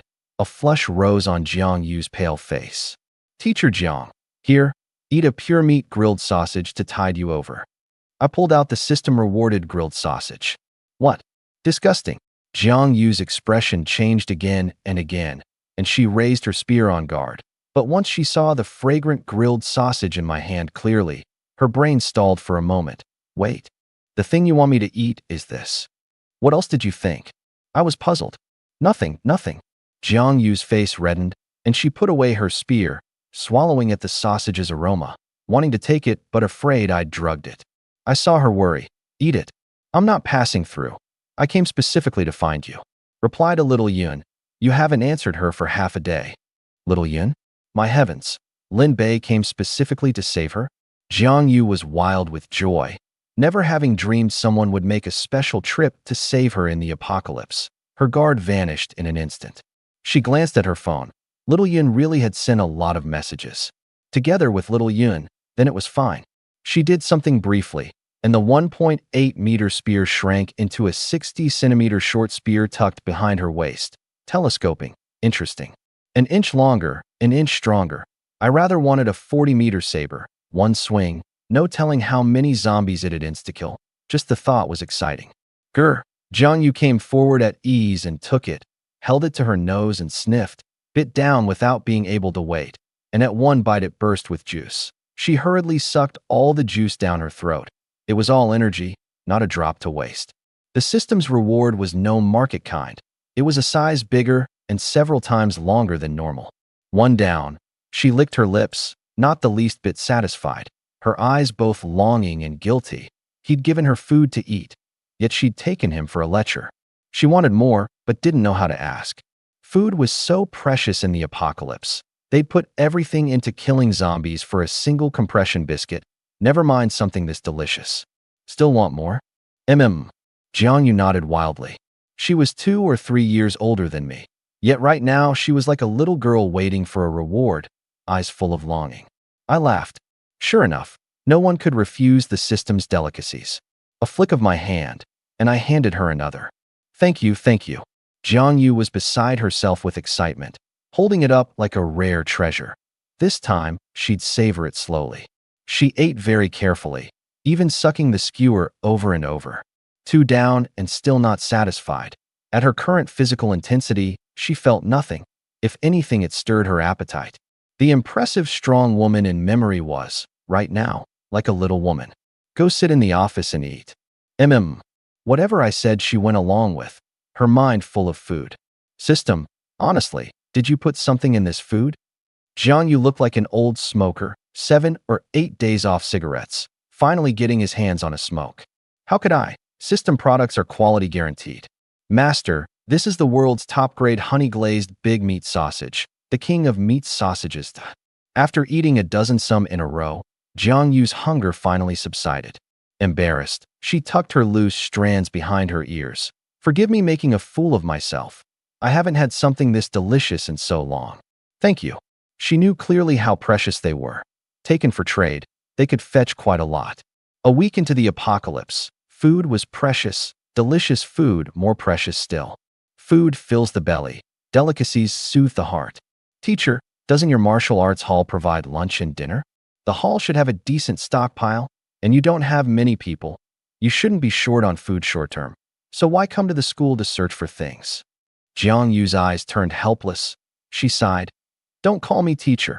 I'm only a few years older than you. Just call me Jiang Yu or Xiao Yu. The hall did have plenty of food, but there's a hungry wolf that visits now and then. It's very perceptive, doesn't hurt people, but wants food, with a frighteningly huge appetite. One meal can eat a week's rations for all of us. After it came a few times, we ran into a food crisis. A hungry wolf? Why not kill it? Jiang Yu smiled bitterly. Who knows its strength? If someone got hurt, it'd be trouble. Getting hurt in the apocalypse is dangerous, and it can grow bigger too, very exaggeratedly. True. I understood. Wounds in the apocalypse easily get infected. Without full certainty, no one would lightly make a move. Teacher Yu. Stop calling me teacher, call me Xiao Yu, or sis if you're not used to it. I'm still used to calling you teacher. Fine then. Jiang Yu didn't force it. Is it really habit, master? Wanting to be a teacher-defying disciple, huh? Shut up. Teacher, are you still drowsy? Not drowsy anymore. I toughed out the drug's effects. But I can't go back tonight. Moving with those two is inconvenient. We'll wait till they wake tomorrow to go back. A pity, the drug's effect was gone.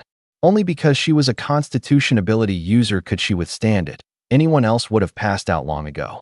Grr, her stomach growled again. A dozen some down, an ordinary person would have been stuffed. For her at first stage 9-star, it didn't even count as an appetizer. Jiang Yu was a little embarrassed. Maybe their drug was expired. My stomach's acting up a bit. She knew food was precious and was too embarrassed to ask for more. I waved my hand, and on the desk appeared 20 steaks, 20 grilled sausages, 5 portions of pork trotter rice, 5 of yellow braised chicken, plus 2 extra large egg pancakes. Don't be embarrassed. I know that little bit's nowhere near enough. These are all yours. Eat slowly. I'll go out to retrieve something and be back in a bit. With that I turned. Wait. Jiang Yu called me back, staring at the desk full of food, swallowing, unable to believe it. You mean, all this is for me? Even if I finish it all alone, it's fine. Yes. I waved my hand and left. Jiang Yu was stunned, staring at my back, inexplicably finding it kind of handsome. She'd never imagined the little brat she used to grind into the floor had become a man in a blink. She remembered it all now. Looking again at the desk, the familiar aromas moistened the corners of her eyes, so she still had a day to eat these again. Ever since the hungry wolf had come a few times, almost every day they'd had white rice with spicy strips, or steamed buns with spicy strips, or noodles with spicy strips. That wolf was picky, ate little rice and lots of vegetables. Meat it had flaunted clean its very first visit. Jiang Yu tremblingly cradled a bowl of pork trotter rice, warm, and counted 9 pork trotters, a whole length. One bite, soft, glutinous, sweet, brimming with collagen. Her very soul was satisfied to the point of trembling. From that one small bite alone, she finished all the rice in the bowl. How she wished there were a fridge beside her to freeze the pork trotters and cut a small piece each meal. There were still 8 in the bowl. Eating them all outright was too extravagant. She couldn't bear it. How can this steak be so delicious? Did he kidnap a 5-star chef? Yellow braised chicken, so nostalgic. This egg pancakes got such generous fillings, too delicious. Alone, no need to mind appearances. With every dish she ate, she was both satisfied and regretful. If only she'd known to carry a little fridge around. Having been through hardship, she truly knew how precious food was. Outside. Master, why'd you give her so much at once? Just because she was hungry? Are you this kind-hearted? You weren't like this with Jiang Shiyu at first. That's obviously different. I headed toward the campus's little grove. Back then I had nothing but the gun and urgently needed to record Jiang Shiyu for the strength.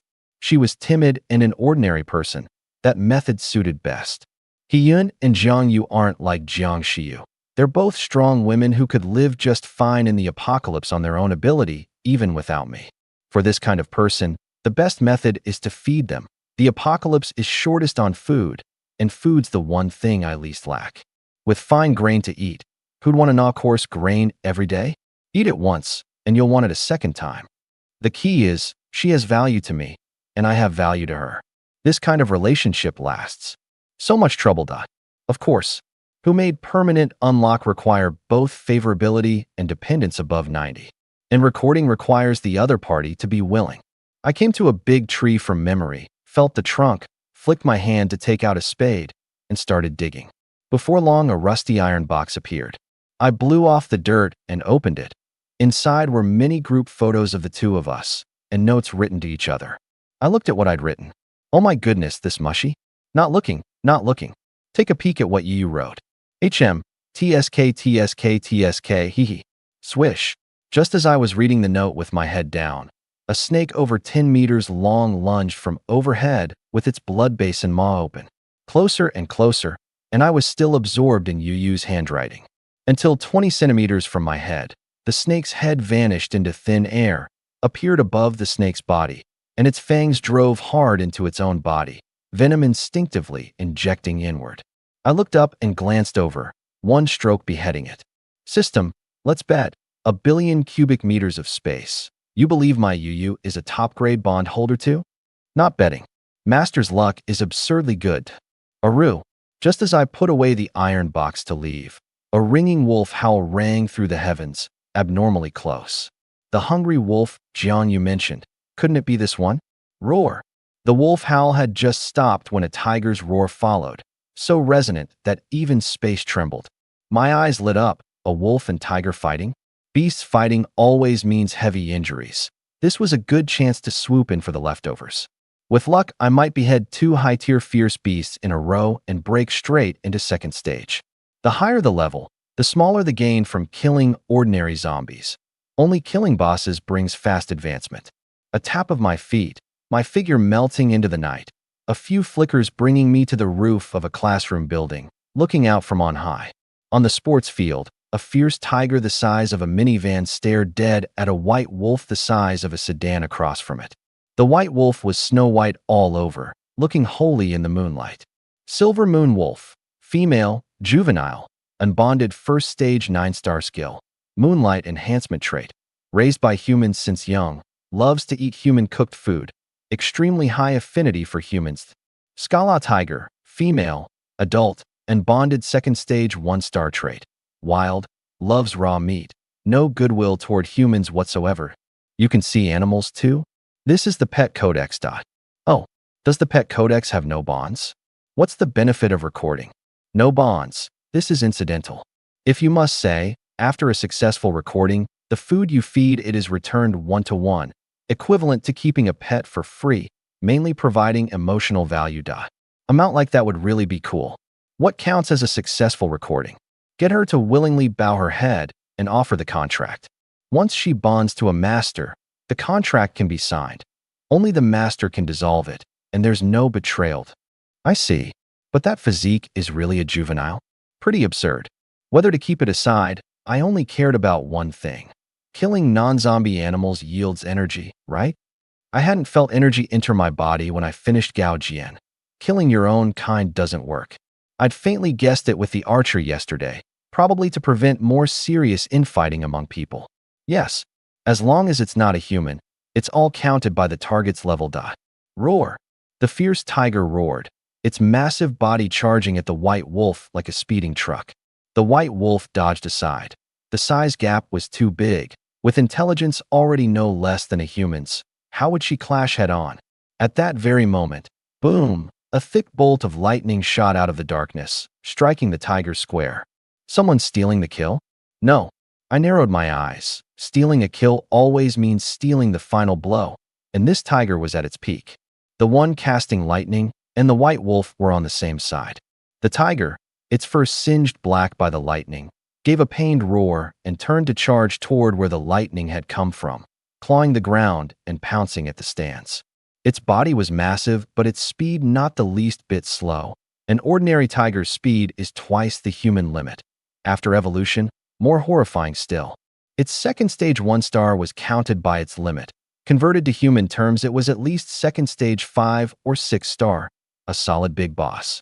System, if I kill this tiger, then kill it again once it turns zombie tiger, can I get the energy twice? Trying to exploit a bug?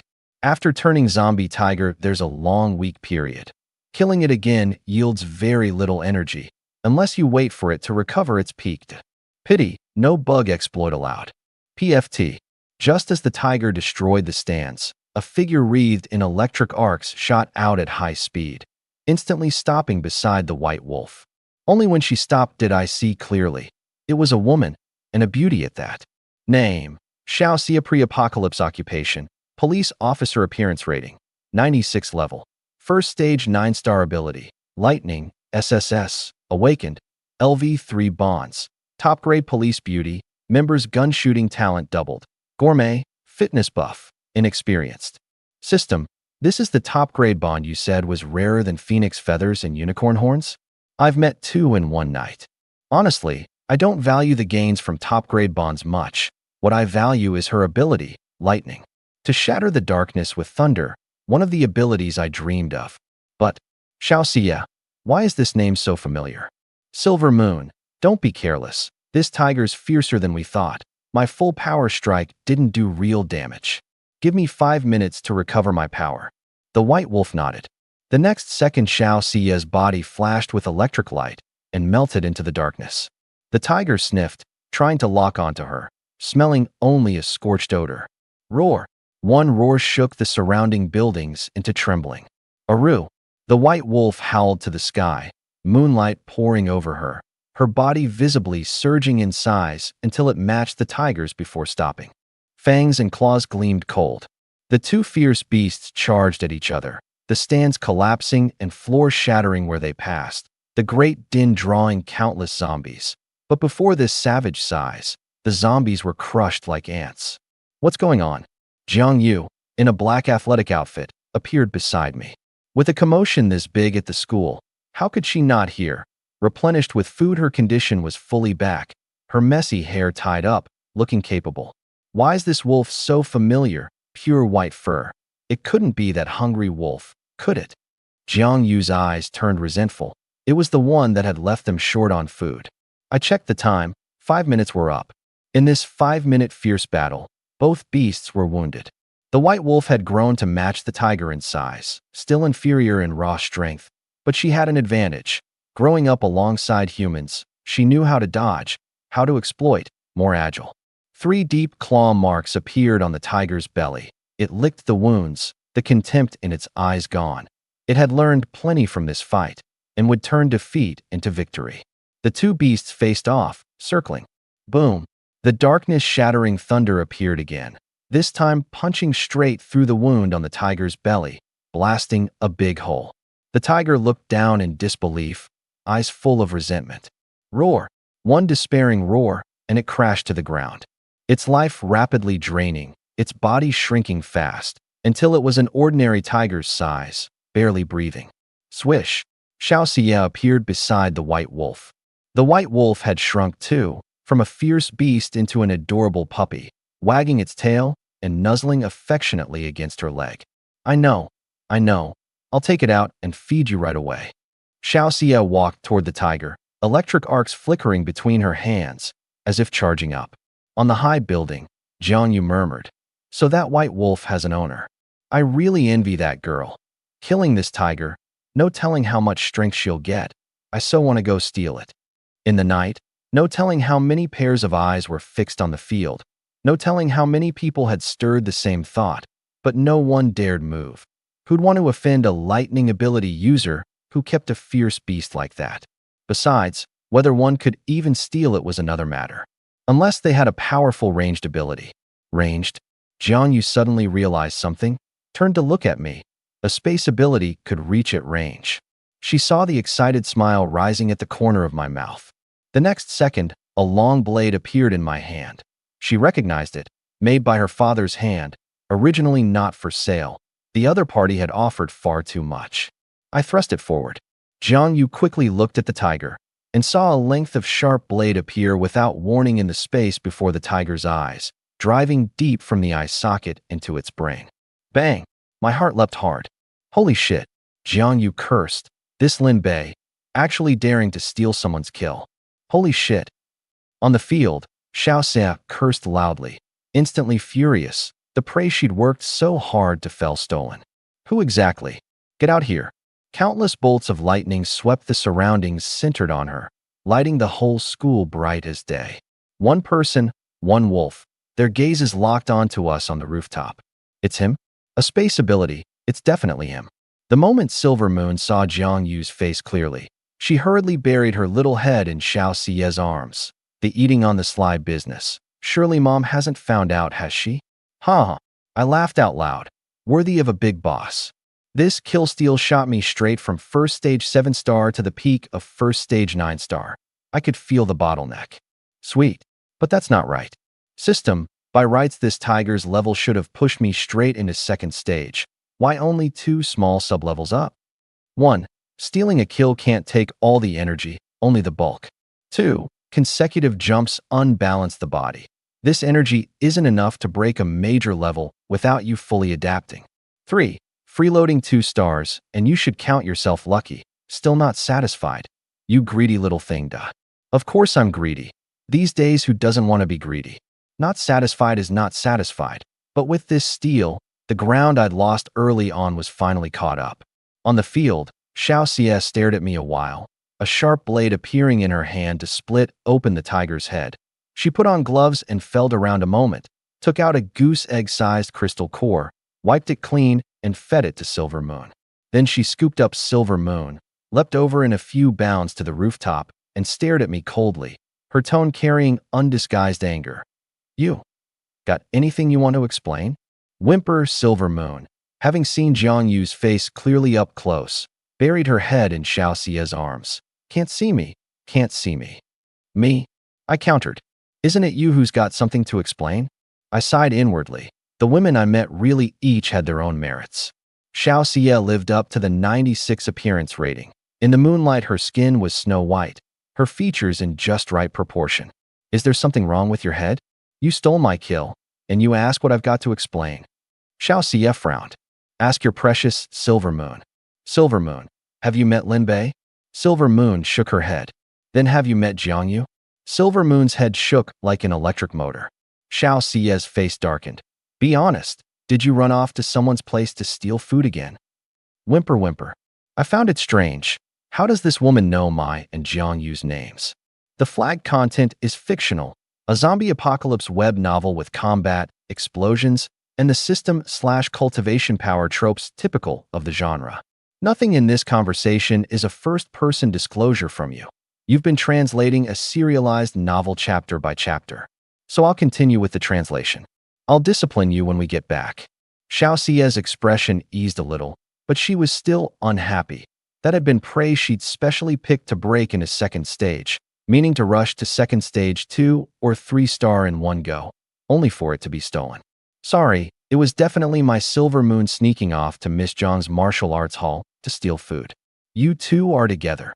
You stole my kill. So how about we call our grudges even?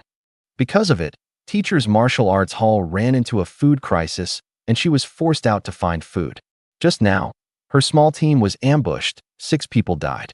If I hadn't arrived in time, she and her 2 sisters nearly came to harm. You think that one tiger can offset that account? My tone was cold. Everything I said was the truth, not the slightest distortion. Xiao Xie's expression was unpleasant. She bowed to Jiang Yu. I'm sorry, Miss Jiang. I never imagined my Silver Moon brought you such a great loss. My deepest apologies. I know human lives can't be measured, but please let me make it up to you. Tomorrow I'll send a batch of supplies to your martial arts hall. I narrowed my eyes. See, hasn't this turned guest into host? Steal someone's big boss, and instead of being angry, they offer to throw in supplies. Of course, the premise was Xiao Xie being a good person. In this apocalypse, there really weren't many who still kept to rules. With her strength, she could have welched or even thrown down. Whether space beats lightning was hard to say, because my space ability level was too low.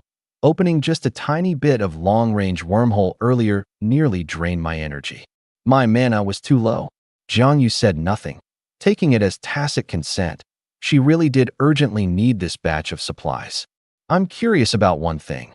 We didn't know each other before, did we? How do you know my and Lin Bei's names, and that I have a martial arts hall? Xiao Xie smiled. As expected, she'd deliberately given her name just to wait for them to ask. First meeting, let me introduce myself. My name is Xiao Xie, she as in tide, you as in moon. I used to be a police officer. The apocalypse broke out, the police station fell, and now the whole station is under my charge. I know about you because through surveillance we noticed your above-ordinary performance and looked up your files. I sincerely hope you two will join us. We have ample supplies, you needn't worry about food, and after joining you can just focus on raising your strength, with people assigned to prepare meals. Join. Jiang Yu shook her head without a second thought. Having just been through betrayal, how would she dare go to a crowded place? Scheming and intriguing was too exhausting, and didn't suit her. Better to honestly guard the martial arts hall with her sisters. Miss Xiao, I have a question. I spoke up. May I ask, is there an old man surnamed Li on your team? I'd finally remembered. No wonder this name was familiar. Turned out she was the female lead of a novel I'd read before. Xiao Xie frowned. What do you mean? Forgot to mention, currently our team has only female members. Through surveillance, I know of many powerful men, but you're the first I've invited. In the apocalypse, I have to ensure the team's safety and unity, so there have been no male members until now. I'm inviting you because your value is too great, and you have two very beautiful girlfriends. No need to worry about you eyeing other members. The surveillance was set up by her sister.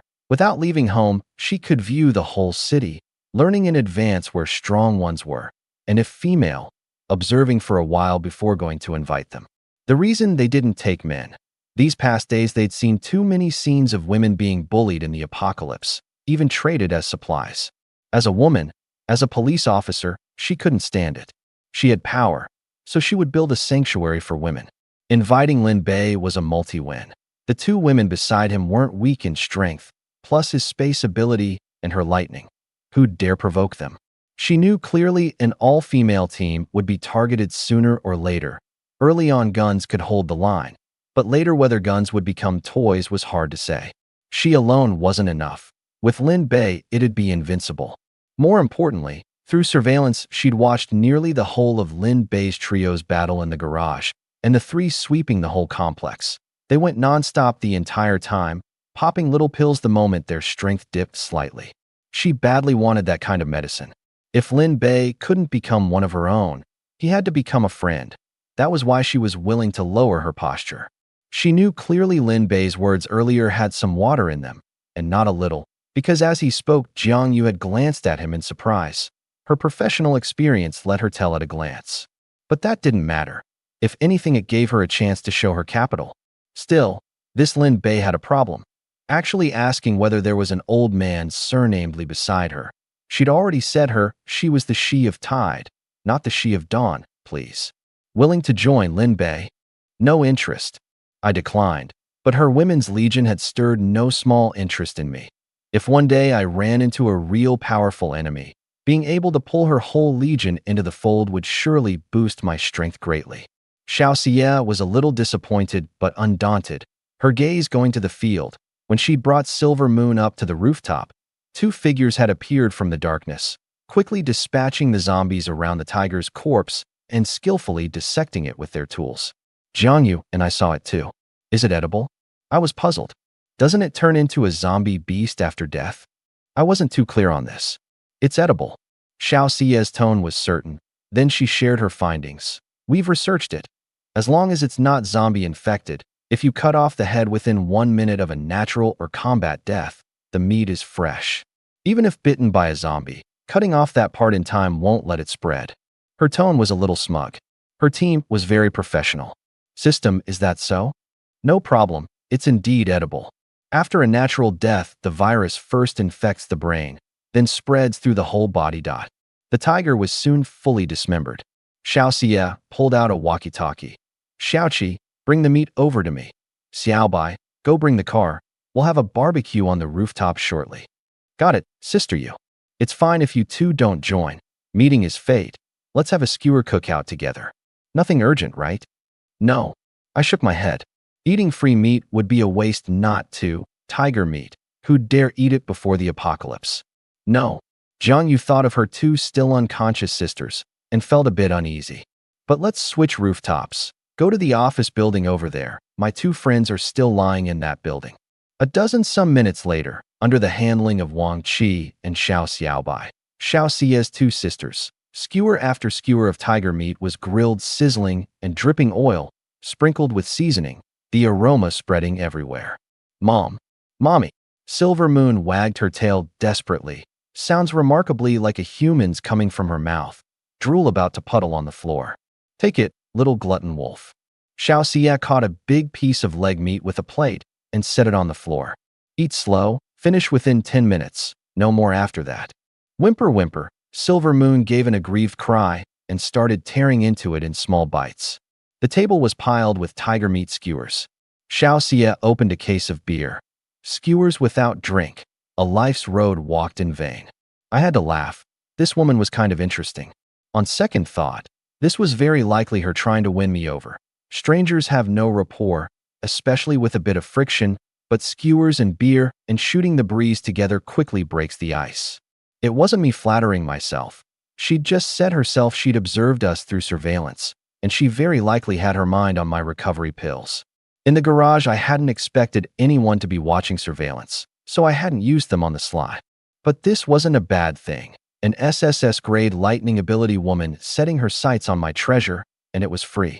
That silver moon really listens to you. Jiang Yu had a skewer and looked at the white wolf. She still remembered how fierce it looked those few days it came to the martial arts hall. The contrast with its current obedience was huge. Of course, Xiao Xie downed a glass. I delivered her. The wolf mother died in labor, and I raised her single-handedly. A few beers down. By the way, Xiao Xie looked at Jiang Yu. I've observed you a long time, always curious about your ability. You're a lot stronger than ordinary evolvers, yet your strength and speed aren't that different. I can't say where the strength is. If it's not convenient to say, forget it. It's nothing, a constitution ability. Jiang Yu didn't hide it. Honestly, before meeting Lin Bei, she'd always considered herself lucky, awakening an S-grade ability, when many didn't even have abilities. But after meeting Lin Bei and Xiao Xie, she finally knew the gap between abilities. Lin Bei killed Gao Jian and the others without anyone noticing. Without moving a single finger, Xiao Xie killed such a fierce giant tiger in coordination with her pet. Although the kill was stolen, her display of power was genuinely exaggerated. Constitution? No wonder then. Xiao Xie glanced at Lin Bei, meaning to ask where his gun came from, then thought better of it. Asking that was pointless, and stirring up aversion would be bad. She switched questions. Lin Bei, what grade is your space ability? SSS. What a coincidence, my lightning is SSS too. Do you think my lightning is more impressive, or your space? Each has its merits. My development of space wasn't enough yet. For now, I only had this one god-tier support skill, the spatial wormhole, but I felt this one alone was enough to deal with her. Have to test it. I was curious about one thing.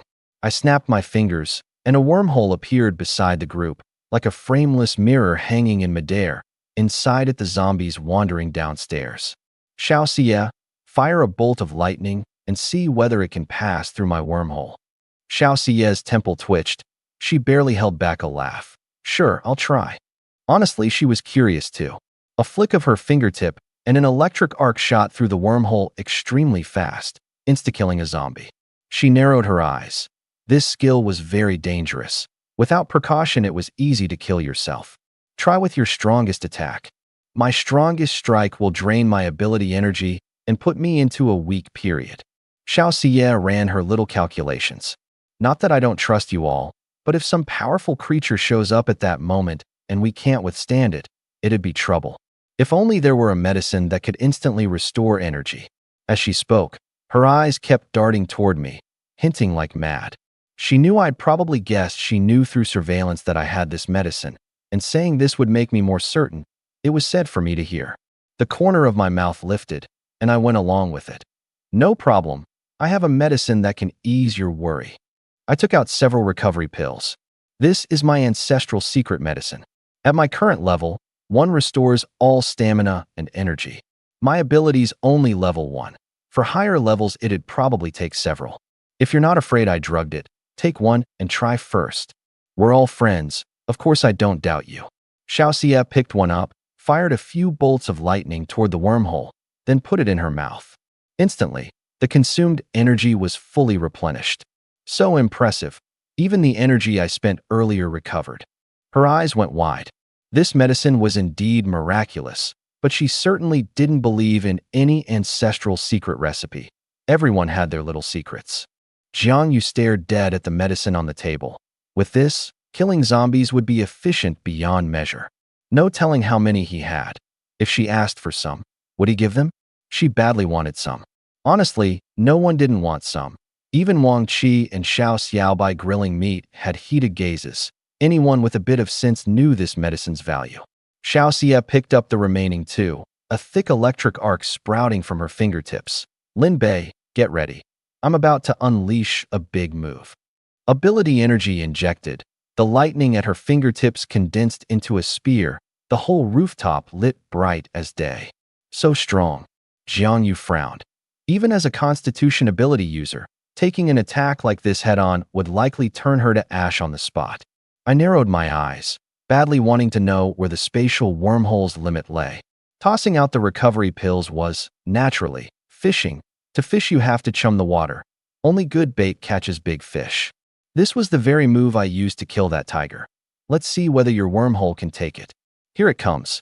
Current surged in Xiao Xie's palm, the lightning spear rushing at the wormhole at extreme speed, so fast that even I, freshly into first stage 9-star, only saw an afterimage. Boom! A great din came from downstairs. The lightning spear passed through the wormhole and blasted an absurdly big crater into the hard concrete ground. Xiao Xie narrowed her eyes. Space type was indeed terrifying. Her full power strike couldn't even shatter his tiny wormhole. That felt good. The corner of my mouth shot up like mad. A LV-1 wormhole could block a LV-3 lightning user's full power attack, which showed how monstrous a space ability was. Time is supreme, space is king. This skill of yours is too cheap. My lightning burst should count as the strongest, and even I can't break it. Who else could? You're invincible. Am I invincible? I was very happy. Today I'd not only saved teacher Jiang, but also happened upon an SSS grade lightning ability user, and confirmed a bit of the wormhole's ceiling. I really did seem invincible. Suddenly, I noticed Xiao Xie slipping the remaining 2 recovery pills into her pocket, and teased, "Why aren't you eating it? Weren't you just worried about the heavy drain?" Well, no danger's come up yet. Eating it when it does is still in time. Having said it, afraid I'd want them back, she proactively filled my beer. Drink. You can't be unable to outdrink a girl, can you? I smiled a little and downed it in one go. Beer was no different from plain water to us now. I saw she meant to change the subject and didn't call it out. Consumed 1 bottle of beer, returned 3. Consumed 1 tiger meat skewer, returned 3. Today I also unlocked a new snack. Those 2 had decent skills, the meat getting tastier the more they grilled. Half an hour later, the tiger meat was nearly used up, only 1 leg left. I'll take this leg back for my sisters to taste. Let's wrap up here today. Tomorrow I'll bring supplies and pay a visit. Don't rush to refuse my invitation. You too. Joining to develop together has more pros than cons. I can't guarantee much else, but I guarantee that after you and your people join, every meal full, every meal with meat. With that, Xiao Xie left with her people. I stood at the rooftop edge watching them drive off into the distance. Are you going to join? Jiangyu came over and asked. Honestly, she hadn't wanted to join at all at first, but on hearing the other side was all women with ample supplies, she could hardly wait to join immediately. She'd had enough of days of 1 full meal and 1 hungry one. Going from thrift to luxury is easy, from luxury back to thrift, hard. Not going. I gazed into the night. Those girls still needed Xiao Xie to train them more. Her 2 little ones from earlier had been ordinary office workers before the apocalypse, with a gourmet bond but no fitness buff. Food was already growing more and more, so raising the return multiplier was of little point. What they needed was strength. What a pity. Jiangyu was full of regret. Lin Bei had saved her, given her so much to eat, was courteous and strong besides. It was hard for her not to develop goodwill. Parting this once in the apocalypse, no telling when they'd meet again, and she hadn't yet repaid her life-saving debt. You want to go? I turned to look at her. A little. Jiangyu sat down, 2 long legs swinging, looking up at the night sky. This stretch has been too tiring. I don't want to be the big sister leader anymore. Joining an all-female team would be nice. Every day just killing zombies to improve myself. No worrying about the next meal. No worrying whether my sisters would go hungry following me. No worrying about people around me with ill intent. I narrowed my eyes. True, for women, a purely female team was practically heaven. But she couldn't leave. If she left, what about my Constitution bond? I said no words to make her stay. This didn't need me to do, someone would. I quietly messaged little Yun. Your teacher is planning to join someone else's team. After you go back tomorrow morning, find a way to keep her. Yun. Brother, you're so greedy. Not satisfied with a good little sister plus me and sister Shiyu. actually eyeing teacher too. Good girl, do as you're told. Hyun, don't worry, I won't let teacher Jiang join another team. I'll make her my sister.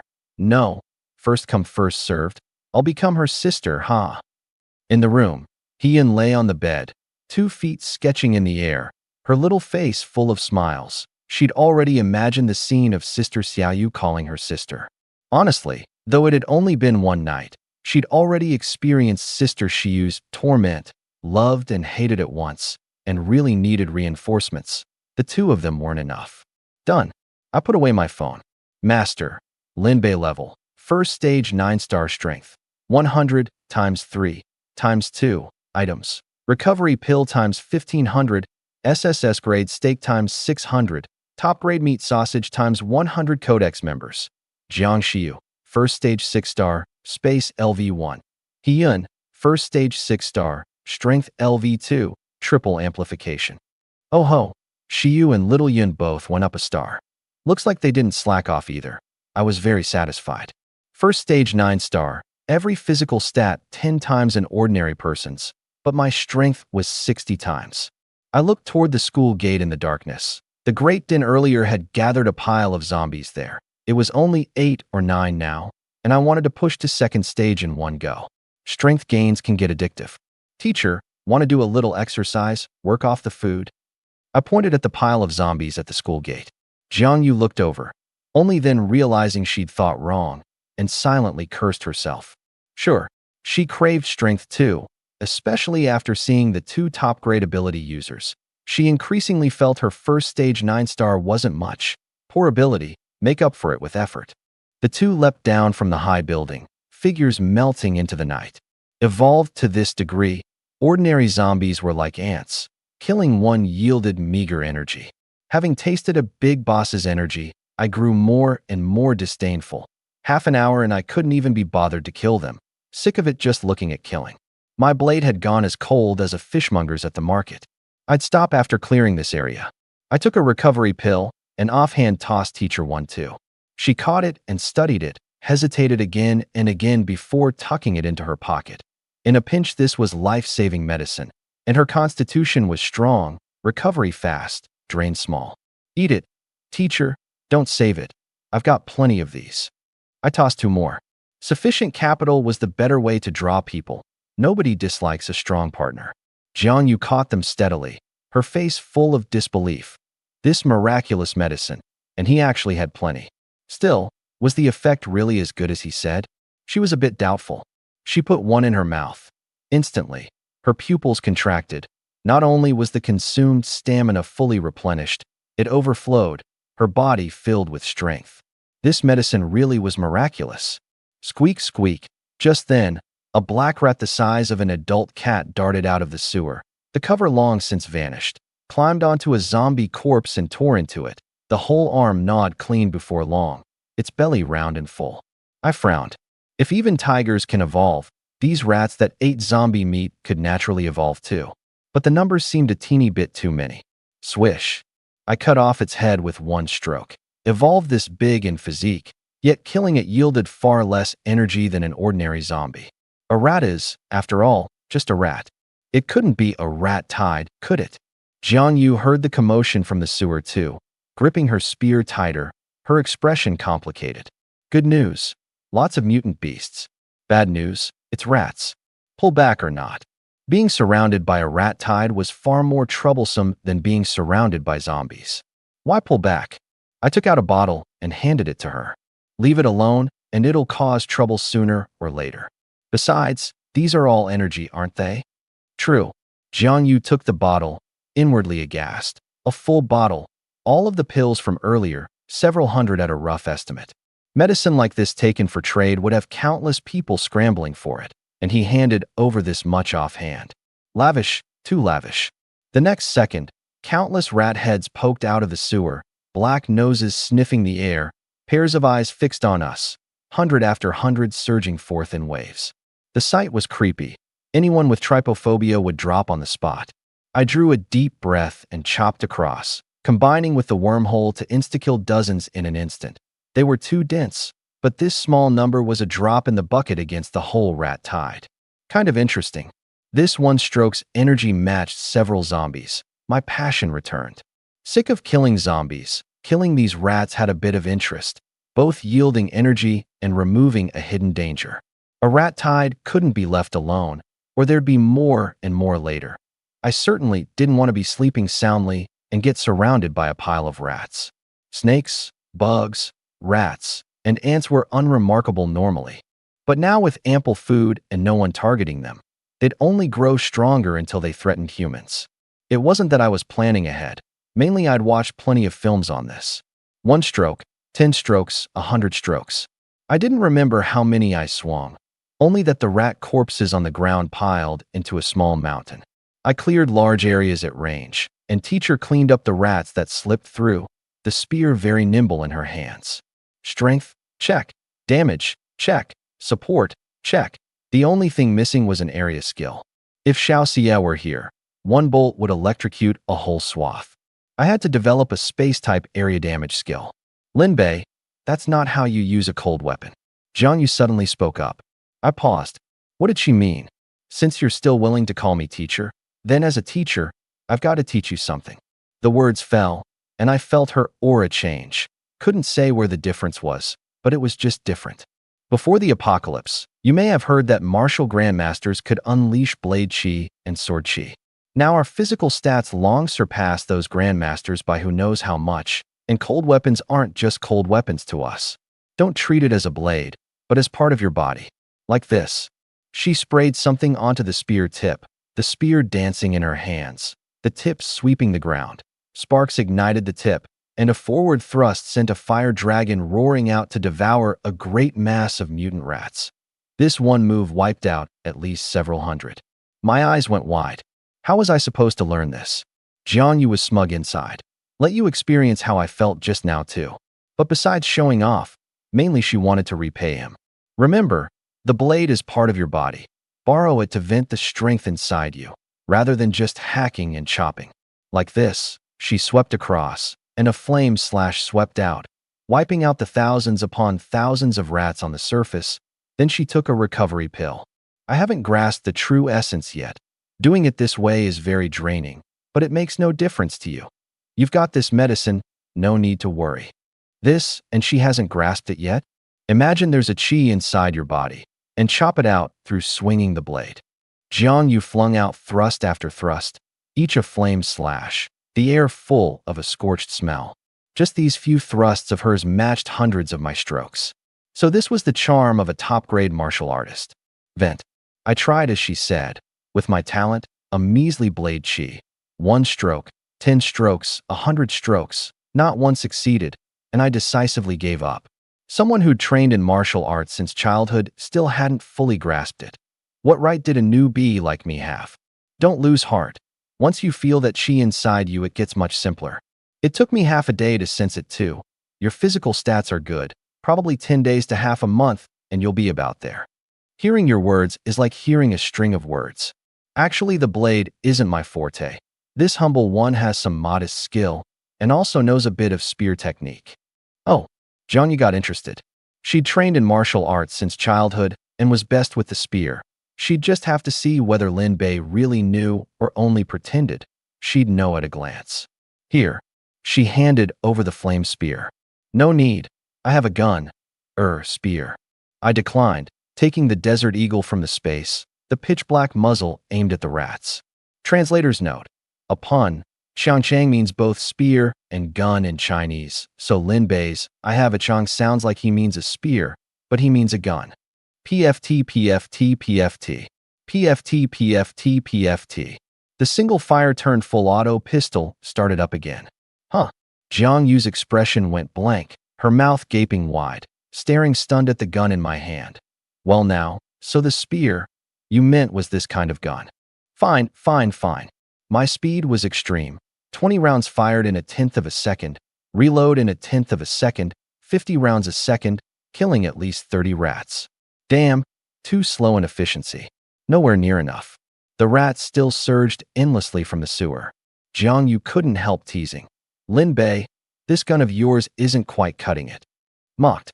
I was a bit irritated, then suddenly remembered something, and the corner of my mouth lifted. Teacher, That was the appetizer. Next I'm going big. Big how? Jiangyu was puzzled. What more could you do with a pistol? Against a rat tide you'd need at least a Gatling type, and 10 of them. The next second. Damn! Jiangyu's pupils quaked. Are you insane, trying to blow this place up? At this moment I held a gun in one hand and a gas canister in the other, a wormhole surfacing before me. I tossed 7 or 8 in succession down the sewer, each with its valve twisted open. As I threw the 10th, I smiled. Art is. And as I threw it, fired a shot. An explosion. At the same moment, I wrapped my arm around the still-shocked Jiangyu's waist, a wormhole surfacing behind us, and with a single step backward appeared 50 meters away. Right after. Bang, bang, bang, boom. Just as I was about to close the wormhole, a terrifying shockwave swept in through the not yet fully closed wormhole, blowing the two of us another 50 meters.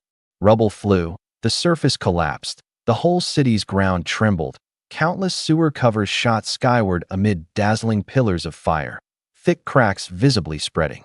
A surge of energy poured into me. Leveled up. Master. Linbei level. Second stage 1-star ability. Space. SSS grade. LV2. Space backpack. 10,000 cubic meters. Strength. S grade. LV1. Double. Strength. 150 times 3 times 2. Items. Recovery pill times 1400. SSS grade steak times 600. Top grade meat sausage times 100. My strength really did surge. What gun? Weak as hell. It's got to be explosions. A pity the distance was too far. Otherwise, this wave of energy from blowing up rats could have bumped me at least 2 more stars. You madman. Jiangyu, sprawled on the ground, dizzy and seeing stars, snapped out of it and grumbled. I rubbed my nose. Soft. I looked down. Well now, this hand of mine auto-targets. I gave it a squeeze and got up. Jiangyu didn't notice. After that fall her body hadn't reacted yet. After getting up my pupils contracted slightly. On black clothes, the slightest bit of dust on a hand leaves a white mark when touched. On Jiangyu's chest, 1 left, 1 right. 2 large white handprints, quite symmetrical. I pretended not to see. Teacher, how was my shooting? Shot very well. Don't shoot again next time. Jiangyu rolled her eyes. This kid wasn't even afraid of blowing himself up. Blowing up that many gas canisters at once was bad enough, and he did it in the sewer. The danger factor maxed out. The flagged content here is fictional. A zombie apocalypse web novel with combat scenes, an addictive in-story pill tied to the system mechanic, and the usual harem/cultivation tropes. There's nothing in our conversation that's a first-person disclosure of distress. You've been translating a serialized genre novel chapter by chapter throughout. So I'll continue with the translation. She got up and moved around. Not bad, just slightly caught by the shockwave. With their current physical stats, a 50-meter fall was like child's play. I sighed. There really aren't many good people like me these days, quietly solving such a big problem for the city. On this, Jiangyu agreed. Leaving it alone really would have been trouble. You broke through. Jiangyu suddenly found me even more unfathomable. To second stage, strength up from 10 times an ordinary person to 15. I moved my body, adapting to the new strength. The breakthroughs this one day were too fast, from first stage 6-star to second stage. Calling it a surge would be no exaggeration. I could barely control my body's strength. But this was the evolution speed a cheat holder ought to have. I had to drill it well. Suddenly my gaze sharpened, a mocking smile hooking at my mouth. Jiangyu was baffled by my sudden cold smile. Then she saw me dash forward and abruptly throw a punch at the left side of her head. Bang! A great din, followed by the dull thud of a body hitting the ground. Jiangyu turned in disbelief. Behind her lay a zombie with only half a head, quietly sprawled on the ground. How'd it get close to me? Jiangyu was bewildered. After many days she'd long been highly alert, glancing back now and then to guard against ambush, and she'd clearly just looked a moment ago. A zombie that's gained intelligence and can turn invisible quietly walked up behind you. My gaze was mocking. It cleaned its whole body spotless. No zombie stench, so it got close to you without you noticing. How'd you spot it? This kind of zombie was too terrifying. People instinctively trust their eyes. Who could withstand it getting close and suddenly taking a bite? My space ability can sense spatial ripples within a certain range. Even an ant crawling by is clear to me. Actually, if you pay a bit of attention, you can hear it too. Sometimes don't trust your eyes too much. Jiangyu understood, then sighed, her expression dimming. I really envy little brother Lin Bei, having a space ability, unlike me. Why was there a whiff of passive aggression in that? Honestly, she did envy it. A constitution ability, besides fast recovery and being tough, was good for nothing else. If her martial talent could be paired with a better ability, her strength could multiply several times over. Here, returning this. With the rat tide scattered, Jiangyu handed the bottle back to me. Almost still full, she'd only eaten a few. Someone else might have pocketed it. The value of this bottle was incalculable, but she didn't like owing favors. It's yours. I waved my hand, not minding her expression, gripped my blade, and started practicing blade chi, while pondering new space abilities. Teacher, I'm going to cultivate. Don't disturb me. Fine then.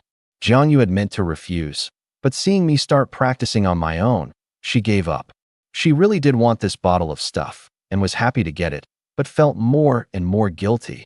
She had self-awareness. This wasn't what she deserved. He'd given too much. Teaching him a bit earlier counted as repaying a little of the favor, and in a blink he'd saved her life again and given her a full bottle of miracle medicine. This favor couldn't be repaid. Simply couldn't. Bang! A great din interrupted her thoughts. I'd swung a stroke, and a deep crater appeared on a wall a dozen-some meters off. Jiangyu frowned. He'd actually grasped it this fast. Then she let it go. After all, he was second stage now, his body strength up a level, the chi inside him more substantial, far easier to sense. I was still practicing, already touching the threshold. Genius isn't to be feared. A genius more diligent than you is. Jiangyu glanced at the time. Only midnight. She had to start working hard too. She looked down at her spear. Wait. Only now did she notice the two big white handprints on her chest, slightly stunned. Were they her own? Her first thought. Definitely pressed there herself without noticing when caught by the blast. Lin Bei was so upright, he couldn't possibly do such a thing. She planted the spear in the ground and held up both hands to compare, a size bigger than hers. Her little face instantly darkened, and she shot me a resentful glance. Even so, she didn't dwell on it. Probably coincidence. If Lin Bei meant to do something improper, he'd have acted back in the office building. No need to grab this petty advantage. In this apocalypse, with his strength and capital, he was hardly short of women. 5 in the morning, daybreak. Jiangyu brought her two sisters back, refreshed. After a night of hard fighting, she'd reached second stage as she'd wished.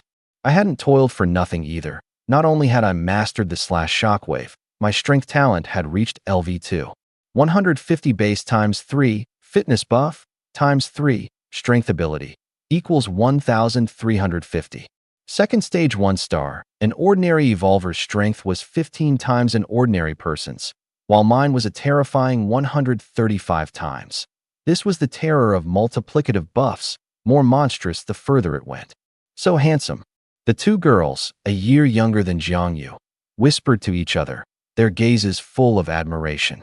Who isn't a sucker for looks? Besides, I'd saved them and left lots of food too. So much food. Jiangyu naturally hadn't hogged it all. Praised like this by girls, whose heart wouldn't be glad. Jiangyu paused too, unable to keep her heart from speeding up. Let's set out. The four hurried back to the martial arts hall. Along the way, many zombies surged in, and I swung offhand, the shockwave instantly shearing off dozens of heads. I hadn't developed the new ability this night, but I'd fully grasped the blade chi. Just vent the chi inside without reservation, then eat a few recovery pills to replenish. One didn't fill, so too. Anyway, the more I ate, the more was returned. Holy shit, Jiangyu exclaimed.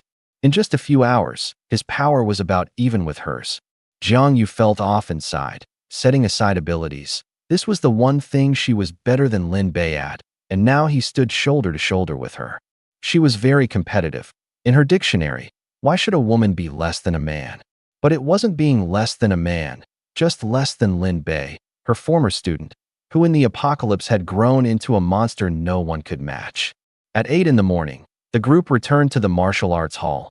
On the way, I patronized a few dozen shops for a round of 0 yuan shopping. clothes, shoes, stockings, toilet paper. These consumables had to be stocked up.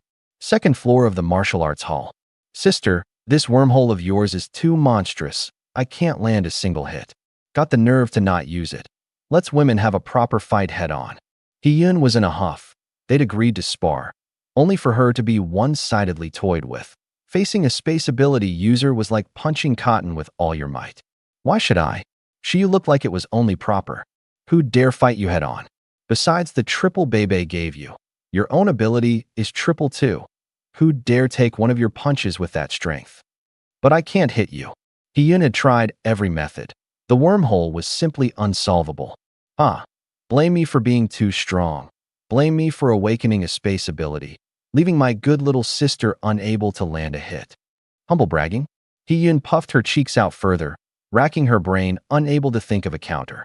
Suddenly, she glimpsed us returning at the door, a wicked grin flashing past, and she bit her lip and put on an aggrieved expression. Sister, do stop bullying little sister. Little sister knows her place. From now on, every night little sister will yield good big brother to sister, only begging sister to stop bullying little sister. Question mark. Jiang Xiu paused. What was this performance out of nowhere? The next second we entered her spatial perception range. She got it. So it was Lin Bei back. This wretched girl, who couldn't pull off this act, and she dropped flat to the ground. Little sister, where did sister go wrong? Why do you beat sister so viciously? Sister's beaten so painfully by you. You want Bebe, sister will yield him to you in the future, only begging little sister to stop bullying sister. Sister's frail of frame, you'll beat sister to death this way, boo-hoo. Expression, tone, state, vividly rendered, pitiful enough to move me. Hee-yun was dumbstruck, even better at acting than her, and crying too? Fine, thinking she couldn't cry, huh? In this second she ran through all the sad things in her life.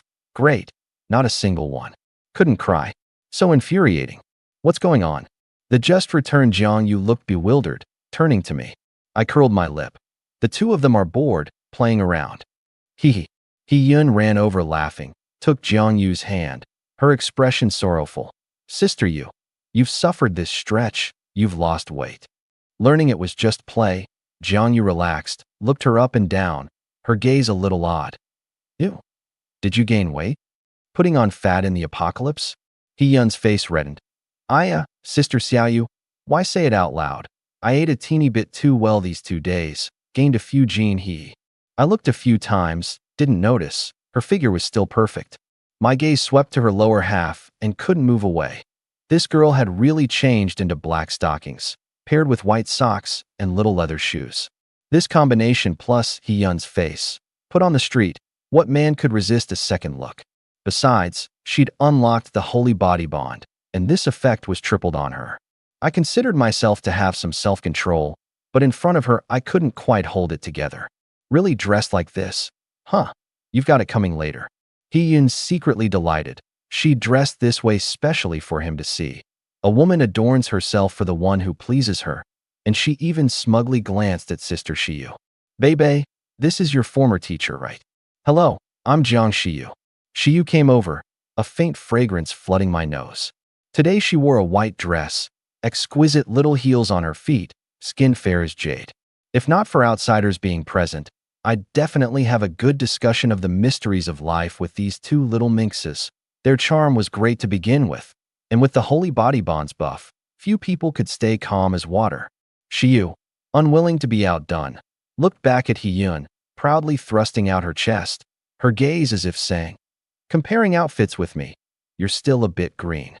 Discovering first thing that little Yun had done makeup and worn this getup, she'd immediately grasped the little scheme and quickly changed into an outfit too.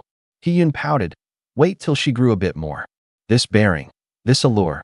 Even Jiang Yu was slightly dazed. Hello, I'm Jiang Yu. Jiang Yu considered herself very beautiful, but compared to the woman before her, she was a bit lacking.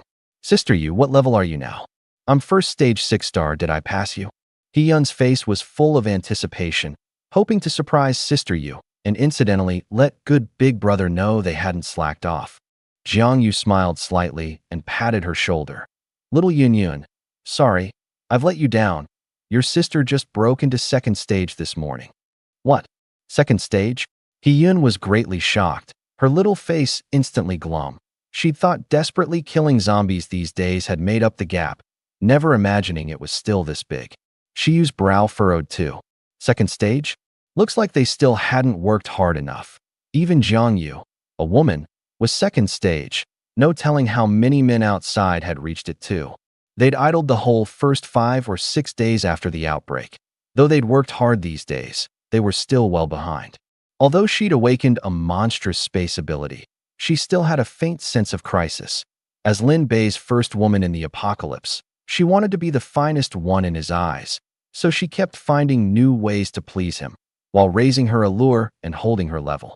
Only this way would there always be a place for her in his eyes. Seeing the two shocked, Jiangyu felt no pride.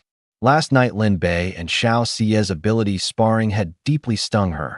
What good is a higher level? Abilities determine the ceiling. Hee-yun's strength ability left her constitution ability in the dust. She called the girls over. Good timing, everyone's here. I've got something to say. She conveyed Xiao Xie's invitation without reservation, fully describing the other side's strength and team. To go or stay is entirely voluntary. My personal advice is for everyone to go over. There you needn't worry about food or safety, tens of thousands of times better than my place. Whether she herself would go, she was still wavering, but she had to persuade these girls over. She was tired, never wanting to manage people again. Xiao Xie's was a good place to go. Otherwise, these young girls drifting out there would sooner or later be treated as resellable, tradable items. As a woman, as a police officer, she couldn't stand it. Sister Yu, are you going? A young one asked, the rest all looking at her with concern. They wanted to go, and wanted even more to go with her. These days, everyone had long taken her as their pillar. Jiangyu hesitated. She actually wanted to go too, but she owed Lin Bei too great a favor. Parting this once, perhaps they'd never meet again this lifetime. Just walking off was truly hard to live with. Good sister, don't go. I came specially to find you. Hee-yun, with her mission, came up and hugged one of her arms coquettishly. Don't go to that Xiao place. I can't bear to part with you. Come with us. Okay, please. Among these people, besides the two sisters behind her who'd grown up with her since childhood, Jiangyu was closest to Hee-yun. She rather wanted to stay. She had a great favor unpaid. But would Lin Bei be willing to provide her food? She glanced at me and said wistfully, Good little sister, it's not that sister doesn't want to stay, just sister staying might add to your food burden. With the power fully out now and the weather hot, the fruits, vegetables, and meat in fridges outside will rot soon. I'm second stage, with a big demand for food. I don't want to trouble you. It's not that I want to leave you. It's that for your sake I have to leave. I raised an eyebrow. These words weren't said for Hee-yun to hear, but for the other women and me. She didn't want her own staying to drag these girls into staying, while also reminding me in advance. Her staying meant one more mouth to feed. Smart. The current situation was an age of universal evolution. The power outage would make edible supplies fewer and fewer, while appetites grew more and more terrifying. In videos online, all kinds of crops, fruits, and vegetables had withered because of the apocalypse, as if unable to adapt to this environment. As one waned and the other waxed, there'd come a day when people starved from food running out, unless someone developed crops that could adapt to the new environment. It's fine, sister. Our food's not much, but one more of you is just right. Isn't that so, good big brother? Hee-yun hugged her arm, looking at me full of anticipation. I frowned and pondered a long while, then reached out and patted her head. That's right. Whatever you say goes.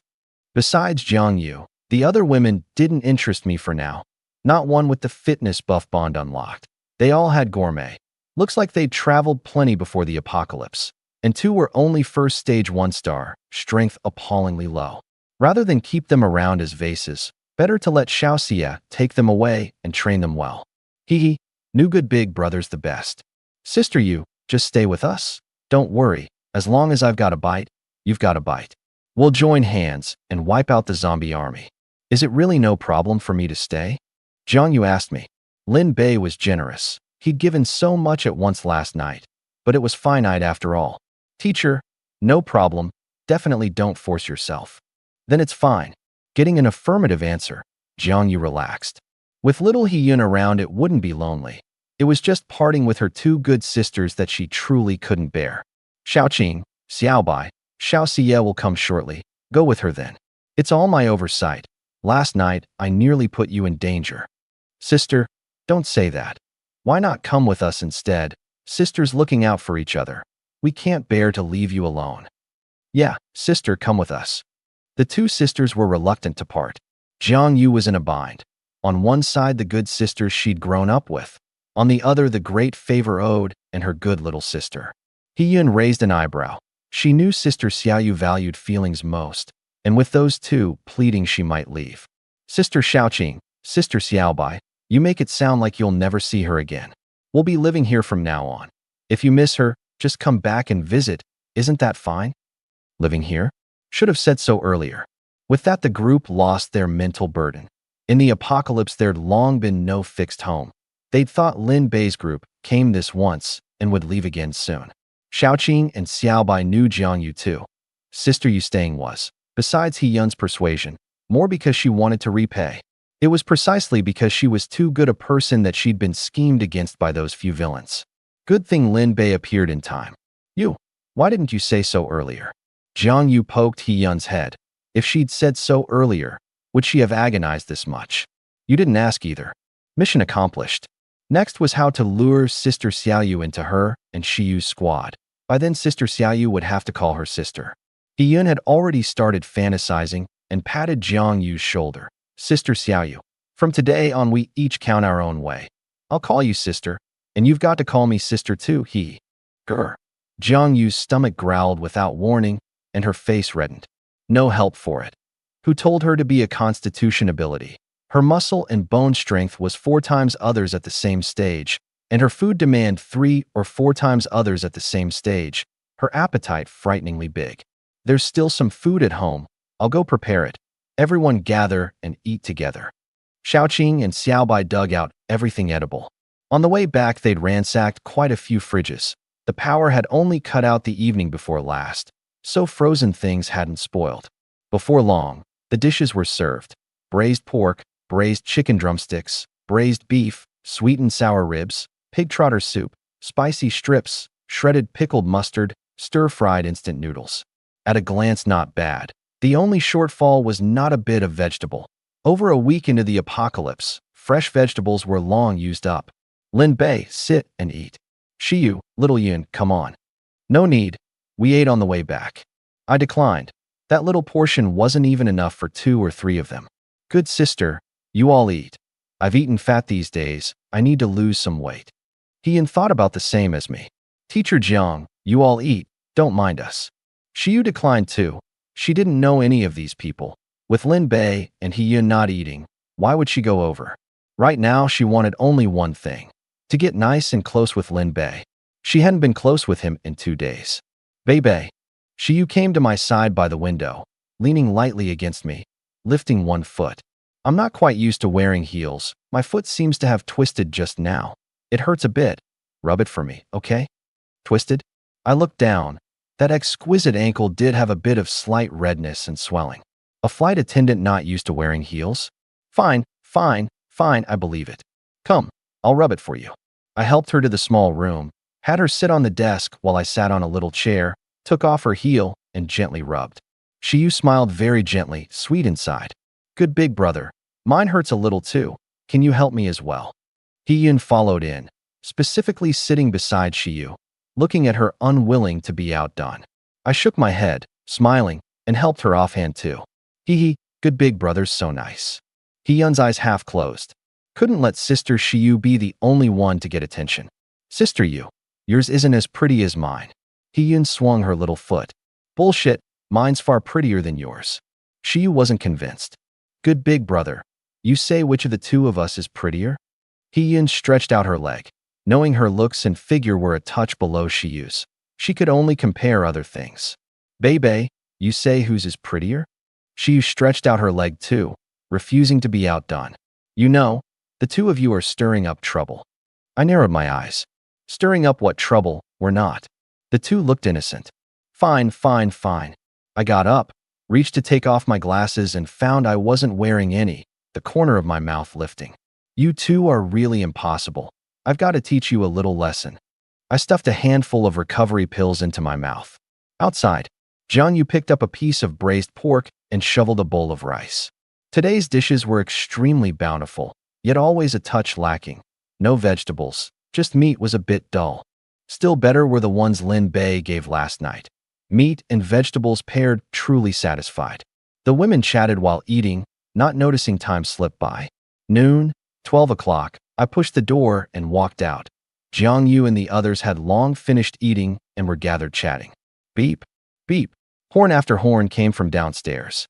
This Xiao Xie just couldn't be a bit low-key.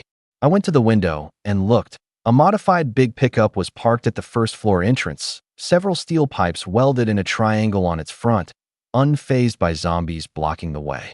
The piercing horns drew quite a few zombies. Wang Qi and Xiao Bai got out of the back seat and charged in with blades.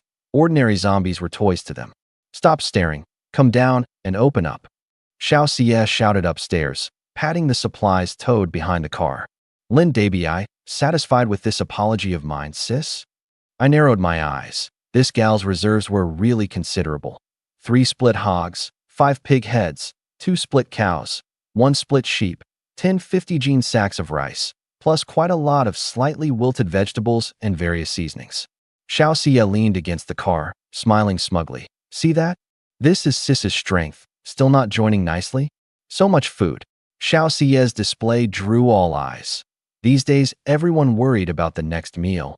With real, tangible food before them, they could hardly wait to join. I snapped my fingers, and a wormhole appeared beside the car. Xiao Xie paused, then came straight up to the second floor. Space type really is convenient. Hello everyone, I'm Xiao Xie. Sister Jiang Yu must have introduced me. How about it? Do I leave the supplies, or does everyone come with me? Why 2 people short? Where's your Shiyu and Hiyun? We just took an afternoon nap. Hiyun and Shiyu came out of the small room together. Xiao Xie narrowed her eyes. In person, far better looking than on surveillance. These two's looks were almost a threat to her. The police beauty crowned several years running. Jiang Yu spoke for the group. Xiao Xie, we discussed it. The few of them go with you. Me, Lin Bei, Jiang Shiyu, and Hiyun stay.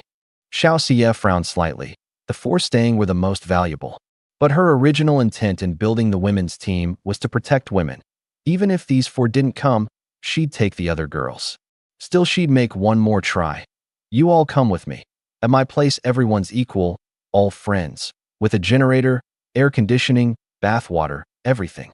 Isn't it nice with more people for company? Sorry, I don't much like crowds. I declined. What a pity. Then where do you all plan to go next? We'll live here short term. There's power. It's convenient. With my current strength, crossing several thousand kilometers to find my girlfriend wasn't enough yet.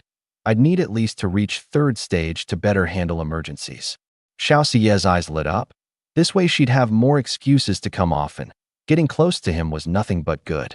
Fine, then I'll bring the stuff on the car down and leave it for you. Enough to feed you for a while. Favors still had to be done. She believed Lin Bei knew that giving this much was by no means only for apology. She brought the things over through the wormhole. I didn't decline either. Anyway, after the space backpack upgrade, the capacity was 10 times bigger, plenty of room. Then she loaded the girls onto the pickup one by one, having Wang Qi and Xiao Bai take them away first. The police station was only a few kilometers from here. The huge martial arts hall held only 5 people now. Lin Bei, there are no outsiders here. Your ancestral secret medicine, could you give me some more? I won't take it for free. Name your conditions.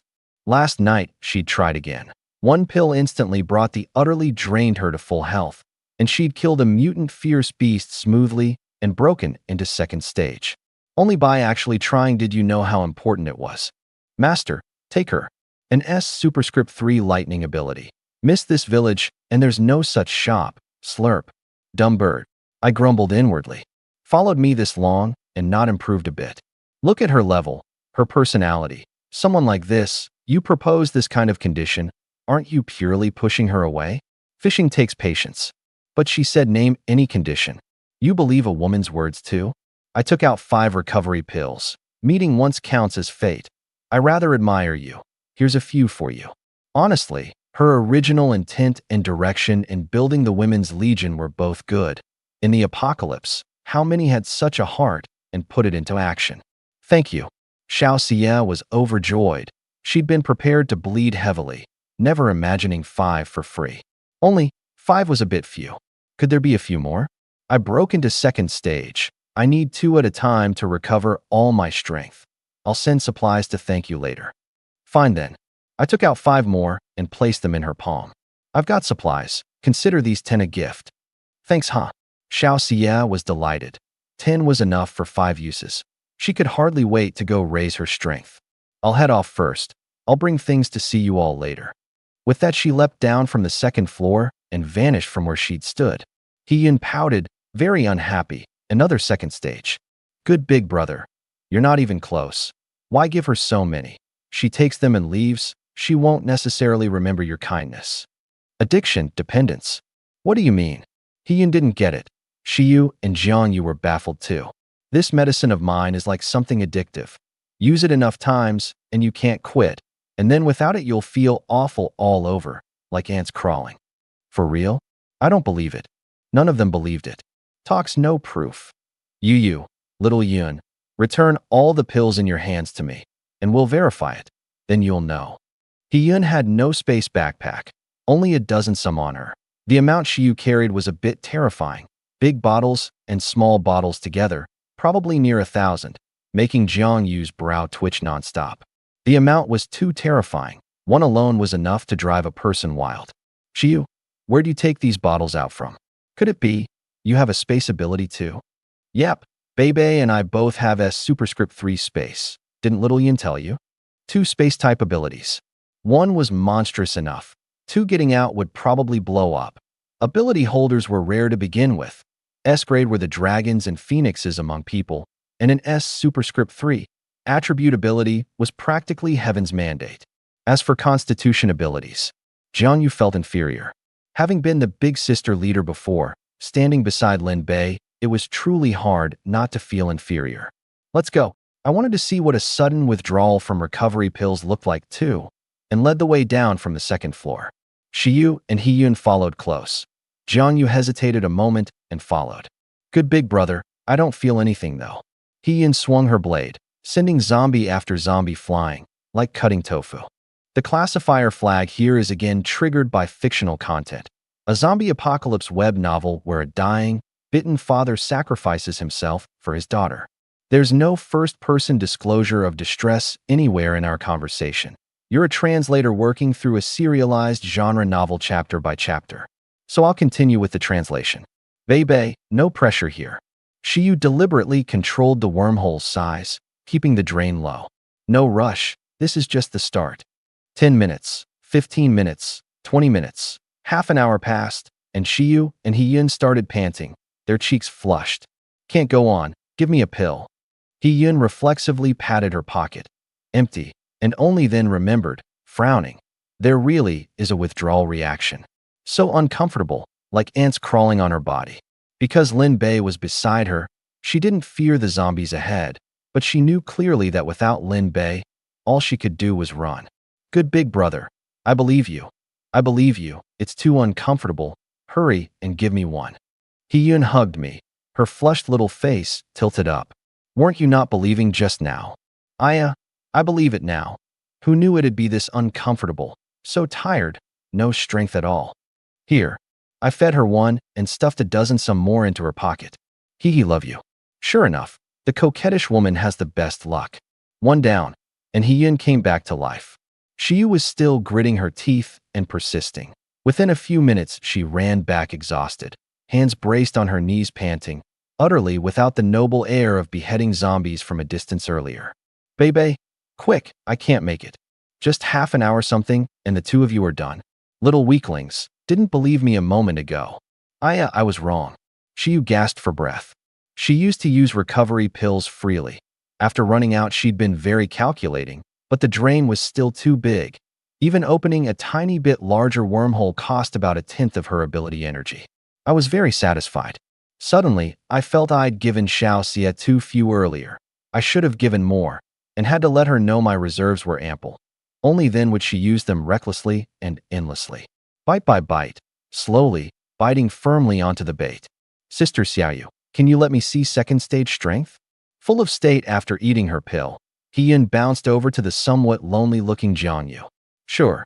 Jiangyu drew the 60-centimeter short spear from her back, and with both hands extended it to 1.8 meters. Gripping the spear, confidence surged back. She drew a deep breath and flung out a thrust. Shiyu hadn't cared at first. However strong a cold weapon, so what? But the instant that thrust flew out, her brow shot up. She could feel a very strong energy surge out. Dozens of zombie heads ahead dropped in unison. The small zombie cluster instantly cleared. Wow. Sister, so impressive. One space-type sister, one Qigong sister, haha. Now I'm a connected insider too. He-Yin was overjoyed. What about me? I pointed at myself. You're my invincible, good big brother. So fierce. Shiyu, snapping out of it, swallowed. Worthy of someone running a martial arts hall. Wanna learn? I'll teach you. Jiang Yu smiled slightly. Teaching Lin Bei's women counted as her repayment and was the one thing she could offer. Jiang Yu instructed the two women, and through the contact, she and Shiyu warmed to each other. The harmonious scene made me quite happy. No need to worry about backyard fires. Vying for favor was fine. Either way, I enjoyed the perks. Chase. Don't let it run. Bang. Bang. Shouts and gunfire came from far to near. The next second, a pure white slender dog entered view. Wasn't this Xiao Xie's Silver Moon? Behind it followed three men, the lead one holding a rifle. Whimper whimper, Silver Moon ran up and stopped at my feet, nuzzling my pants affectionately. The three chasing it slowly halted. Such beautiful women. Seeing Shiyu, He-Yun, and Jiangyu, the three caught their breath and immediately tossed Silver Moon to the back of their minds. The lead man's eyes were full of greed. Without a second thought, he raised his gun at the spot between my brows and pulled the trigger. He wanted me dead before I could react. The three beauties all his. A dozen some meters distance. With his marksmanship, one shot would do me in. Bang! After the shot came a scream, and the screamer was none other than the man who'd fired. The rifle dropped, both his shoulders blown into big holes, arms hanging limp. He'd clearly aimed at the other party, so how was he the one wounded? The two brothers beside him were baffled too. One suddenly shouted in terror. I get it, boss. There's a space ability user among these people. What? Pick up the gun, Ron. The two flunkies were just about to grab the gun when a hand appeared out of thin air and snatched it first. Looking up, the gun was already in my hand a dozen some meters off, muzzle aimed at them. The three felt their scalps crawl. Run. However fast they'd come, that's how fast they ran. But a shot, and a bullet passed through the wormhole, punching through the three's brows. My expression didn't change, just a few clowns, not worth getting worked up over. Even at second stage, I wouldn't dare take a bullet with my body, unless I got Jiang Yu's constitution ability. Still, that man was decisive, shot the moment he saw me. A pity what he ran into was me. It's resolved just like that? Jiang Yu blinked, a bit incredulous. The second she saw the other party shoot, she thought Lin Bei was in danger, but before she could think more, three corpses were already sprawled on the ground. Insta-killed on entry, so fast her brain stalled for a moment. In the past, facing danger, she was always the one to figure out a solution. Now the enemy went down before she'd even reacted. Where'd the doggy come from? So cute. He-Yun crouched and stroked Silver Moon's smooth fur. Silver Moon smelled a heavy Lin Bei scent on her and instantly understood their relationship, narrowing her eyes to enjoy it. It's so well behaved. Good big brother, did you raise it? He-Yin pulled it into her arms, soft and small. No, Xiao Xie raised it. Probably snuck out to play. Don't go by its size. This guy's second stage too. What? He-Yun's eyes went wide. Well now, even a dog was second stage. Hungry, want food. Silver Moon acted coquettish in He-Yun's arms, opening her little mouth to spit out a few words. Nothing like a second stage fierce beast. Yeah, it can even talk? He-Yun held it up to meet eyes. Say mommy for me. Call me mommy and I'll reward you something tasty. Mom. Mommy. Silver Moon said it without a second thought, eyes full of anticipation. She'd smelled the leftover fragrance of delicacies on He-Yun. Just the smell was unbearable. Sister, you. Bring a big meat sausage. Shiyu took one out and handed it to Hiyun, then came over to stroke Silver Moon. No one can resist the cuteness of a puppy in its youth, let alone women. Baby, it's so well behaved. Really second stage? Shiyu didn't believe this dopey little dog's level far exceeded theirs. Really? Reach second stage and you get intelligence no less than a human's. This little one's very crafty and can grow bigger, about the size of a sedan. Teacher can attest. That's right. Jiangyu nodded. My food shortage was from it visiting several times. Hearing this, Hiyun got mad and held the grilled sausage away from Silver Moon's drooling little mouth. Little thing, apologize to my sister quick, or no eating. Whimper whimper. The moment the big meat sausage appeared, Silver Moon was deeply drawn by the aroma, her tail wagging like an electric fan. She could have just snatched it away, but she could tell the difference between one full meal and being full every meal. With a push of her paws, she leapt into Jiangyu's arms, her little head nuzzling back and forth, stammering. Sorry, don't be angry. It's all because Mommy Xia didn't feed me enough. Jiangyu hadn't wanted to forgive her, but couldn't hold out against the cuteness, and couldn't help petting her again and again. Eat the meat. Hiyun waved the meat sausage before its nose. So adorable, eat up. Slurp, Silver Moon took a bite, her blue eyes instantly lighting up. This was too delicious. In 2 or 3 bites she polished off that big sausage, not the least bit satisfied. Mommy, and more. Little Yaya, look over here, want some? 8 big meat sausages pinched between my fingers had Silver Moon's eyes practically shooting green light, nodding desperately. Want. Come.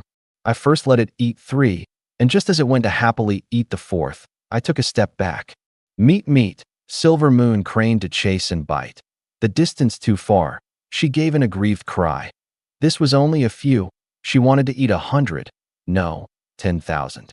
Little Yaya. I gave a wicked grin. Don't get enough to eat following Xiao Xia, huh? These big meat sausages, I've got as many as you want. But you're not my pet, so I've no obligation to give them free, unless you offer up a contract. Once you become my pet, I'll let you stuff yourself on these every day. My words were full of temptation. Lure it away. Xiao Xia's food reserves were plenty, but Silver Moon was a second-stage fierce beast, with an appetite far bigger than a second-stage human's.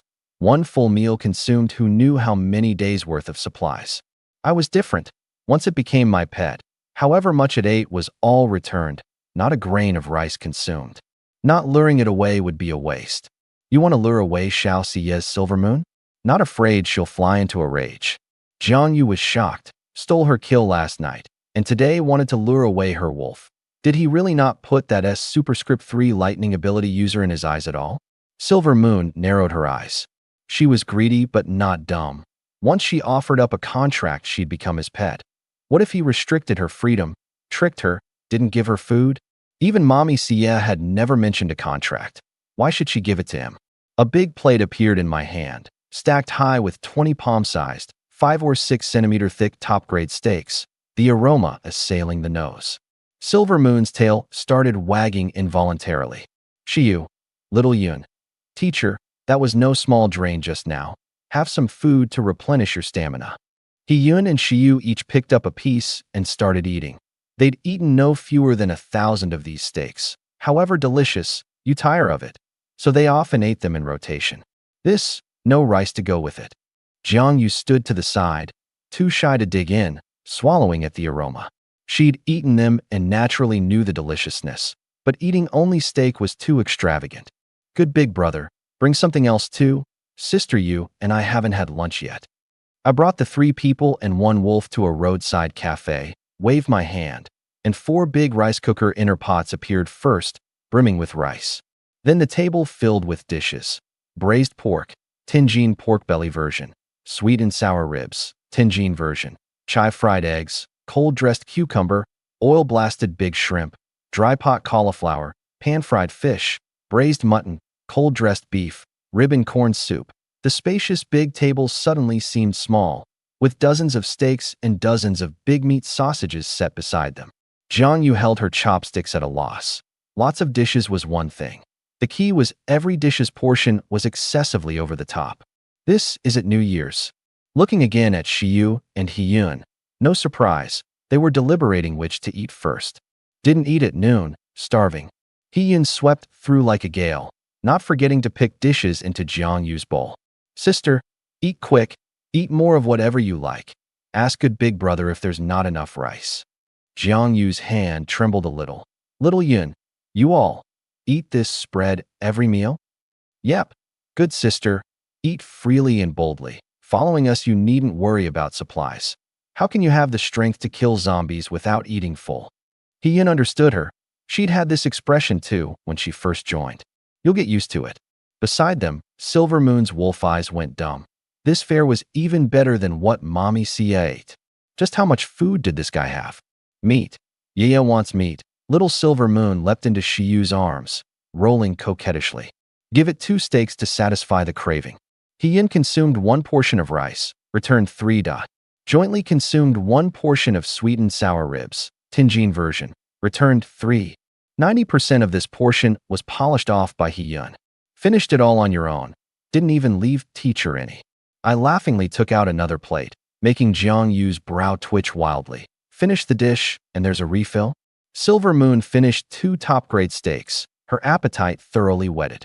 She knew that following Lin Bei, she could eat freely from now on. She'd pick only the tasty ones. While everyone was eating, she quietly reached out a paw to drag over a steak, and just as it neared her mouth, I picked it up. Little yeah, sneaking food is a bad habit, you know.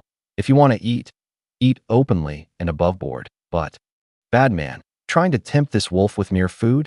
Laughable, this wolf would rather starve, but it really smells so good. Yeah, the rib Shiyu picked up was too tender. The meat slipped off, and Silver Moon, quick of eye and mouth, snapped it up in 1 bite. Oh my goodness, so delicious. She pawed at Shiyu's leg, pitiful. Mommy, you hungry? Little Yaya, give it to him. Follow us, and all this is yours. Shiyu waved her hand, and a big pile of plates appeared on the table, steaks and big meat sausages adding up to just under 1,000 portions. So much meat. Forget it. The rich aroma stimulating Silver Moon. She pushed off with her hind legs and pounced. The next second the food vanished, and she instantly wilted, staring resentfully at Shiyu. Little sweetie, give it to him. Give it, and all of those just now are yours. Fine then, just some meat. This wolf submits. A hexagram array surfaced above Silver Moon's head. I felt an insider rise, and pressing my hand on it would count as success. I decisively pressed on. Pet recording successful. From this moment, all supplies Silver Moon consumes are fully returned. Daddy meat, give me meat quick. The instant the contract succeeded, a little lowly, sweet, glutinous voice sounded in my ear. I grinned wickedly. Hee, fell for it, didn't you? Can't escape now. I tricked you, no meat for you. Bad daddy, stinky daddy. Silver Moon sprawled on the table, throwing a tantrum, her little body adorable. Come, eat up. I waved my hand, and several hundred steaks and several hundred grilled sausages appeared on the table. Thank you, good daddy. Silver Moon instantly entered eating mode, gulping those big steaks 1 a bite, and as she ate, she shed tears. Mommy Sia, babies let you down. It's all this man's fault for having too much tasty food. Aru, so fragrant. A wolf will never be a pet, unless it comes with room and board. Jiang Yu was once again astonished by Lin Bei's food reserves, letting Silver Moon eat this much in 1 meal, and Lin Bei wasn't dumb, which could only mean this food was a mere drizzle in his eyes. She suddenly felt that staying seemed like a good thing. She soon polished off a portion of rice. The dishes on the table were too delicious, leaving her wanting more. Eat up, Sister Xiaoyu. Shiyu waved her hand, and another pot brimming with rice appeared. Jiang Yu didn't know whether to laugh or cry. You all live way too well. No wonder you didn't eat at noon. Turns out you were leaving it for us. What do you mean you all? From today, Sister Xiaoyu, you're one of our own. Don't stand on ceremony. Tell us whatever you want to eat. Food's guaranteed to fill you up. Bei gave lots of food, and it's in my space backpack. Space. Little Yun's strength. I really envy you 2 good little sisters having such great abilities, unlike me. Jiang Yu spoke from the heart. Once she'd taught the 2 of them control over qi, she'd truly be good for nothing, except eating a lot. It's fine, just have good big brother boost your strength a few times then. He-Yin spoke without a filter, waving her arm. I'm first stage 6-star now, strength 7 times an ordinary person, ability triple makes 21 times, and good big brother boosted me triple again, so now it's 63 times. Jiangyu. He can boost others' strength too?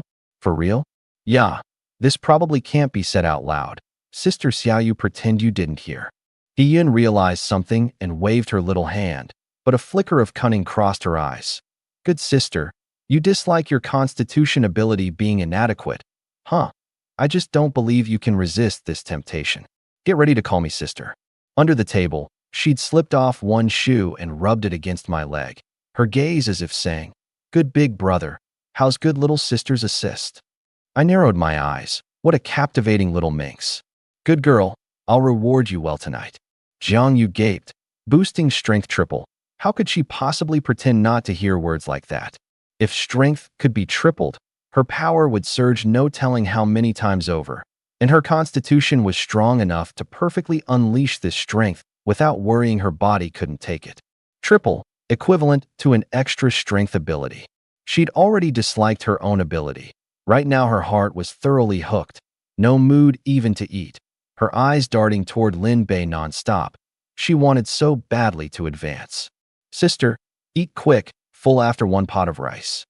Hiyun cradled her second pot, eating with relish. They now started at 2 pots a meal. Eating. Jiangyu went through the motions, her mind full of the matter of Lin Bei being able to boost strength. A look of a scheme succeeding flashed in Hiyun's eyes. She'd been bewitched by Sister Xiu the same way back then. No one could resist. And following good big brother was simply great fortune. Handsome, strong, and considerate. Even before the apocalypse, this was a rare top-grade man. Run, Wan-in, run. Mid-meal, shouts came from outside again. The cafe had floor-to-ceiling glass. You could see a middle-aged man dragging a beautiful woman in a mad dash. That woman's exquisite face full of terror. A hurried glance, and I couldn't quite sit still. Name, Lin Wan-in. Appearance rating, 96. Pre-apocalypse occupation, doctor level. First stage 2-star ability, none bonds. Top-grade doctor. All members' medical treatment effects doubled. Gourmet, fitness buff, inexperienced. System, come out and talk.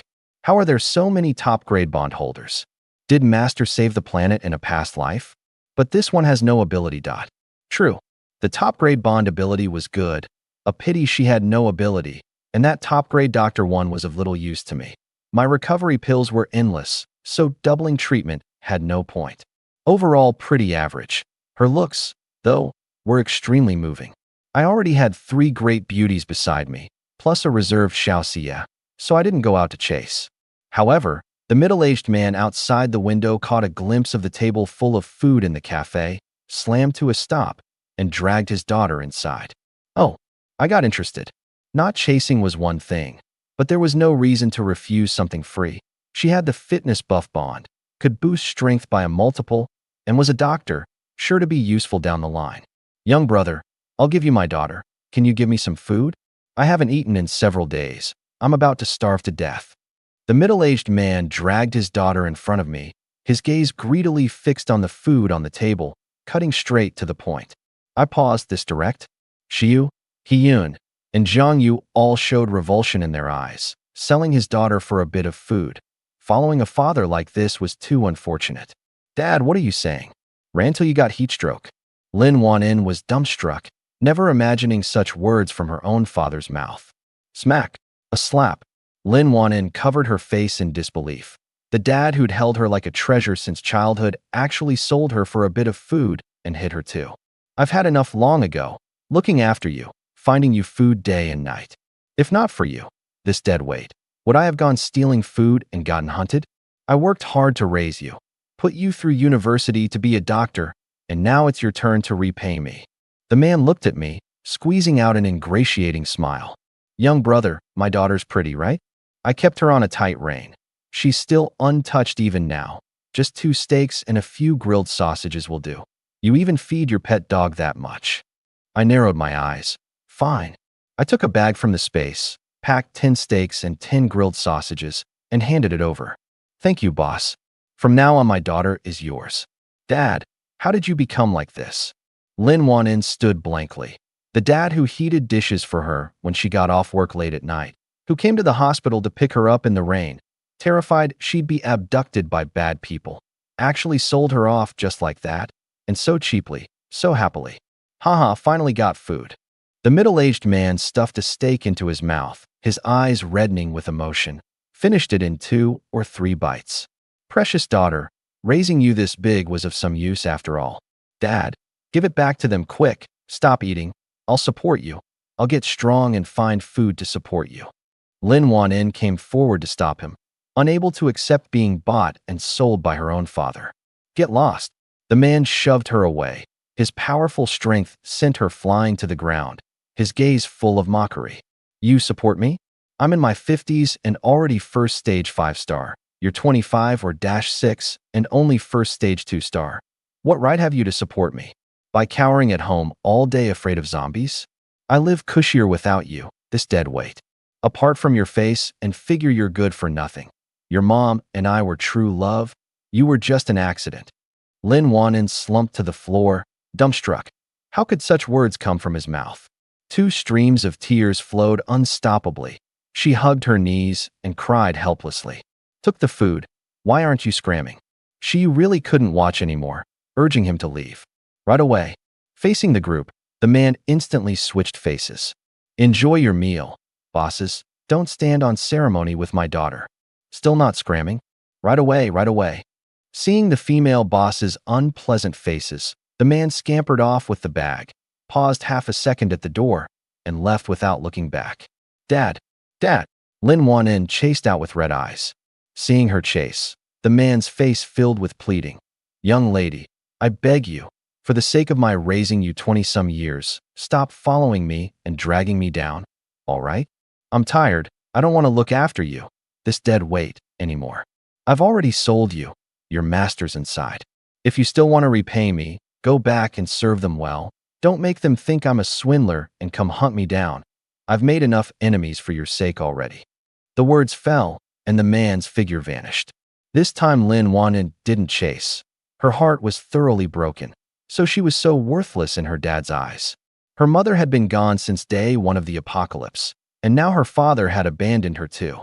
Yet her father's words pricked at her like needles, making her unwilling to just collapse like this. She stood at the door a long while before slowly returning to the cafe, walking over to us. Do whatever you want with me. From now on, I'm yours. This was the only thing she could do. Earlier, her father had stolen lots of food, so she'd have something to eat. She couldn't let her father gain one more enemy. In the apocalypse, anyone who dared sit so openly in a cafe and eat was by no means someone her father could afford to provoke. I swept a glance at her, a picture of wanting to die. 10 steaks and 10 grilled sausages bought a top-grade bondholder, no different from picking it up free. I started to suspect whether this father and daughter were putting on an act.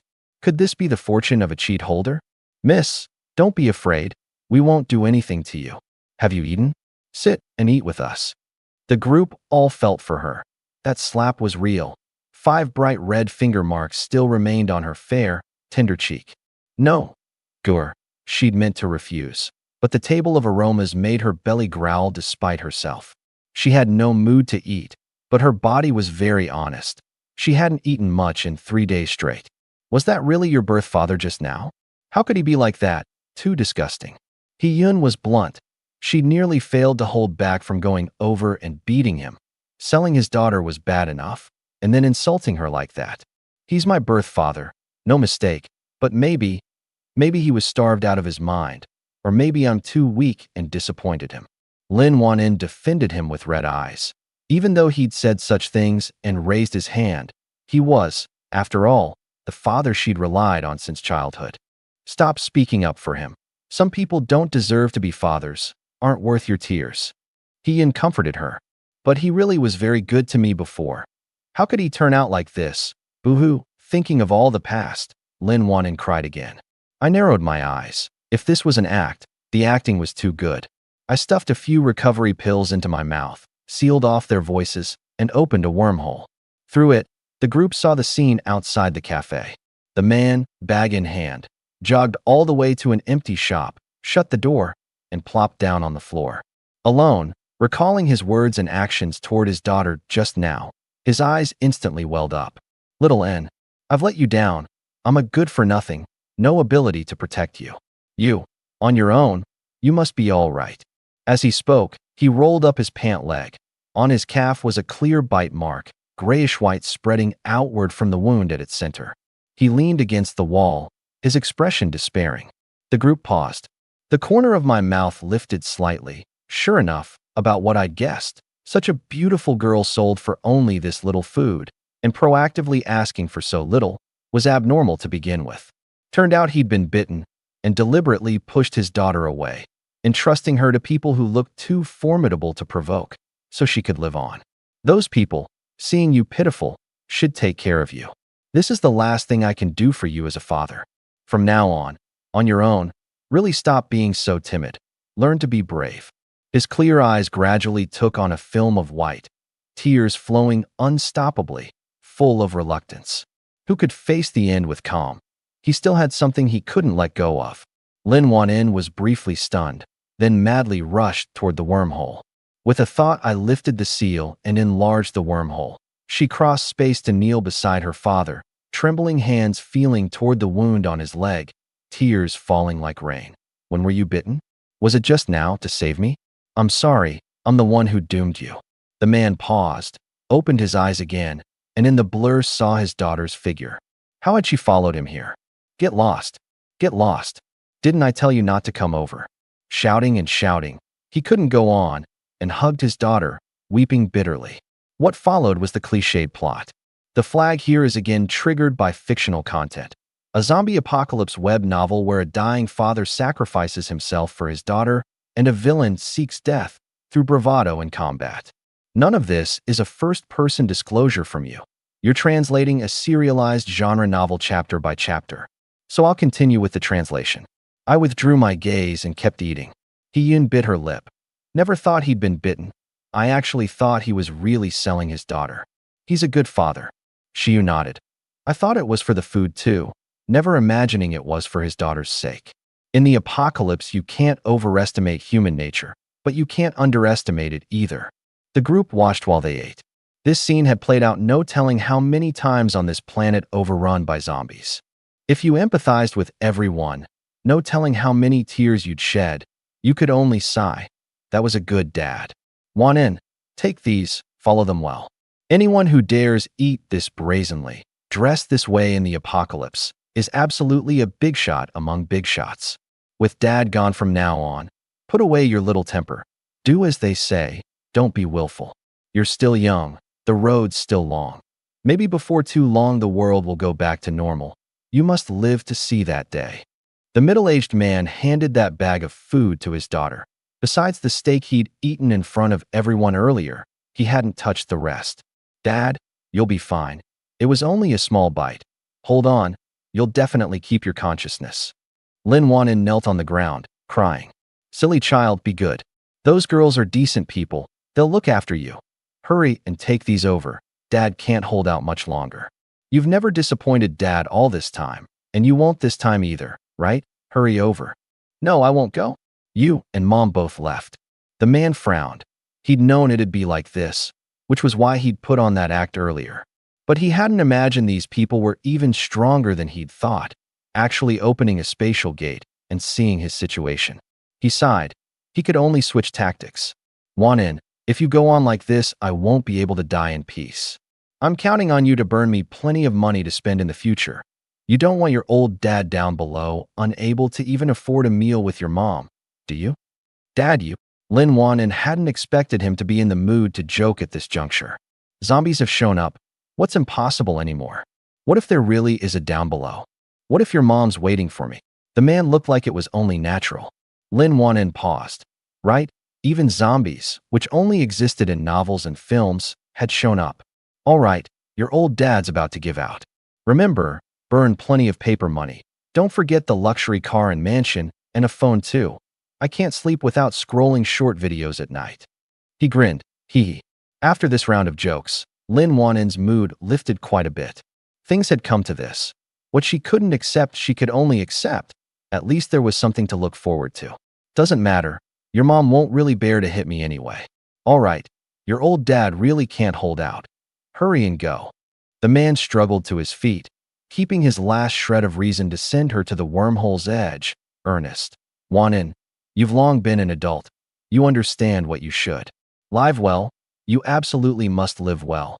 That part is important. Dad, off you go. He gave her a hard push. Remember, you absolutely must live on well. With that, the man gritted his teeth and left the room. The moment he charged outside, his last remaining reason dissipated. He lifted his head, only blankness left in his gray, hazy eyes. I closed the wormhole. This father-in-law, kind of interesting. Old and shameless. Lin Wanin muttered a curse, tears still unstoppable.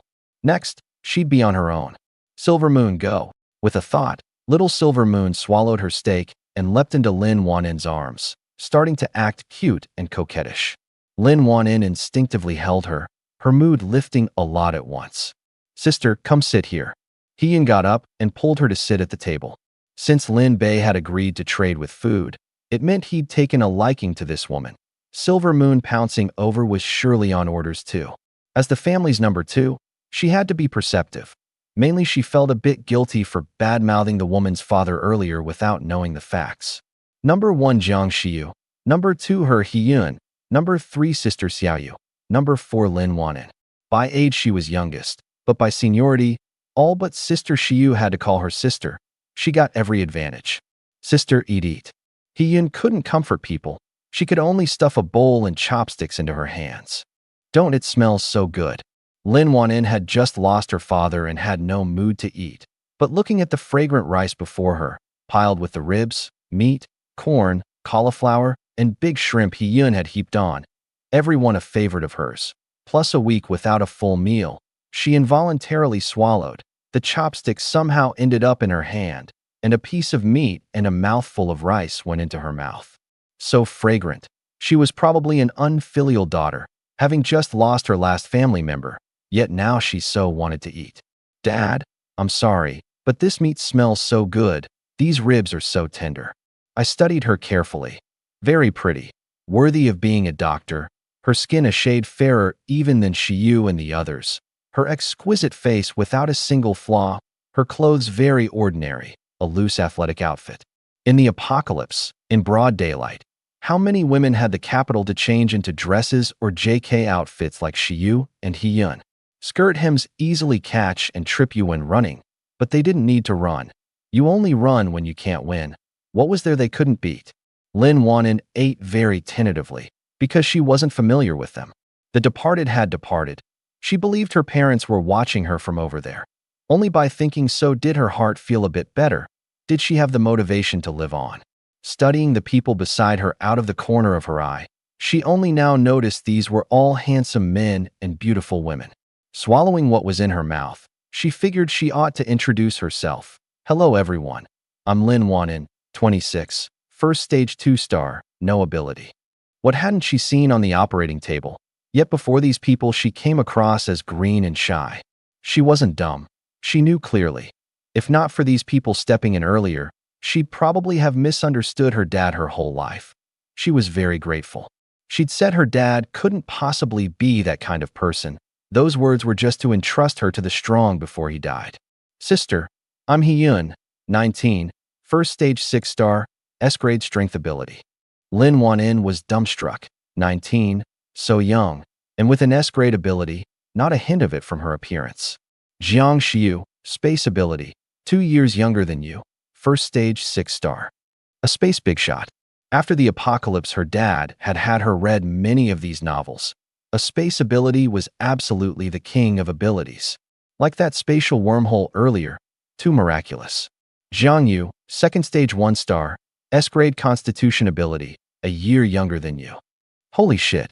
Even with Lin Wanin's education, at this juncture only these 2 words were left, another S-grade, and strength reaching second stage. She was only first stage 2-star. This little miss could probably insta-kill her with one finger. Lin Bei, second stage 1-star, space type. Holy shit. Another second stage, and a space ability too. What kind of squad was this? Pick anyone at random and put them outside, and they'd be a big shot among big shots. Yet right now they were all gathered in one small team. Terrifying to this degree. Holy shit. Holy shit. Hiyun and Shiyu couldn't help cursing too, staring at me in shock. They'd thought they'd caught up to me after working hard yesterday afternoon, only to fall this far behind all at once. Bei, when did you reach second stage? Weren't you still first stage 6-star yesterday afternoon? Right. Good big brother. You went out for just one night, and now you're 4 stars ahead of us. How are we supposed to catch up? Didn't I tell you? I thought about it. Seems I really didn't. On the way to the school yesterday, I killed zombies offhand and rose to 7-star.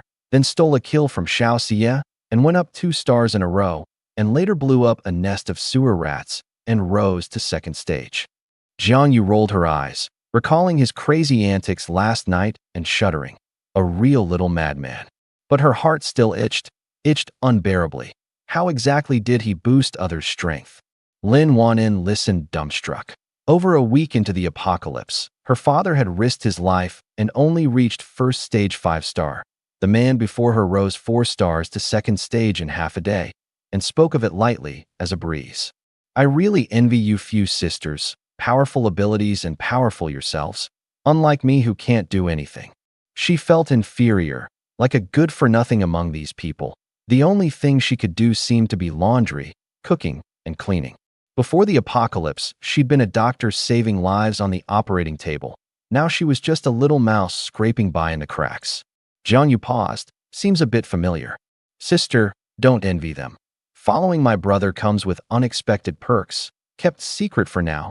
You'll know afterward, absolutely beyond imagination. It'll make you very strong.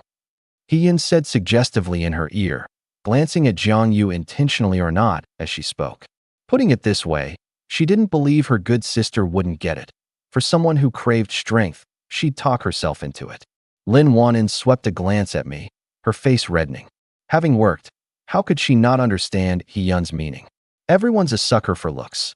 Lin Bei's appearance. She not only didn't dislike it, but rather liked it. What girl could resist a guy whose figure, bearing, strength, capital, and attitude were all good? Only, what exactly were the perks? She was very curious. Jiang Yu raised an eyebrow. Perks? Could it be a strength boost? Could it be that just following Lin Bei would get you strength?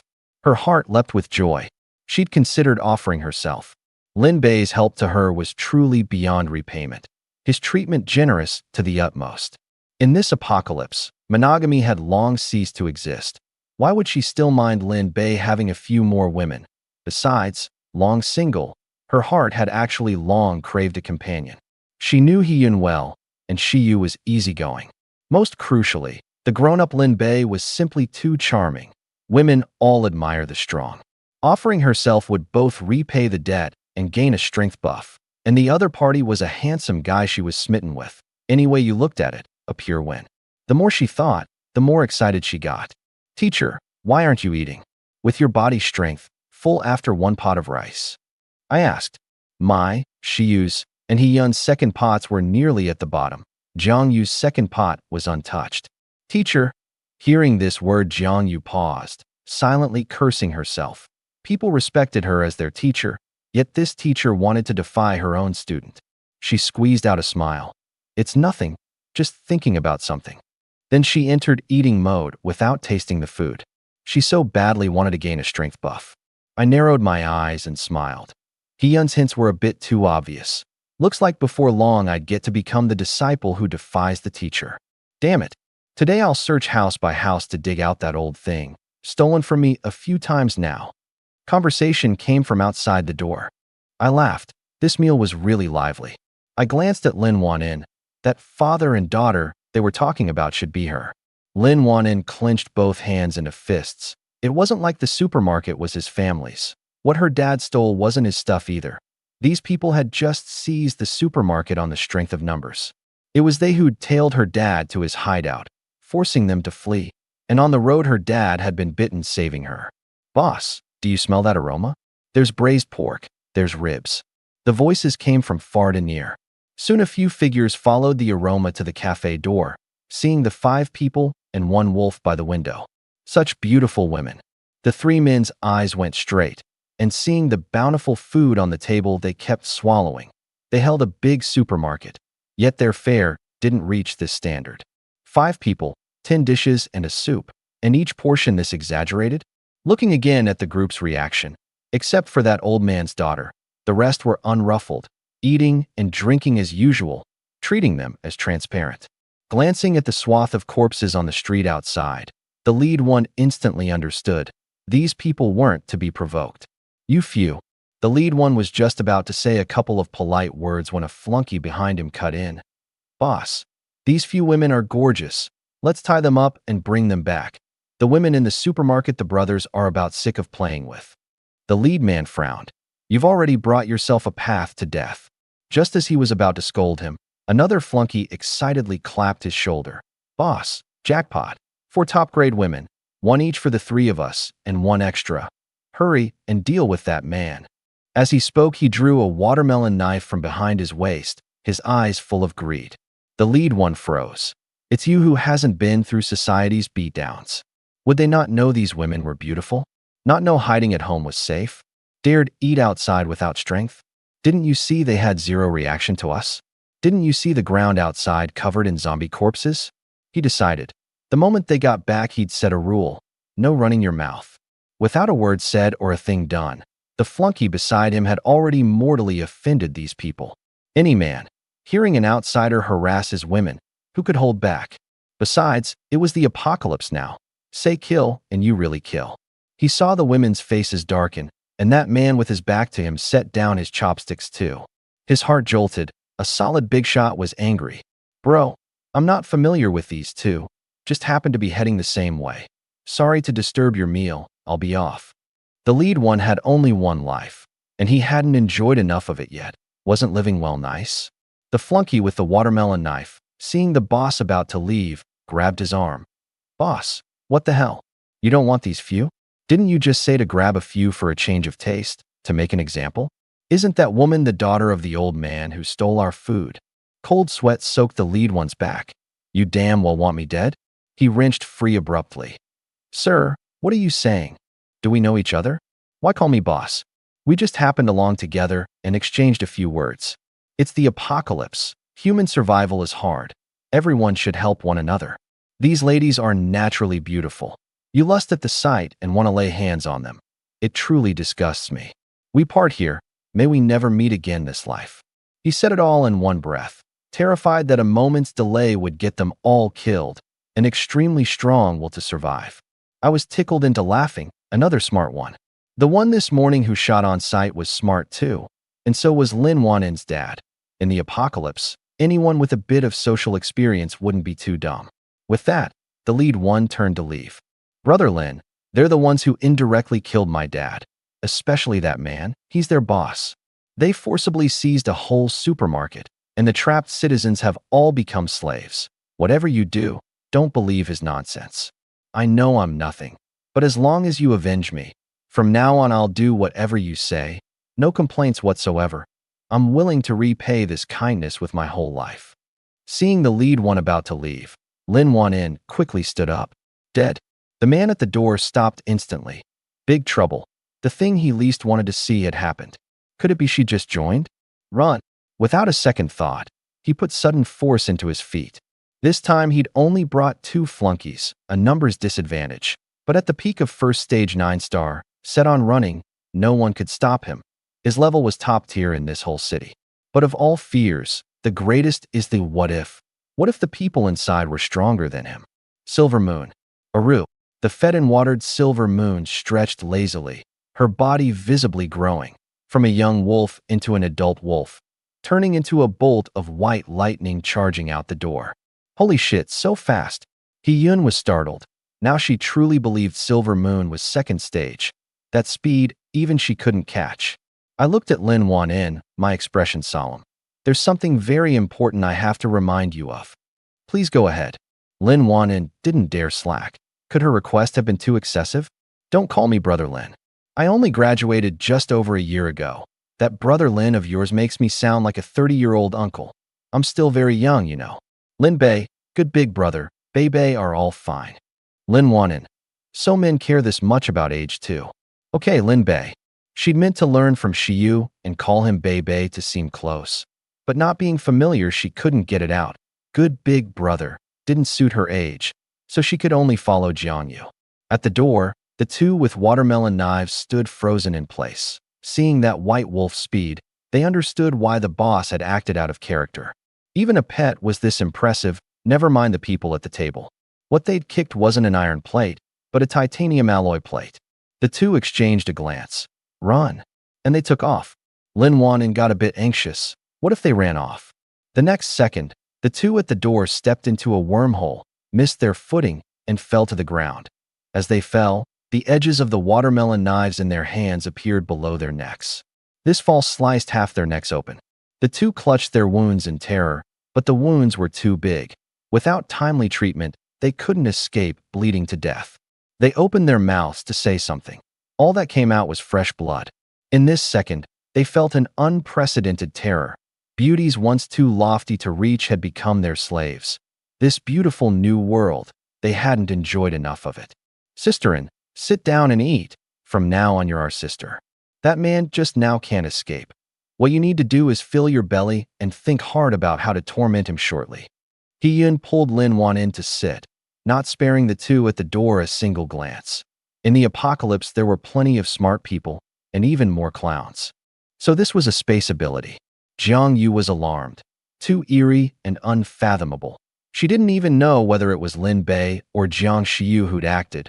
Both stayed in eating mode, not stopping in the slightest. Who could guard against this? Lin Wanin was dumbstruck too. She'd known space abilities were terrifying, never imagining this terrifying, resolving it without even moving. She wanted to laugh, but couldn't. The man she and her father had desperately fled was, at this moment, crushed to death like an ant. Before long, Silver Moon, in the form of an ordinary tiger's size, came back carrying a man covered in wounds. Why was this wolf so fierce? Mind you, he was at the peak of first stage 9-star, yet before her he had no power to fight back at all.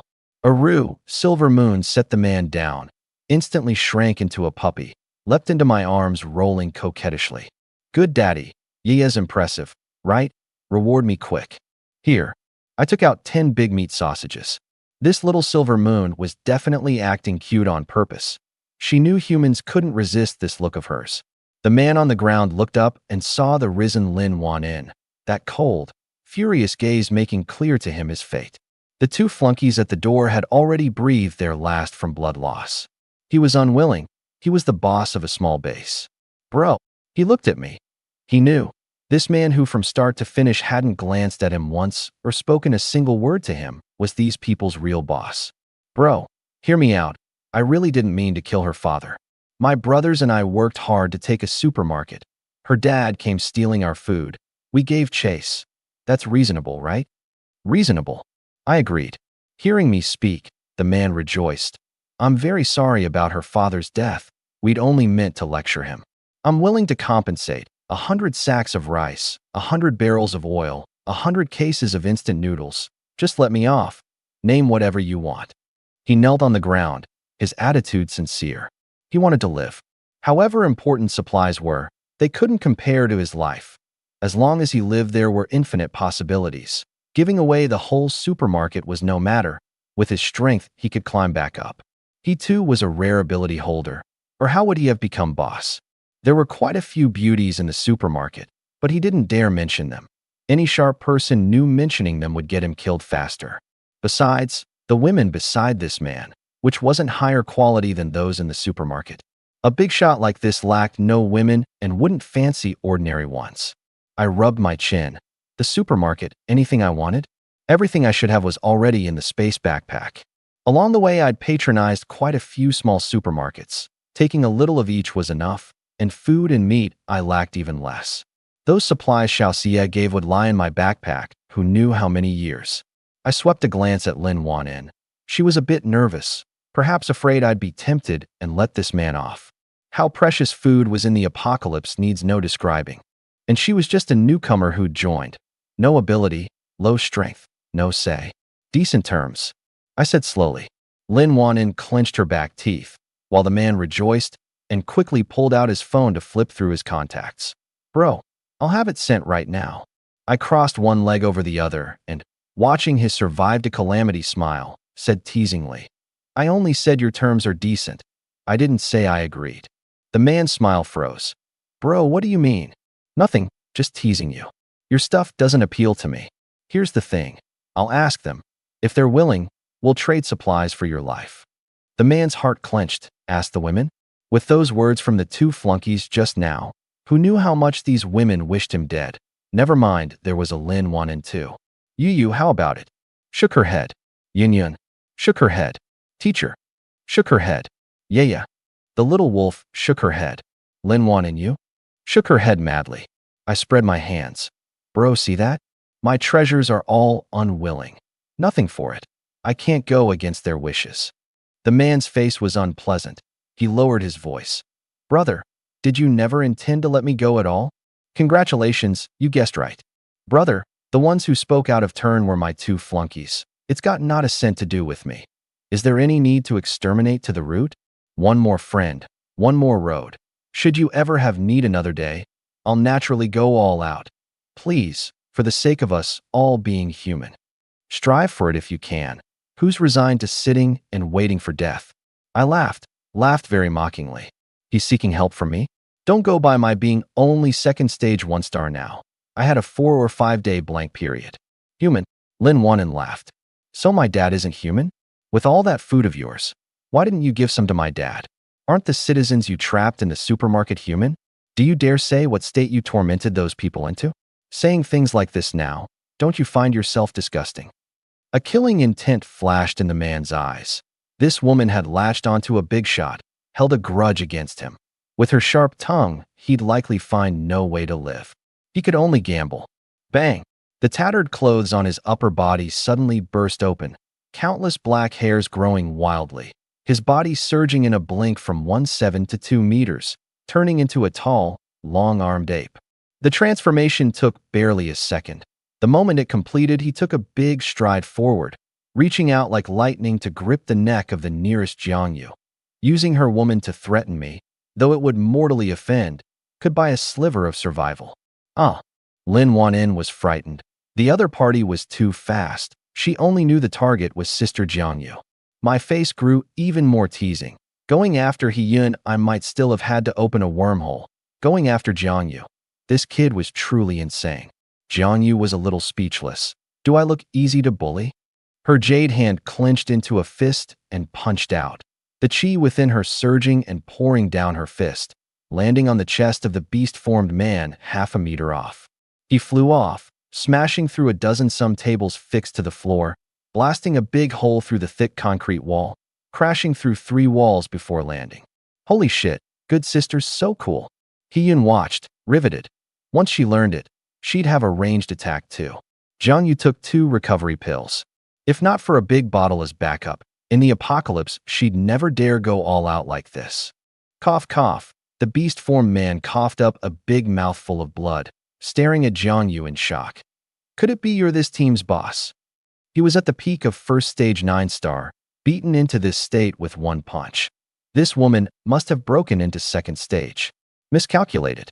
All this time he hadn't taken women's strength seriously at all, never imagining it was second stage. This punch was so heavy, the bones in his chest were broken. He regretted it. Not regretting hunting that father and daughter, but regretting not leaving sooner, when he'd clearly sensed early on these people weren't to be provoked. A full power strike, and he didn't even die. Jiangyu was very disappointed in herself. If her strength were boosted, without using chi, a solid punch would surely kill. Her little scheme stirred again. In looks and figure, she wasn't much worse than Shiyu and Hiyun. As for the man's words, Jiangyu couldn't be bothered to respond. Eat. The dishes would get cold otherwise. The beast-formed man struggled to his feet, his chest in severe pain. So what if it's death? 18 years later, another stout fellow. He fixed a sinister gaze on Lin Wanin and let loose a string of vicious words. Stuff like, you'll meet someone stronger sooner or later. You'll trip up eventually. A dead end. He was set on seeking death. Linbei laughed. Bro, your aggression isn't even up to a forum dog's. Wanna die, huh? This bro just won't grant it. The man, king of hell, a living king of hell. A few minutes later, Lin Wanin saw the scene before her and couldn't help swallowing. She'd never have thought of this method, even beaten to death. At this moment, the man was bound by an iron chain around his neck. The joints of his 4 limbs snapped, with row upon row of exquisite small dishes set before him. Sweet and sour ribs, soft tender pig trotters, oil-blasted big shrimp. A full 30 kinds, each bowl's aroma overpowering. The food was placed 1 centimeter beyond his limit reach, letting him smell the aroma fully, yet unable to reach it. They digested food fast, their basal metabolism being what it was. Owning a big supermarket, he didn't lack food, but it was basically all instant. How could the cooking compare to an old master's? Bei, open up, eat shrimp. Shiyu peeled a big shrimp, dipped it in a little soup, and brought it to my mouth. Hiyun pouted. Good big brother, open up, eat feet. Chicken feet, that is. She picked up a hot and sour boneless lemon phoenix claw and put it in my mouth. Isn't it tastier than the one on the rooftop that day? As she spoke, she nudged Lin Wan-in with her arm.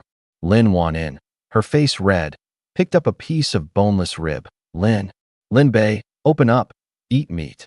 The first step is always the hardest. After the first time, it gets easy. Dishes a woman puts to your mouth are just fragrant. Lin Bei, open up. Zhang Yu picked up a small piece of cauliflower. The classifier flag here is triggered by fictional combat content, a bound villain craving a quick death in a zombie apocalypse web novel. There's no first-person disclosure of distress in our conversation. You've been translating a serialized genre novel chapter by chapter throughout, and that remains the case here. So I'll continue with the translation. I paused. Good, very good, excellent. Hadn't this chumming worked out perfectly? The fish was on the hook. I'd been craving Jiang Yu's constitution ability for a long while. To her, it might be a junk ability, but combined with strength, it was simply invincible. I forced down the urge to record her right now. As a high-quality male, impatience won't do. I ate it anyway. Jiang Yu was excited inside, tucked her loose strands behind her ear, and said a bit shyly, Lin Bei, stop calling me teacher from now on. Call me Xiaoyu. In this age of having today and not tomorrow, she decided to take the initiative for once. She didn't believe Lin Bei couldn't understand. He had Hiyun and Shiyu, 2 women, and hadn't refused when Lin Wan-in fed him. Since he'd have 3 soon, one more of her was no extra, and she too had once been a goddess others dreamed of obtaining. No, I still like calling you teacher. Jiang Yu's smile froze. Her gaze bitter. Did this count as refusal? Why? Could it be she was ugly in his eyes? The next second, she lowered her head. I placed my hand on her thigh.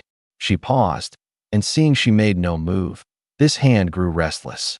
Teacher, taking liberties. Her brain stalled for a moment. Then she got it. No wonder he kept stressing he liked calling her teacher. It wasn't that he had no interest in her. So this kid had wanted to be the teacher-defying disciple from the start. I narrowed my eyes. No reaction? Good. Tonight, a satisfying round. The man bound by the iron chain to one side glared at us in pained malice, having to bear both the pain of the flesh and the torment of the mind. Damn it, which bastard cooked these dishes? How are they this fragrant? That wolf who'd carried him back was relishing one steak after another.